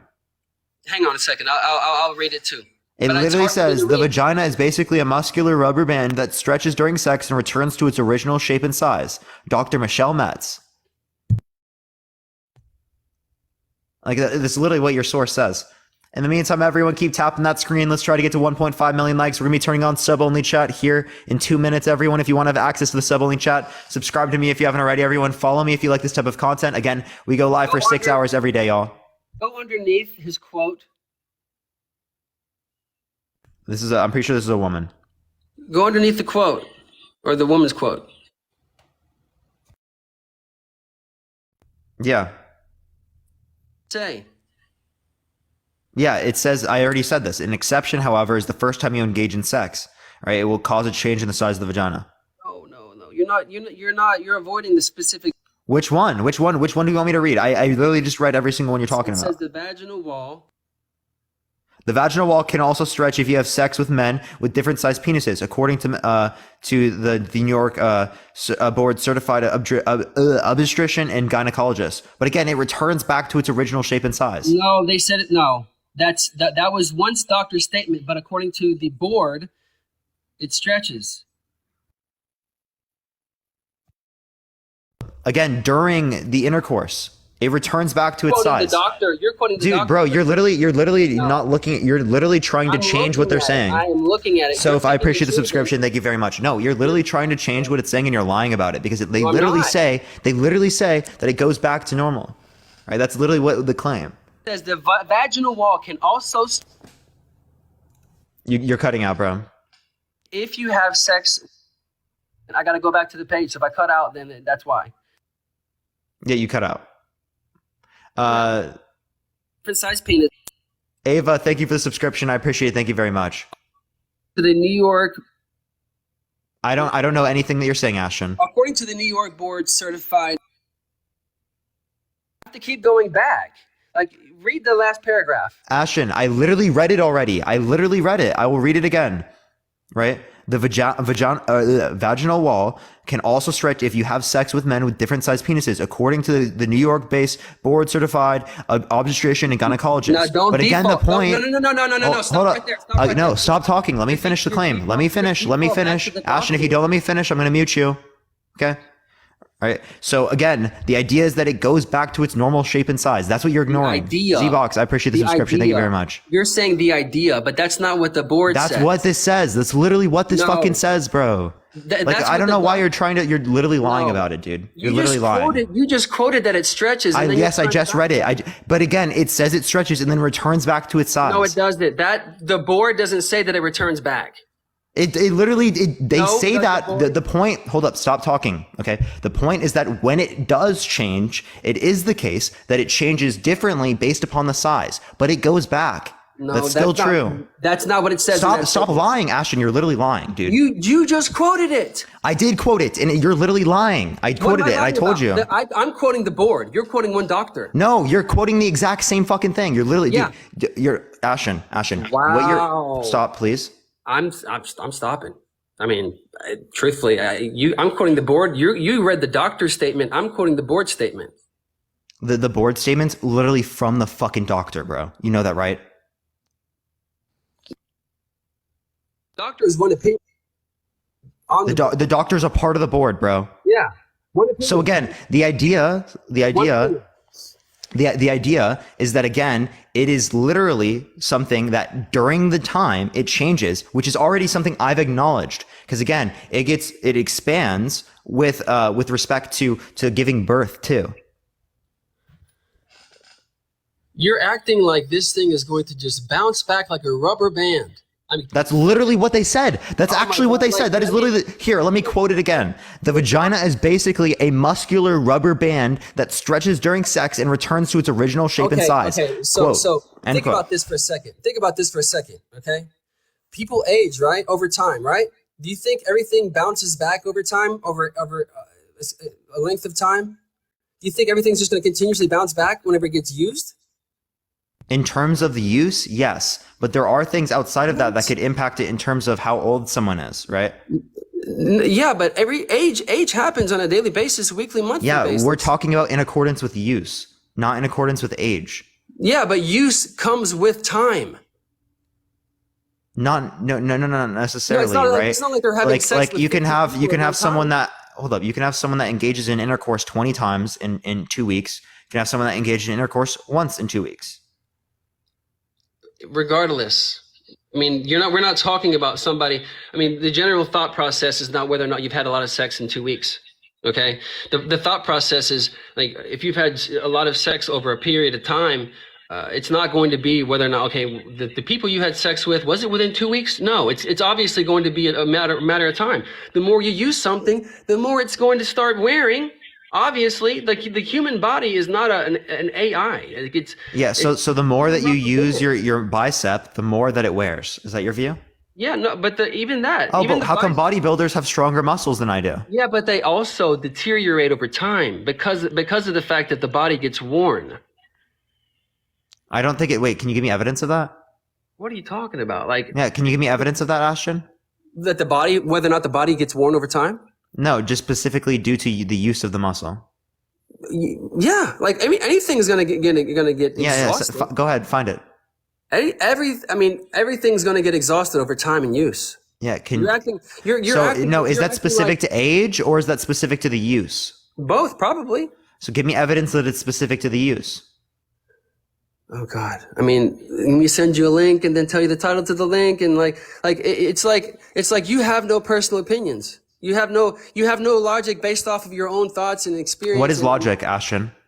Oh God, I've heard you ask the same question. Yeah, and you probably heard me answer it, and you still don't get it. You probably heard me literally tell it to people, and you still don't get it because you don't. I'm a real Ashton. You don't listen to what I'm saying. No, I do. You listen to respond. You don't listen to understand. Thank you, Cruz. Thank you, Rachel. I appreciate the subscription. Thank you. Your thought process is the fact that I need to have evidence for every single thing that I say to you. No, I'm not asking for every single thing. If you make a claim about an overall group of people, of course I'm going to ask you for evidence. I mean, you're telling me that use doesn't make a difference, and you're telling me okay, if I make a claim to you that a majority of men, when they engage in intercourse, it reduces their size of their male member, are you going to agree with that, or are you going to ask for evidence? T, I appreciate the subscription. Thank you very much. Are you going to agree with that? Whether or not, what was the question again? If I were to make a claim that every single time a man engages in intercourse, it reduces the size of his male member, are you going to agree with that? I appreciate it. Thank you so much. I mean, okay, so my thought process when I'm thinking about what you said, it's a matter of whether or not it makes any sense to me logically. Like, potentially pressure against it could happen over time, could potentially reduce it. So you agree? You believe that now? I mean, I'm not going to say that there's not a potential that could be fact. Oh, I'm not saying potential, right? What I'm saying is that, do you think that is the case? I'm not black and white really on that much. I'm probably more dark gray versus light gray. So you can't make an assertion because you don't have evidence? My evidence is usually like a dark gray in a light gray. It's never a concrete scenario for me. What? It's not. Okay, gravity exists, right? Is that concrete? Gravity. Well, if you're talking about the world, yeah, is it concrete? World. I mean, when you're dealing with specifics like that, I'm talking about like people. I'm talking about like no. Is it concrete? Gravity exists. That's not to say that in the future we can't find a way for gravity to not exist within the. No. Is it concrete? Is gravity existing concrete? Currently, within our own scientific evidence, yes. Yes, it's concrete. Okay, so we rely on the evidence to say it's concrete. Okay, so you can't make a claim that something is wait, hold up. You can't make a claim about something that is concrete without evidence. Is that your view? Within that specific context, potentially. Oh, wait, why not? Why is this a specific context? Because we're dealing with something that everybody gets sucked onto the ground. The cars get sucked to the ground. You throw something in the air, it gets sucked to the ground. You don't need links on Google to find out whether or not that's a fact. You don't need. How about germs? You don't need quote. Wait. Do you believe germ theory is concrete? Germ theory? I'm not familiar with germ theory. Do you believe in germs? Do I believe in germs? I mean, I've never actually thought of germs as to whether or not I believe in them or not. I mean, it's like, just because I don't think of something as being whether or not I believe in it or not, isn't something you need to head palm yourself because of. Like, I can probably bring up. No, because you're not answering my question, right? Yeah, because it's not something that, like, just because you think of, like, that's something you're interested in doesn't mean everybody else is interested in it. I'm not interested in germ theory. I'm just asking if you believe in it. It's kind of condescending. Like, if you do research on something and you ask somebody a question and you decide. I asked you if you believe in germ theory. That's all I asked you. Like, I'm not asking you something hard. Yeah, but your approach to the response is condescending. Well, because you're not answering my question. You're deflecting again. Ashton, the only reason I'm responding this way and I'm getting like it's hard is because you're not answering any of the questions that I'm asking you, right? Yeah, because I've had an extraordinary level of patience with you already, man. Like, I'm not joking. I really have. Okay. Like, you're deflecting away from the conversation, and that's why when I keep asking things, I have to keep asking over and over again. Of course, I'm going to facepalm if you don't answer the question. Yeah, Cody, I appreciate the subscription. Thank you. Because it's all relative to what you're interested in. Do you believe in germ theory? Just answer the question. But you are also avoiding my questions, my statements. What question am I avoiding? Just answer my question, bro. But yeah, because everything, like, you have so many questions for people, and all the. I'll answer any of your questions, dude. What question do you have?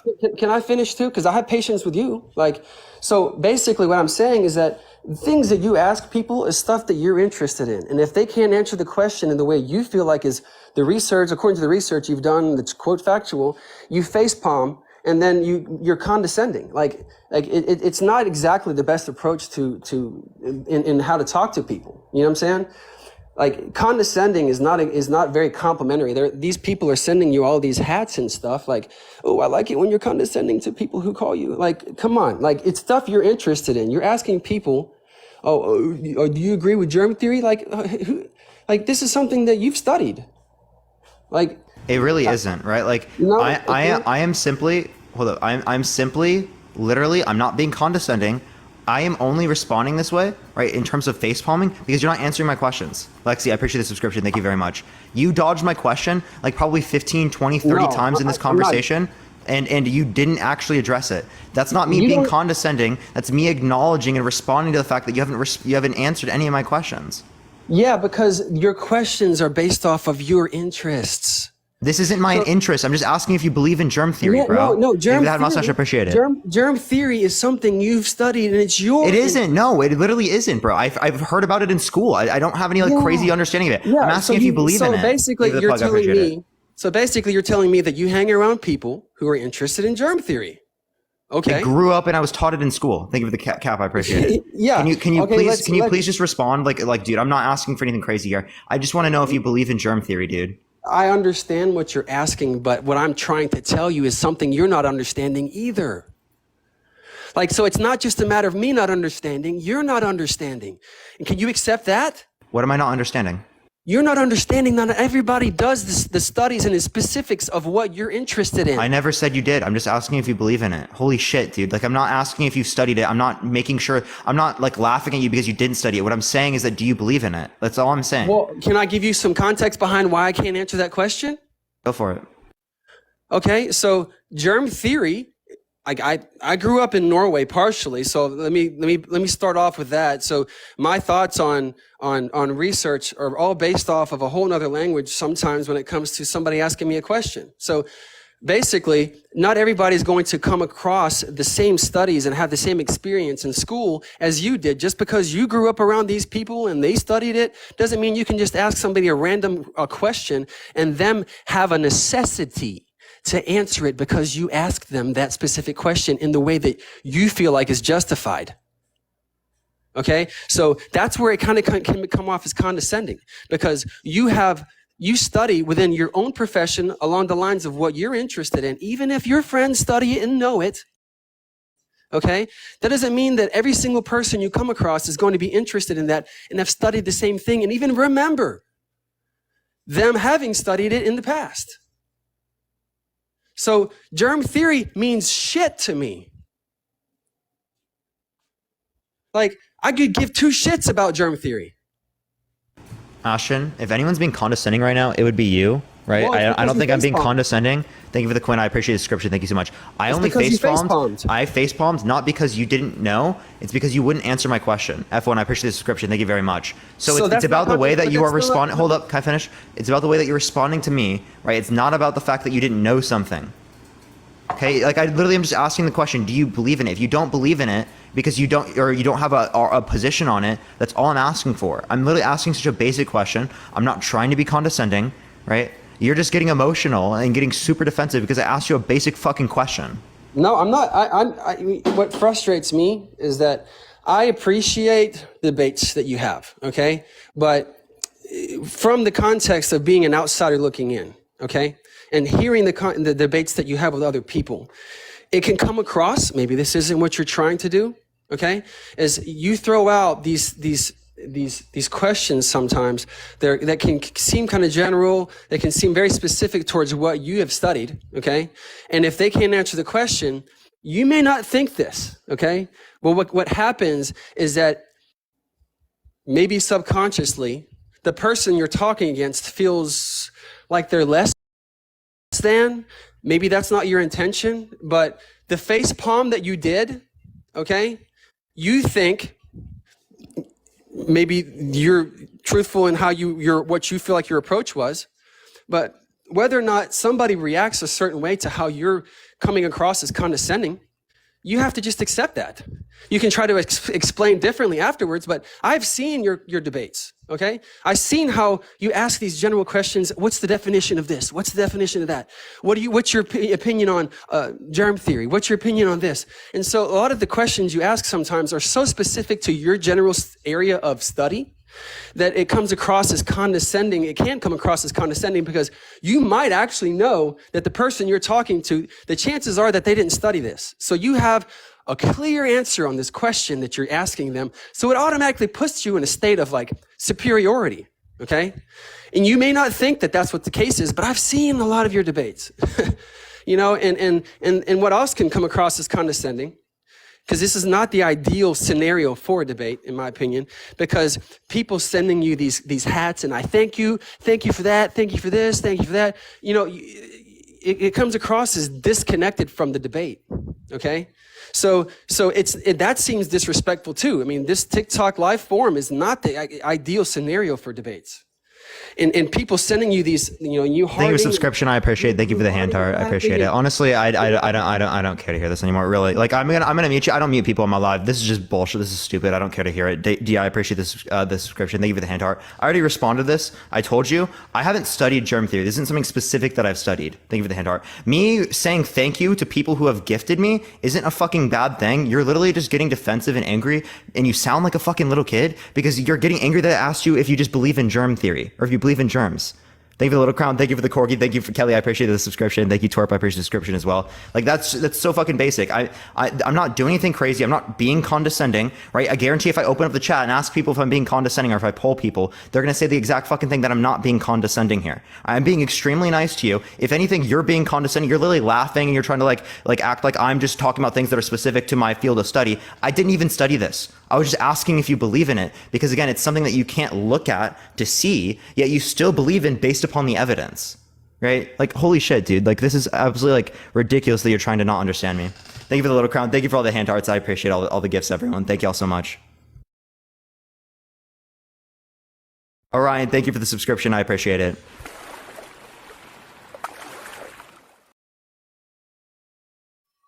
Yo, Jade, thank you for the whale diving. Are you gonna unmute, bro? I send you the invite to unmute. Sydney, thank you for the subscription. Thank you for the little crown. Riley, I appreciate all of them. Neff, thank you for all the hand hearts. I appreciate it. I appreciate everyone. Thank you very much. Ashton, are you gonna unmute yourself, bro? Thank you for the hand hearts. I appreciate it, Neff. Thank you very much. I can't send you another invite. Hello? Yeah, I hear you now. Thank you for the hand hearts. I didn't mute me myself. I did not hit the mute button. You're good now. I can hear you. I mean, I guess I'm just trying to explain that some questions you ask are specific to your area of life. Okay, let's say it's not study. Okay, all I'm trying to say is that I can ask you questions related to my area of life that you have no understanding of. Okay, and that's fine, but it's not related to the debates that you have.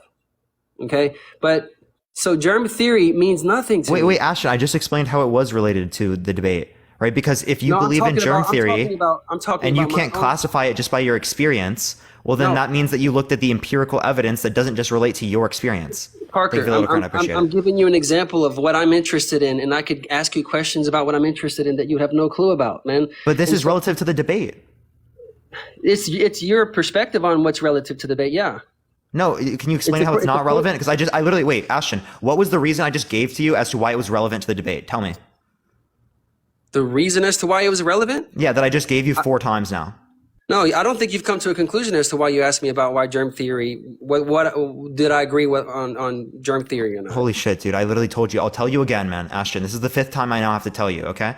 The reason why I brought up germ theory is to show you that you can't see something specifically. You don't have anything in your experience to tell you that germs exist. You look at the overall empirical evidence demonstrated by scientists and stuff like that that justify the fact that germs exist, and that's why you believe it, right? So it's predicated on the empirical evidence, not your anecdotal experience. Right, that's what I'm trying to get to here. Yeah, but okay. So let's say from the reference of Christianity, because I know you had these debates. Okay, so from the standpoint of Christianity, not everything is based off of like research and evidence, right? It's some things are based off of personal experience and faith. Okay, and so your perspective on what evidence represents are all of these studies and Google links and whether or not 5 people got together and started doing measurements on things and math and relative to whatever the topic is. Okay, not everything in life can be based off of purely just like Google links and research, man. Like you debate these Christians all the time. I have a different perspective than Christians do too, but my evidence is not going to be based off of Google links. Like sometimes, and I guarantee you that all these people who send you these gifts and stuff, they'll detach from TikTok, and what they'll go do stuff in life that's based off of what they've experienced and the results from what they've experienced. Not everything they do and their opinions on what they feel like are facts are going to be based off of Google links and research that, according to whatever it is fact. Like, so I guess all I'm saying is that you're asking for evidence from the standpoint of in my perspective, there's a lot of things in life that are gray. There's a lot. And to debate gray is kind of like kicking yourself in the ass. Like it's pointless. Like, it's like you're fighting a battle that's really nobody's winning at, and especially with like faith and religion, like Like, it's all personal perspective. A lot, like, life is a lot of gray. And I think you base your life off of like black and white. Like, it seems like you're a very black and white person. Like, my life is not totally black and white. Okay, gravity. Fine. Gravity exists. But there's a lot in life from my perspective that I can't just base Google links and research off of. And I'm not going to give like specific evidence of every single scenario that I do based off of my own personal experience. But like, we can't live our lives based off of only evidence and research as to what we believe is fact. Like, I can't Google link and Google search every single decision I decide to make in life to see if I'm going to be making the 100% right black and white decision. So you're just completely misunderstanding what I'm saying. I'm not saying that in every single scenario within your life, you require, right, this type of evidence. I've actually given you other examples in which you don't require that type of evidence, right? Like when it relates to the likelihood of someone having a water bottle, like if someone claims to me, I drank water from a water bottle today, I know that that's likely to occur given like a personal claim, right? But like personal experience and stuff like that, given like what people are likely to drink in my particular area, because we're making a claim about what's in my area. Thank you for the confetti, and oh my god, yo.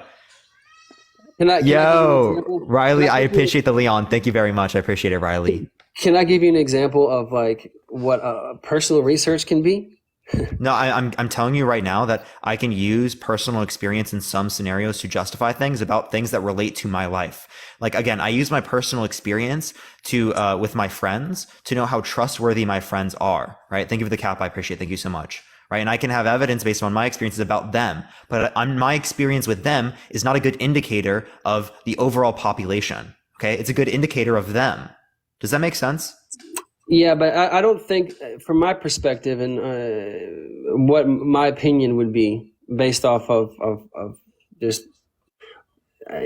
covering all of the grounds within research when you're dealing with human beings, like you're dealing with human beings are not black and white. Like you can try to cover all the grounds within the research, but there's probably most likely going to be aspects that you're not thinking about, that you don't even understand yet, that you should have covered within the research. Like, and that could go for any topic, even religion, how we're created, how the earth was created, any kind of research. I agree. Some of those claims are not empirically verifiable. I agree. I'm not saying that everything is dependent upon what's empirically verifiable. Okay, that's what there's rational proofs. There's proof by contradiction, right? There are personal experiences that can indicate things to be true about the people in my life, about those particular people, right? But when we're talking about making claims about everyone, like overall, like men, or about women, or about like whether or not you believe something, we're going to look at the empirical evidence because that's going to be the most likely to be true when it relates to the overall population. Thank you for the boxing glove. I appreciate it. If there was a website that gathered every single research study, there may be a website that somewhat generalizes studies, but I mean, studies, we're dealing with millions and millions and millions and millions and millions of people that consistently do more and more research, and research evolves, and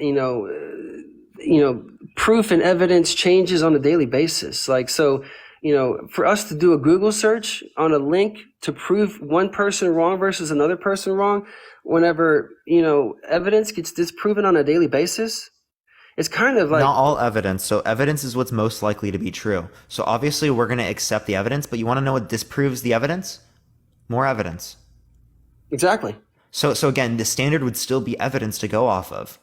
Yeah, but that doesn't make any sense to reject the evidence because some evidence proves the evidence wrong. Yes, but that's like saying, 300 years ago, it's not possible to fly. Okay, where's the evidence? There's no evidence. Oh well, who knew that we eventually would fly? Like, so, evidence may not have come to the conclusion of everything. So basically, we could be basing our quote facts off of something that could be totally flipped in the future. Yeah, because that's what the evidence is indicating. That's what's most likely to Yeah, be true. It could be shown wrong in the future, but by the same standard that we're going off of now, right? So that's ultimately speaking going to be the best. Wait, hold up. That's ultimately speaking going to be the best possible assertion that you could make. Yeah. So Are I you, guess are you what I'm not going saying, to believe something that's 99% likely to be true because there's a 1% chance of it being false? I'm not going to say that anything is 99.9% true. Other than No. If something was 99% likely to be true, would you not believe it because there was a 1% likelihood of it being wrong? Okay, so before flying was possible, 99.9%, people would probably think that 99.9% is not possible to fly, right? It would be pretty obvious to think that if you were to try to place yourself back in that time period and think about this, they would probably come to that conclusion. On top of seeing your friend on a rectangular box in front of your face having a debate with them. Like, there's so many things that we could think that we have proven 99.9%, okay? 10, 20 years from now could slap us in the face. How is this at all responding to me? Thank you for the hand. I appreciate it, Renaissance. Because what I'm saying is that this is why I lean towards gray and light gray in life. No, can you tell me how it's responding to me, please? Responding to you in regards to what? Yeah, how are you responding to me with that statement? I'm responding to you based off of you feeling like these links make a difference. Yeah, what did I say that you were specifically responding to? I want to know, because I think you don't even know yourself. Well, see, this is like, come on, man. Like, so should I start doing the same thing to you and say, you know what, what you're doing right now? Yeah, and I'll tell you what you're saying, but can you answer my question?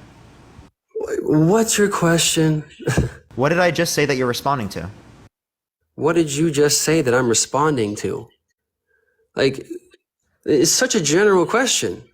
So like, he doesn't know, and now he's gaslighting. No, I'm not gaslighting. It's just you're being so general in your question. No, it's not. I literally am saying specifically, what did I say that you are responding to with that statement that you just made? Like,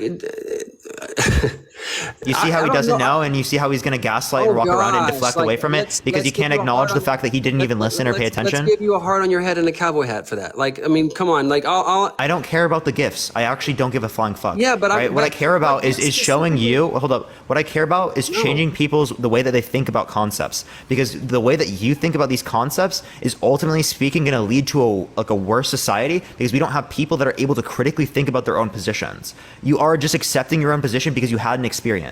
Thank you for that, mustache. Appreciate it. You're not trying to question it. You're not trying to say what's most likely to be true. You're not trying to use your reasoning. You're just accepting things that feel good to you. No, you're wrong. See, that's where you're showing me that you're not listening to what I'm saying. So you're doing the exact same thing you're accusing me of. What just told you that I was not listening? Yeah, but no. Okay, so what did I just said told you that I was not listening? My experience isn't based off of just, I mean, I've lived 44 years. I've done 44 years of research within the thoughts of in topics that I've experienced, gone to different countries and experienced different people, different cultures, talked to different types of people, talked to you. So you're basically discounting my own research that I've done within my own mind according to my own experiences, as though that doesn't matter. The only thing that matters Ashton, to you. I'm not saying that your experience doesn't matter. I've actually already responded to this, and you still don't understand my point. I responded to this many times, okay? I am saying that empirical evidence, when it relates to the overall population, is going to be more likely to be able to estimate the overall population than you just making an inference or a claim based upon your personal experience. I'm not saying your personal experience doesn't matter. I'm not saying it's not relevant in any scenario. Thank you for the moth. I appreciate it. Thank you so much. I'm saying in this scenario, it would be less likely to be true when we're making an overall claim about the population. Not necessarily, because according to the research, it depends on how many people were brought into the research. Like I've probably come across a lot more people in my lifetime than that specific research brought into their research. No, because here's also another factor. When we look at research, these are people that from all across the United States of different demographics that are representative of the overall population. Thank you for the subscription. I appreciate it. Thank you so much. If you are like here, I'll give you a way that you can imagine, right, what it's like to have your own experiences in this scenario and how that's biased. Okay, if I walk into a classroom, right, and this classroom has hundreds of people of different ages, right? If I go to the left corner of the classroom, right, and I ask people, like 10 people in that corner, in the left corner of the classroom, right, am I going to get a good estimation of the overall population mean? No. No, right? Because there's a selection bias there. So when you only look at people within your own life, it's essentially the same thing as you only looking at people in that left corner. It's not going to be representative of the overall population because it's not representative of the demographics. It's not representative of people across the entire world. There's so many things that you're not taking into account when you just look at that corner. But can I give a perspective from the research that you're talking about? So let's say you grab somebody from across the world. How many people are you going to be able to grab from that specific part of the world where you actually get a justified perspective from that specific culture? These are claims about the United States, right? Huh? These are claims about the United States and about around the world, right? When it relates to like people's like biology and stuff like that, how their biology responds to a particular stimuli. That's going to be true like across the board. No, because are you saying that vaginas are going to operate so radically different in like Asia comparative to the United States? Well, you're okay. First of all, people in Asia are generally a lot smaller, and so like.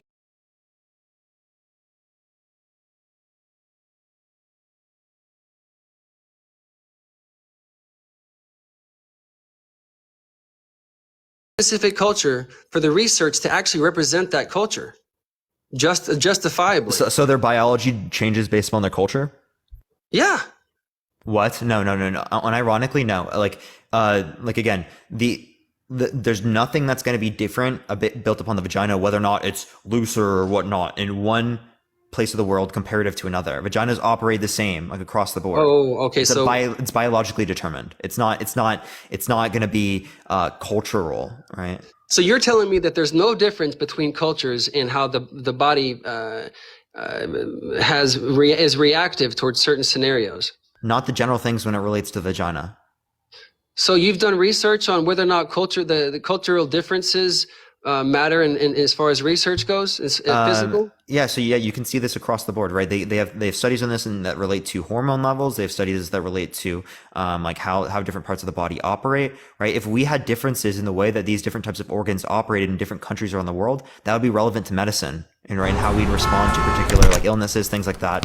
Jules, I appreciate the subscription. Thank you so much. So yeah, we absolutely. Although this is really loud. So yeah, we absolutely have good evidence when it relates to that. It wasn't me. Thank you so much for the Cooper home. I appreciate it. Thank you so much for the Cooper home. W wasn't me in the chat, everyone. The thing is that it's like I have to, when you say we, okay, that's a matter of me. I'm talking about humans in general. Yeah, but you're making it as so that I have to just accept the fact that you've done the research and that's conclusive, right? And so you want me to send you it? Send me a link. Fine, one link. But all I'm saying is that for sure. What's the best way to send it to you? I don't know. I mean, if I disconnect from you, you're going to tell me that I'm getting choppy. So I can't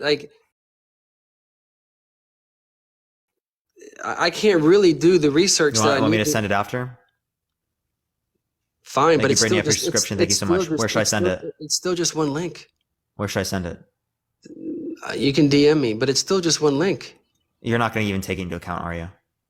Well, I mean, you don't. Wait, no. If you're not going to read it, if you're not going to take into account, what's no, the point? I mean, I'll read it, but I'll read it, but it's still just one research. Do you believe in God? Can I give you my perspective truthfully without you cutting me off and saying? I'm just asking if you believe in God. You don't need to give me some long, extensive answer. I'm just asking yes or no. Do you believe in God? My God is not the Christian version of God. Okay. Do you have any type of judgment? Do I have any type of judgment? Yeah. Does the God have any type of judgment? I don't think so, but I mean, okay, never mind then. My perspective on God is, I mean, if you want to get into that discussion, we don't have to get into that discussion. I was literally just asking a basic question. Yeah, but I guess what Christina, I'm saying. I appreciate the subscription. Thank you very much, Christina. I mean, I was really referencing just studies in general, as far as like when it comes to studying cultures. Not just this specific topic that we were talking about that we got into. I'm talking about the fact that there are a lot of variables within culture that these studies can't really grab. Like they can't get enough people within these studies to actually justify representing a culture to the the study being truthfully conclusive. Give me a reason to believe that there are going to be cultural differences when it relates to vaginas. No, see, were you listening to what I just said? Yeah, I just responded to it. No. That you're totally disregarding what I just said, because that's not what I was referencing. What did I? That's literally what what did you I were. say? No, no. You literally were. You were literally saying that you're not taking into account the fact that there could be differences when it relates to these types of studies, right? You didn't get enough people in all of these different communities, but see, right? you're discarding something else that I said. What did I disregard? The fact that I said irrelative to the vagina talk we're having right now. You missed that. Oh, okay, point. I must have missed that. My bad. See, like we're flawed as human beings. You do the same thing that I do. I just don't call you out on it because I don't feel the need. Okay? No, you don't listen to my entire statement. I missed one little teeny part of it. No, I don't care if I feel like I have to repeat something for you. I don't care. I don't feel because you haven't done that very much. I've been repeating things to you this entire conversation for the past how long? Like we've been talking for an hour and a half. Like I literally have repeated things to you probably 15, 20, 30 times. I have repeated things to you once. too. No, I haven't. Name other times you've repeated. I don't like. But can I at least explain my point real quick? Like I've had this discussion with other people in the past because this isn't something that I feel I don't see as though it's an issue for me. Some people have an issue with repeating and they bring it up as an issue. For me, I could care less as to whether or not I'm repeating something because it's just a discussion. Like if I have to repeat something and they forgot it, okay, you're a human being. That's fine. I'll repeat it. Okay? It's not something where I like document the fact that you didn't listen to me on a regular basis and check mark every time you didn't listen. Like it's not. I'm not doing that, right? But like the thing is that it's been more than just one time. It's been more than just a few times. It's been like 10, a dozen plus times, dude. Oh, right. I'm not saying it because I had to say it one time. I literally repeat things to people all the time, every single day. I'm used to it. Right. But what it shows me when you do that so much is that you're not even engaging with the concepts. You're not trying to understand. No, and that's the most annoying aspect of it. I've responded to everything you said. No, you really have not, Ashton. Okay, what have I not responded to? I have this recorded. You clearly have not responded to many of the hypotheticals that I brought up. Well, you didn't respond to germ theory. Germ theory. You never even answered that question. Yes, I don't even know if you believe in germs. I responded to it, but do you believe in germs? Yes or no? Do you believe in germs? Do I believe in germs? Like, it's such a weird question. You see how he still doesn't answer it? Because I've never had to think about it before. I thought you already answered it in the conversation. Yeah, my perspective on it. Yeah, would you answer yes or no? What'd you answer? My perspective is on, I don't have a belief yes or no on germs. Okay, so you don't know. It's not something I really care to think about. Like, I mean, if germs exist, they exist. If they don't, they don't. Okay. Like I don't care. I mean, and that's actually different than what you said earlier. You never gave that conclusive answer where you're like, that you would have got that from my response. Oh, I'm sorry. You didn't want me assuming things about what you were saying. No, you can assume because I'm pretty clear on how I feel about things. You may feel like I need to be black and white, but if I give you a response, it's my perspective. No, like when I ask you a yes or no question, do you believe in germs? Yeah, and it takes you 15 essays and 30 minutes to answer me. I think that's a bit ridiculous. Well, can I give you my response to that? Not everything for me is a yes or no answer, and it never will be. Okay, so this actually is a yes or no answer. No, as to whether or not I believe, that's not a yes or no answer. Bro, when he has a true or false question, is going to put on the side that he can't answer the true or false question, right? That's literally like, it's kind of what we're saying right now. Yeah, it's like me asking you, do you believe in blah blah blah planet? Okay. Yeah. So thank you for the confetti. I appreciate it. No, because when we're relating to beliefs, when we're relating to beliefs, it's either you believe or you don't believe. If you are unsure, that means you do not believe currently. So like you can answer the question by saying, no, I don't believe, but you never answered that question. But you never said that. No, because my answer is not I don't believe or I do believe. It literally is, because belief is relating to whether or not you think it to be true. So you either think it to be true or you don't think it to be true. No, you're wrong. Yeah, if you don't have an assertion that says it's true, that means you don't believe it. No. Well, no, you not believing it doesn't mean you think it's false, though. It just means you don't think it's true. If I don't have an opinion on it, doesn't mean it's fact or not fact for me. Yeah, I know. That's what I just said. Thank you for the butterfly. I appreciate it. But it means that you don't consider it to be true. So that means you do not believe it. No, it doesn't. I'm saying what do you mean? No. You just said I don't think it's true or false, right? That means you don't believe it to be true. That means you don't think it to be true. Like, what are you talking about? No, bro? It's not. It could be true, but I don't have an opinion. Yeah, you don't. If you don't have an opinion, you don't believe. Oh my God, dude. What is a belief? I bring it. Because we need to go to the... A belief is an opinion. Okay. I appreciate it. Yeah. Tomorrow she's here. Yeah. Tomorrow. Yeah. That's that. No. She's with her mom tomorrow. She won't be here. Oh no. No. Sorry, Parker. I appreciate it. She won't be here. She'll be here next week. Okay. See you later. Thank you. I had to let my daughter kind of get a little bit distracted so I could have this debate. Sure. But my perspective on germ theory is non-conclusive. So I don't believe yes and I don't believe no. Because I don't have enough research to have an opinion on it. Yeah, so that means you do not currently believe in it. No, that's not my opinion. I don't have an opinion. Let me clarify. Okay, so believe means you think something to be true.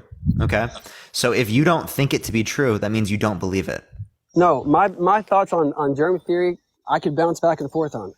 Maybe one day I believe it. Maybe the next day I don't. It's all based off of it's not going to be based off of, unless I start doing research.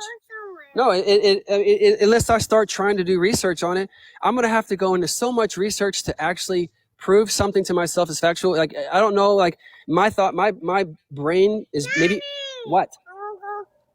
Somewhere. Okay. My brain is a little wired differently than yours, man. I'm sorry, but like, you can try to force me into a corner. Okay. But it's not going to, regardless of whether or not you feel a certain way and you get people to hurt you because of it, does not mean that that's how I feel.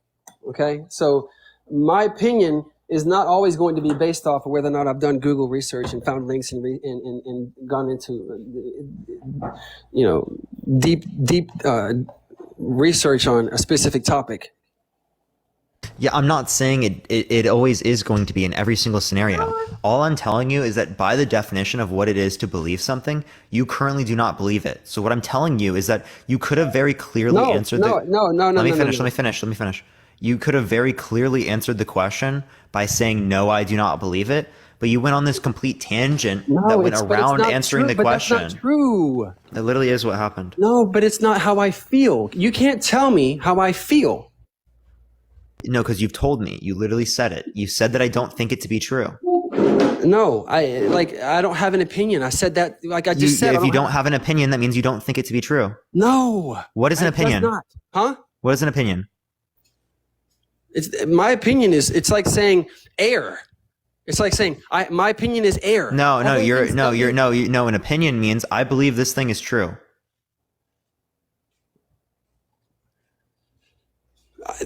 I see an opinion as also being right in the middle. You see it as being left or right. I see it also an opinion being right down the middle. So your life seems to revolve more of left and right. My life revolves around down the middle, a little bit to the right, a little bit to the left. Okay. And so you're not going to pin me against the wall just because you're verbally trying to. I'm not pinning you against any wall, bro. Well, right? What I'm simply telling you is the logical entailments of the words that you are using. The logical entailments, okay? Belief means you think it to be true. If you don't have an opinion on something, then you don't think something to be true. Right down the middle. Yeah, so you don't think something to be true. Yeah, truth. True would not be in the middle. Truth or false is black and white. I'm not black and white. Wait, what? So, let me ask you a question. Is it true or false that 9/11 happened? Oh God. Like, every single question you ask is going to be relative according to what you can't answer any questions, right? No, I can't. Ashton, I'm gonna ask you the same question one more time. And if you don't answer, gravity exists. Hey, Ashton, yes. Ashton, I'm gonna establish this. If you don't answer my question right now, I'm gonna go on to the next person. I have only got 15 minutes or so before I have to get off right now. I'm not gonna waste any more of my time, right? You're gonna try to pin me against the wall and then make fun of me and hang up. No. Yeah, because no. Can I please ask the question? No, hang on. Can I say something before you decide to bounce a ping pong ball real quick? Well, Okay, I mean, so- if you don't answer the question, then yeah, you no. will. Then you can hang up. That's fine. But like, So all I'm are you going to say- answer the question? Yes or no? No, but hang on a second. No, you're not going to answer the question. If you're not going to answer the question, I'm not going to wait, Typical, Ashton. Like you're pinning me against the wall. Like that's. I'm literally just, I'm asking you the most, did 9/11 happen? True or false? Like, Yes, dude, it's but, just but like, no, but can I answer? Can you let me have a response without you just starting to see condescending right there? You're laughing. You're laughing because you literally can't answer the most simple question ever. Because of the fact that you Ashton, do I exist? True or false? True. There you go. You can answer the question. Fucking wild, dude. Did 9/11 happen? True or false? True. So you see how you can answer the question without giving me a fucking But paragraph? there's certain things I'm still down the middle on. That doesn't mean that you've pinned me against the corner on something that I'm down the middle on. That doesn't mean that there isn't a down the middle. You can move on to somebody else. Well, I mean, you answered the question, so. Yeah, no, but I'm just saying. The point I was there is a getting down to, the middle. Ashton. The There's point a down I was the getting to, middle. Ashton, There is that you clearly can answer a question that's either true or false, and you just did. Well, that's fine, but I'm telling you that there's a down the middle. What do you mean? There is a neutral. A neutral what? There's a neutral that doesn't force somebody into a true or false statement. Yeah, you can based say off of their own belief. you can say I don't think it's true or false. But then if you say I don't think it's true or false yet, because you don't know, that means you don't believe in anything. Because if you believe in something, that indicates that you think something is true. So if you don't think something is true or false, then you don't believe in something. No, can I give you a different perspective? Yeah, clearly you can. I'm waiting. Can I give you a different perspective? Because you know, huh? Okay, give me 1 second, Ivy. Okay, can you wait just for a second, please? Thank you. All I'm saying is that somebody like you, there are a lot of things that you have no opinion on because you don't know about it, right? But that doesn't mean you think it's false. Okay? That's not what I'm arguing, right? No, but what that's I'm what I'm saying is saying. that I That's don't what I'm know. saying. That's not what I'm saying though. So listen to what I'm saying, But that's what please. I'm saying. I know that's what you're saying, but that's not responding to what I'm saying. So please fucking it sit is. down and listen for a second, okay? I am Let me listening. explain it. No, you're not. Stop talking. Okay? So when I say that you don't believe something, that doesn't mean that you think it's false. That means that you don't think it's true. It doesn't when you mean don't believe something, that means you don't think it's true. No, you're wrong. You not thinking that it's true does not mean you think it's false. I'm not thinking that it's true, and I'm not thinking that it's false. Exactly. So you don't believe in it. Oh my gosh. No. No, it's not. That's not my. Yeah. What does it mean to? Can you? Yeah, no, because like, what is it? I just explained it to you, but Ashton. I literally just explained it to you. Yes, You do because I that. I literally just explained it to you. So I know, but what does it mean to believe something? Yo, Ashton, what does it mean to believe something? What you do is verbally push somebody into a corner, and then you face. Oh my God! Fucking cry about it. What does it mean to believe something? Ashton, what does it mean to believe something? What does it mean to not have an opinion on something? It means to not think something is true. No, it doesn't. You're Then wrong. what does it mean? It means that you don't have an opinion on it. That's exactly what it means. Yeah, which means you don't think it to be true. No, it doesn't. That's I what's can't- an wait, Ashton, what's an opinion? What's an Thank you opinion? for the sunglasses. I appreciate it. Thank you for the hearts. I can't. I can't. If I don't have an opinion on it, there's no conclusion Yeah, so you didn't consider it to be true. or false. Yeah. So if you don't think it to be true or false, then you don't think it to be true as well as you don't think it to be false. Yes, exactly. Okay, so that's exactly what I said. I literally said down the middle. Hold up. You said that. What does it mean for me to not have an opinion on something? I said it means that you don't consider something to be true.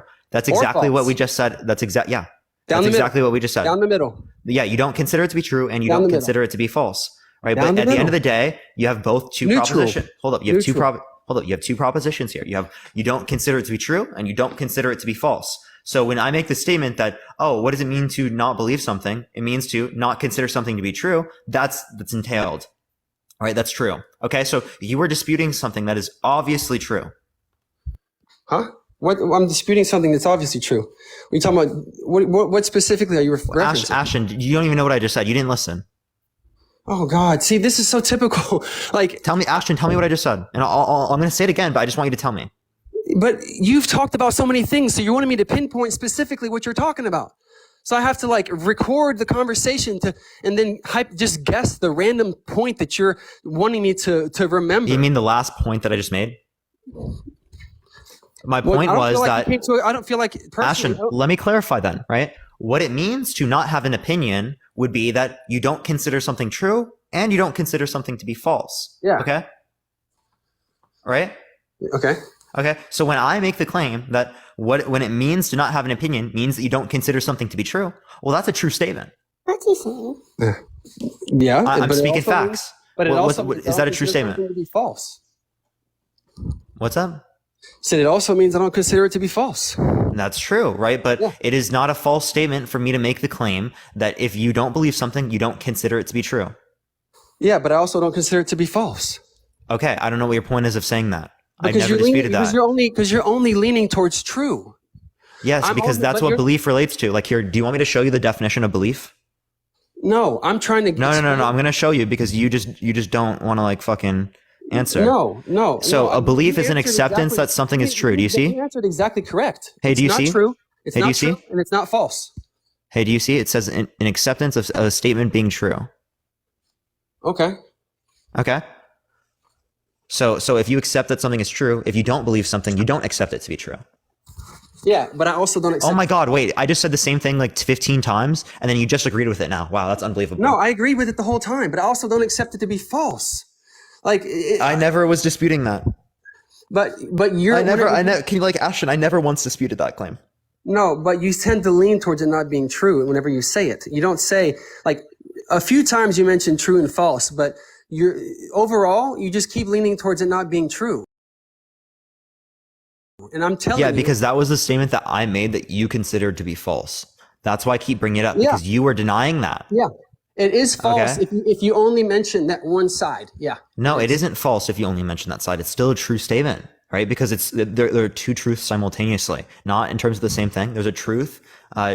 There's a truth that you don't believe something, all right, and that you don't think it to be true, and there's also a truth that you don't think something to be false. Okay.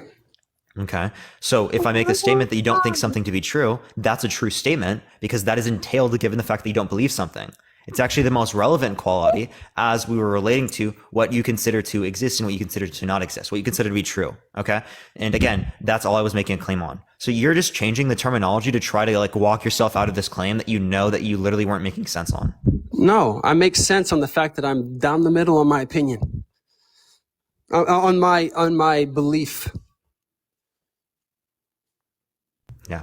Okay. So let's go back to the idea here, right? Why do you think that a high body count should matter for women, but not for men?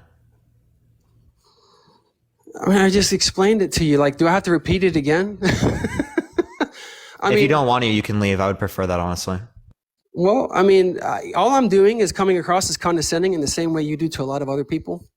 You know, and I'm literally not being condescending. No, you laughing at me and face palming and yeah. For things that are literally obviously absurd that we've already gone over in the conversation. So, but it's not. That's not. Wait, right? what does it mean to be condescending? Can you tell me?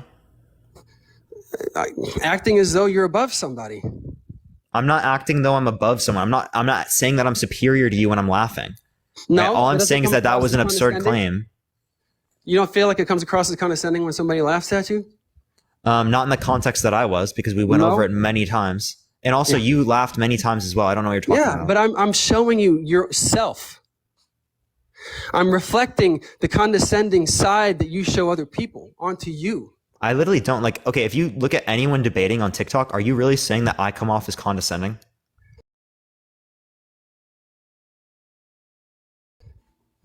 I really don't watch that many other debates on TikTok. TikTok. I think it's pretty clear that like I'm not condescending in a general term, right? I appreciate the butterfly. Thank you. Like there are times where you have a conversation and you're calm and cool, collected, but then you throw in these condescending aspects of the debate that I've seen people try to talk to you about and confront you on, but then you just kind of find your own way of dismissing it. But I don't think people... Yeah, so I give reasons for the positions that I have, so I can't defend myself. I just have to accept it if someone says it to me. No, but... Okay, so it's legitimate, it's reasonable for me to respond. But all I'm doing is from my perspective, reflecting what I see that you do to other people, okay? You may not think that you are. You may not, and that's totally fine. But there's another perspective out there that comes across to people as different. And I'm just trying to show you that, that's what condescending feels like. I could say the same thing to you about what you feel like is me being condescending. I could give you explanations as to why I don't feel like I'm being condescending to you, Thank you, Marvin. I appreciate the subscription. Thank you very much. And I would listen to those out and I would hear you out there. Right. I wouldn't go on some tirade and like scream at you like whenever you brought up a reason why you think it wasn't condescending. Like if you feel like I'm screaming, I apologize. You clearly were earlier. I mean, you even yelled at your kid, but no, I get passionate. What? Like, bro, thank you for the hanging lights. I appreciate it. Thank you for the galaxy. I appreciate it as well. Like I get passionate because when I get into discussions, like I don't know if it's like. What did he do? No, he was doing it to other people. I get into, a little bit of emotion, and so it's not to relay any kind of like negativity onto somebody else, but it's kind of like a subconscious reaction to saying maybe you could think of it as, oh, I'm into this conversation. But it's not. Wait, can't you say the same thing with my facepalm? Like I'm doing that as a subconscious reaction to what you're saying because you weren't listening to my questions, you weren't engaging with my questions, and we already went over those points. But the thing is, I wasn't trying to be rude to you. No, but I guess what I'm saying is that some things that I do can come across as condescending, but I was trying to reflect on to you that. Burn this one. Yeah. Yeah, but. Hang on. Let me get some lotion. Okay. Okay. I guess what I'm trying to say is like maybe I come across as condescending too, but sometimes I guess I was just trying to explain that, we have our reasons for why we act the way we do, right? Maybe they're justifiable. And I can't say that I'm not trying to curb some of my personality traits to lean towards more, the type of debates that, are maybe more common in this specific situation. Because the different people that I talk to are more passionate, maybe louder than me. Here. So I guess while I'm saying. Oh, wow. I don't know if this lotion is going to be better, Ivy, because you're going to have to let that heal, okay? And I guess all I'm saying is that, like, there are certain things that maybe I do that come across as condescending to people. Maybe I laugh, maybe I get loud, maybe that comes across as obnoxious. But at least I have the ability to call myself out on that and say, well, maybe it is. You know what I'm saying? Like I reflect onto myself objectively, and I'll accept the fact that somebody may be calling me out on it, and maybe there's some truth to it. And so sometimes I try to do that same thing to other people. Ivy, it's 8 o'clock. Like I don't know that. Wait, Ashton, I'm literally willing to acknowledge that. I've already said that. I'm willing to acknowledge if I'm being condescending, but that doesn't mean that I'm going to accept anything that's said to me. I'm going to give reasons why I think that it was or I think that it wasn't. Yeah, that's fine. But at least I hear that you somewhat accept the fact that maybe you can come across as condescending too. Yeah, of course I can come across as condescending. I don't think that what I did was condescending, but I do think that it can come across as condescending. I can understand that. Well, I'm not sure about the differences. Like you're saying factually it's not condescending, but it can come across that way? Someone might perceive it to be condescending, right? But that doesn't necessarily mean that it meets the definition of the term.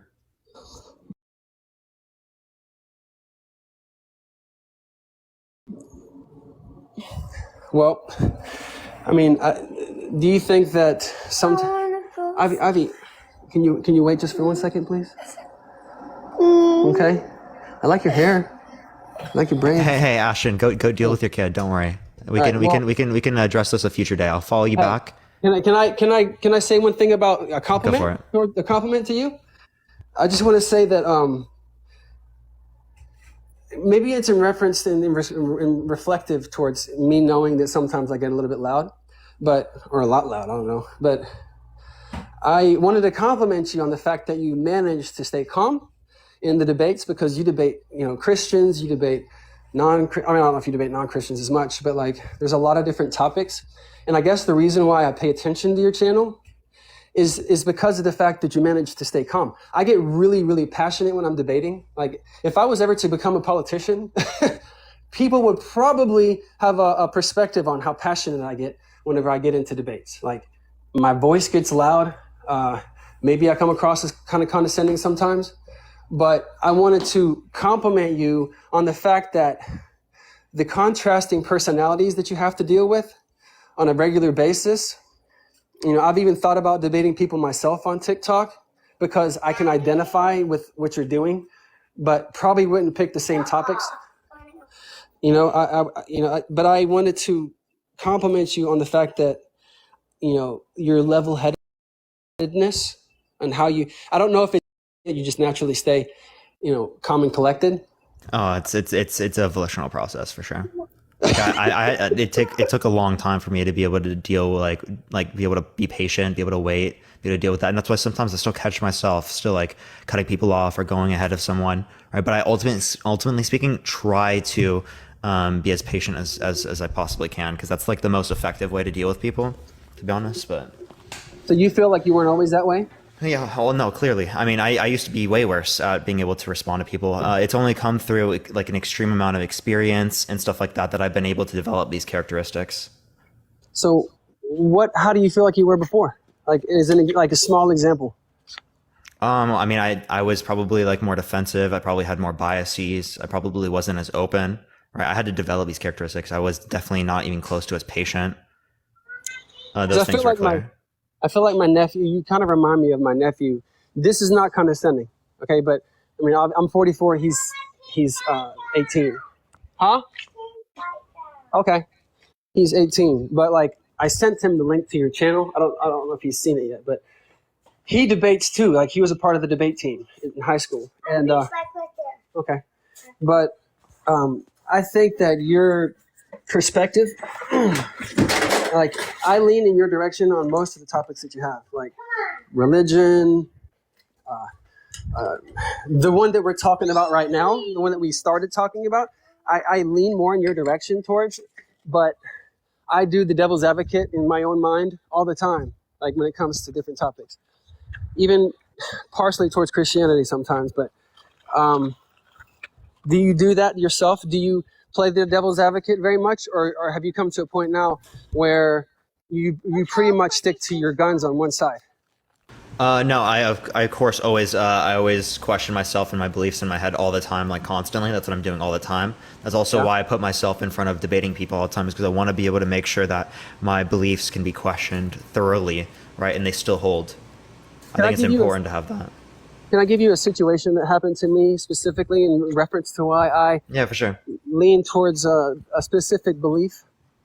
But I don't know that it can be pinpointed towards like a specific faith other than like Buddhism maybe. But so I got into meditating I don't know 10 years ago, and what I ended up doing at one point was sitting down to a guided meditation with some headphones on.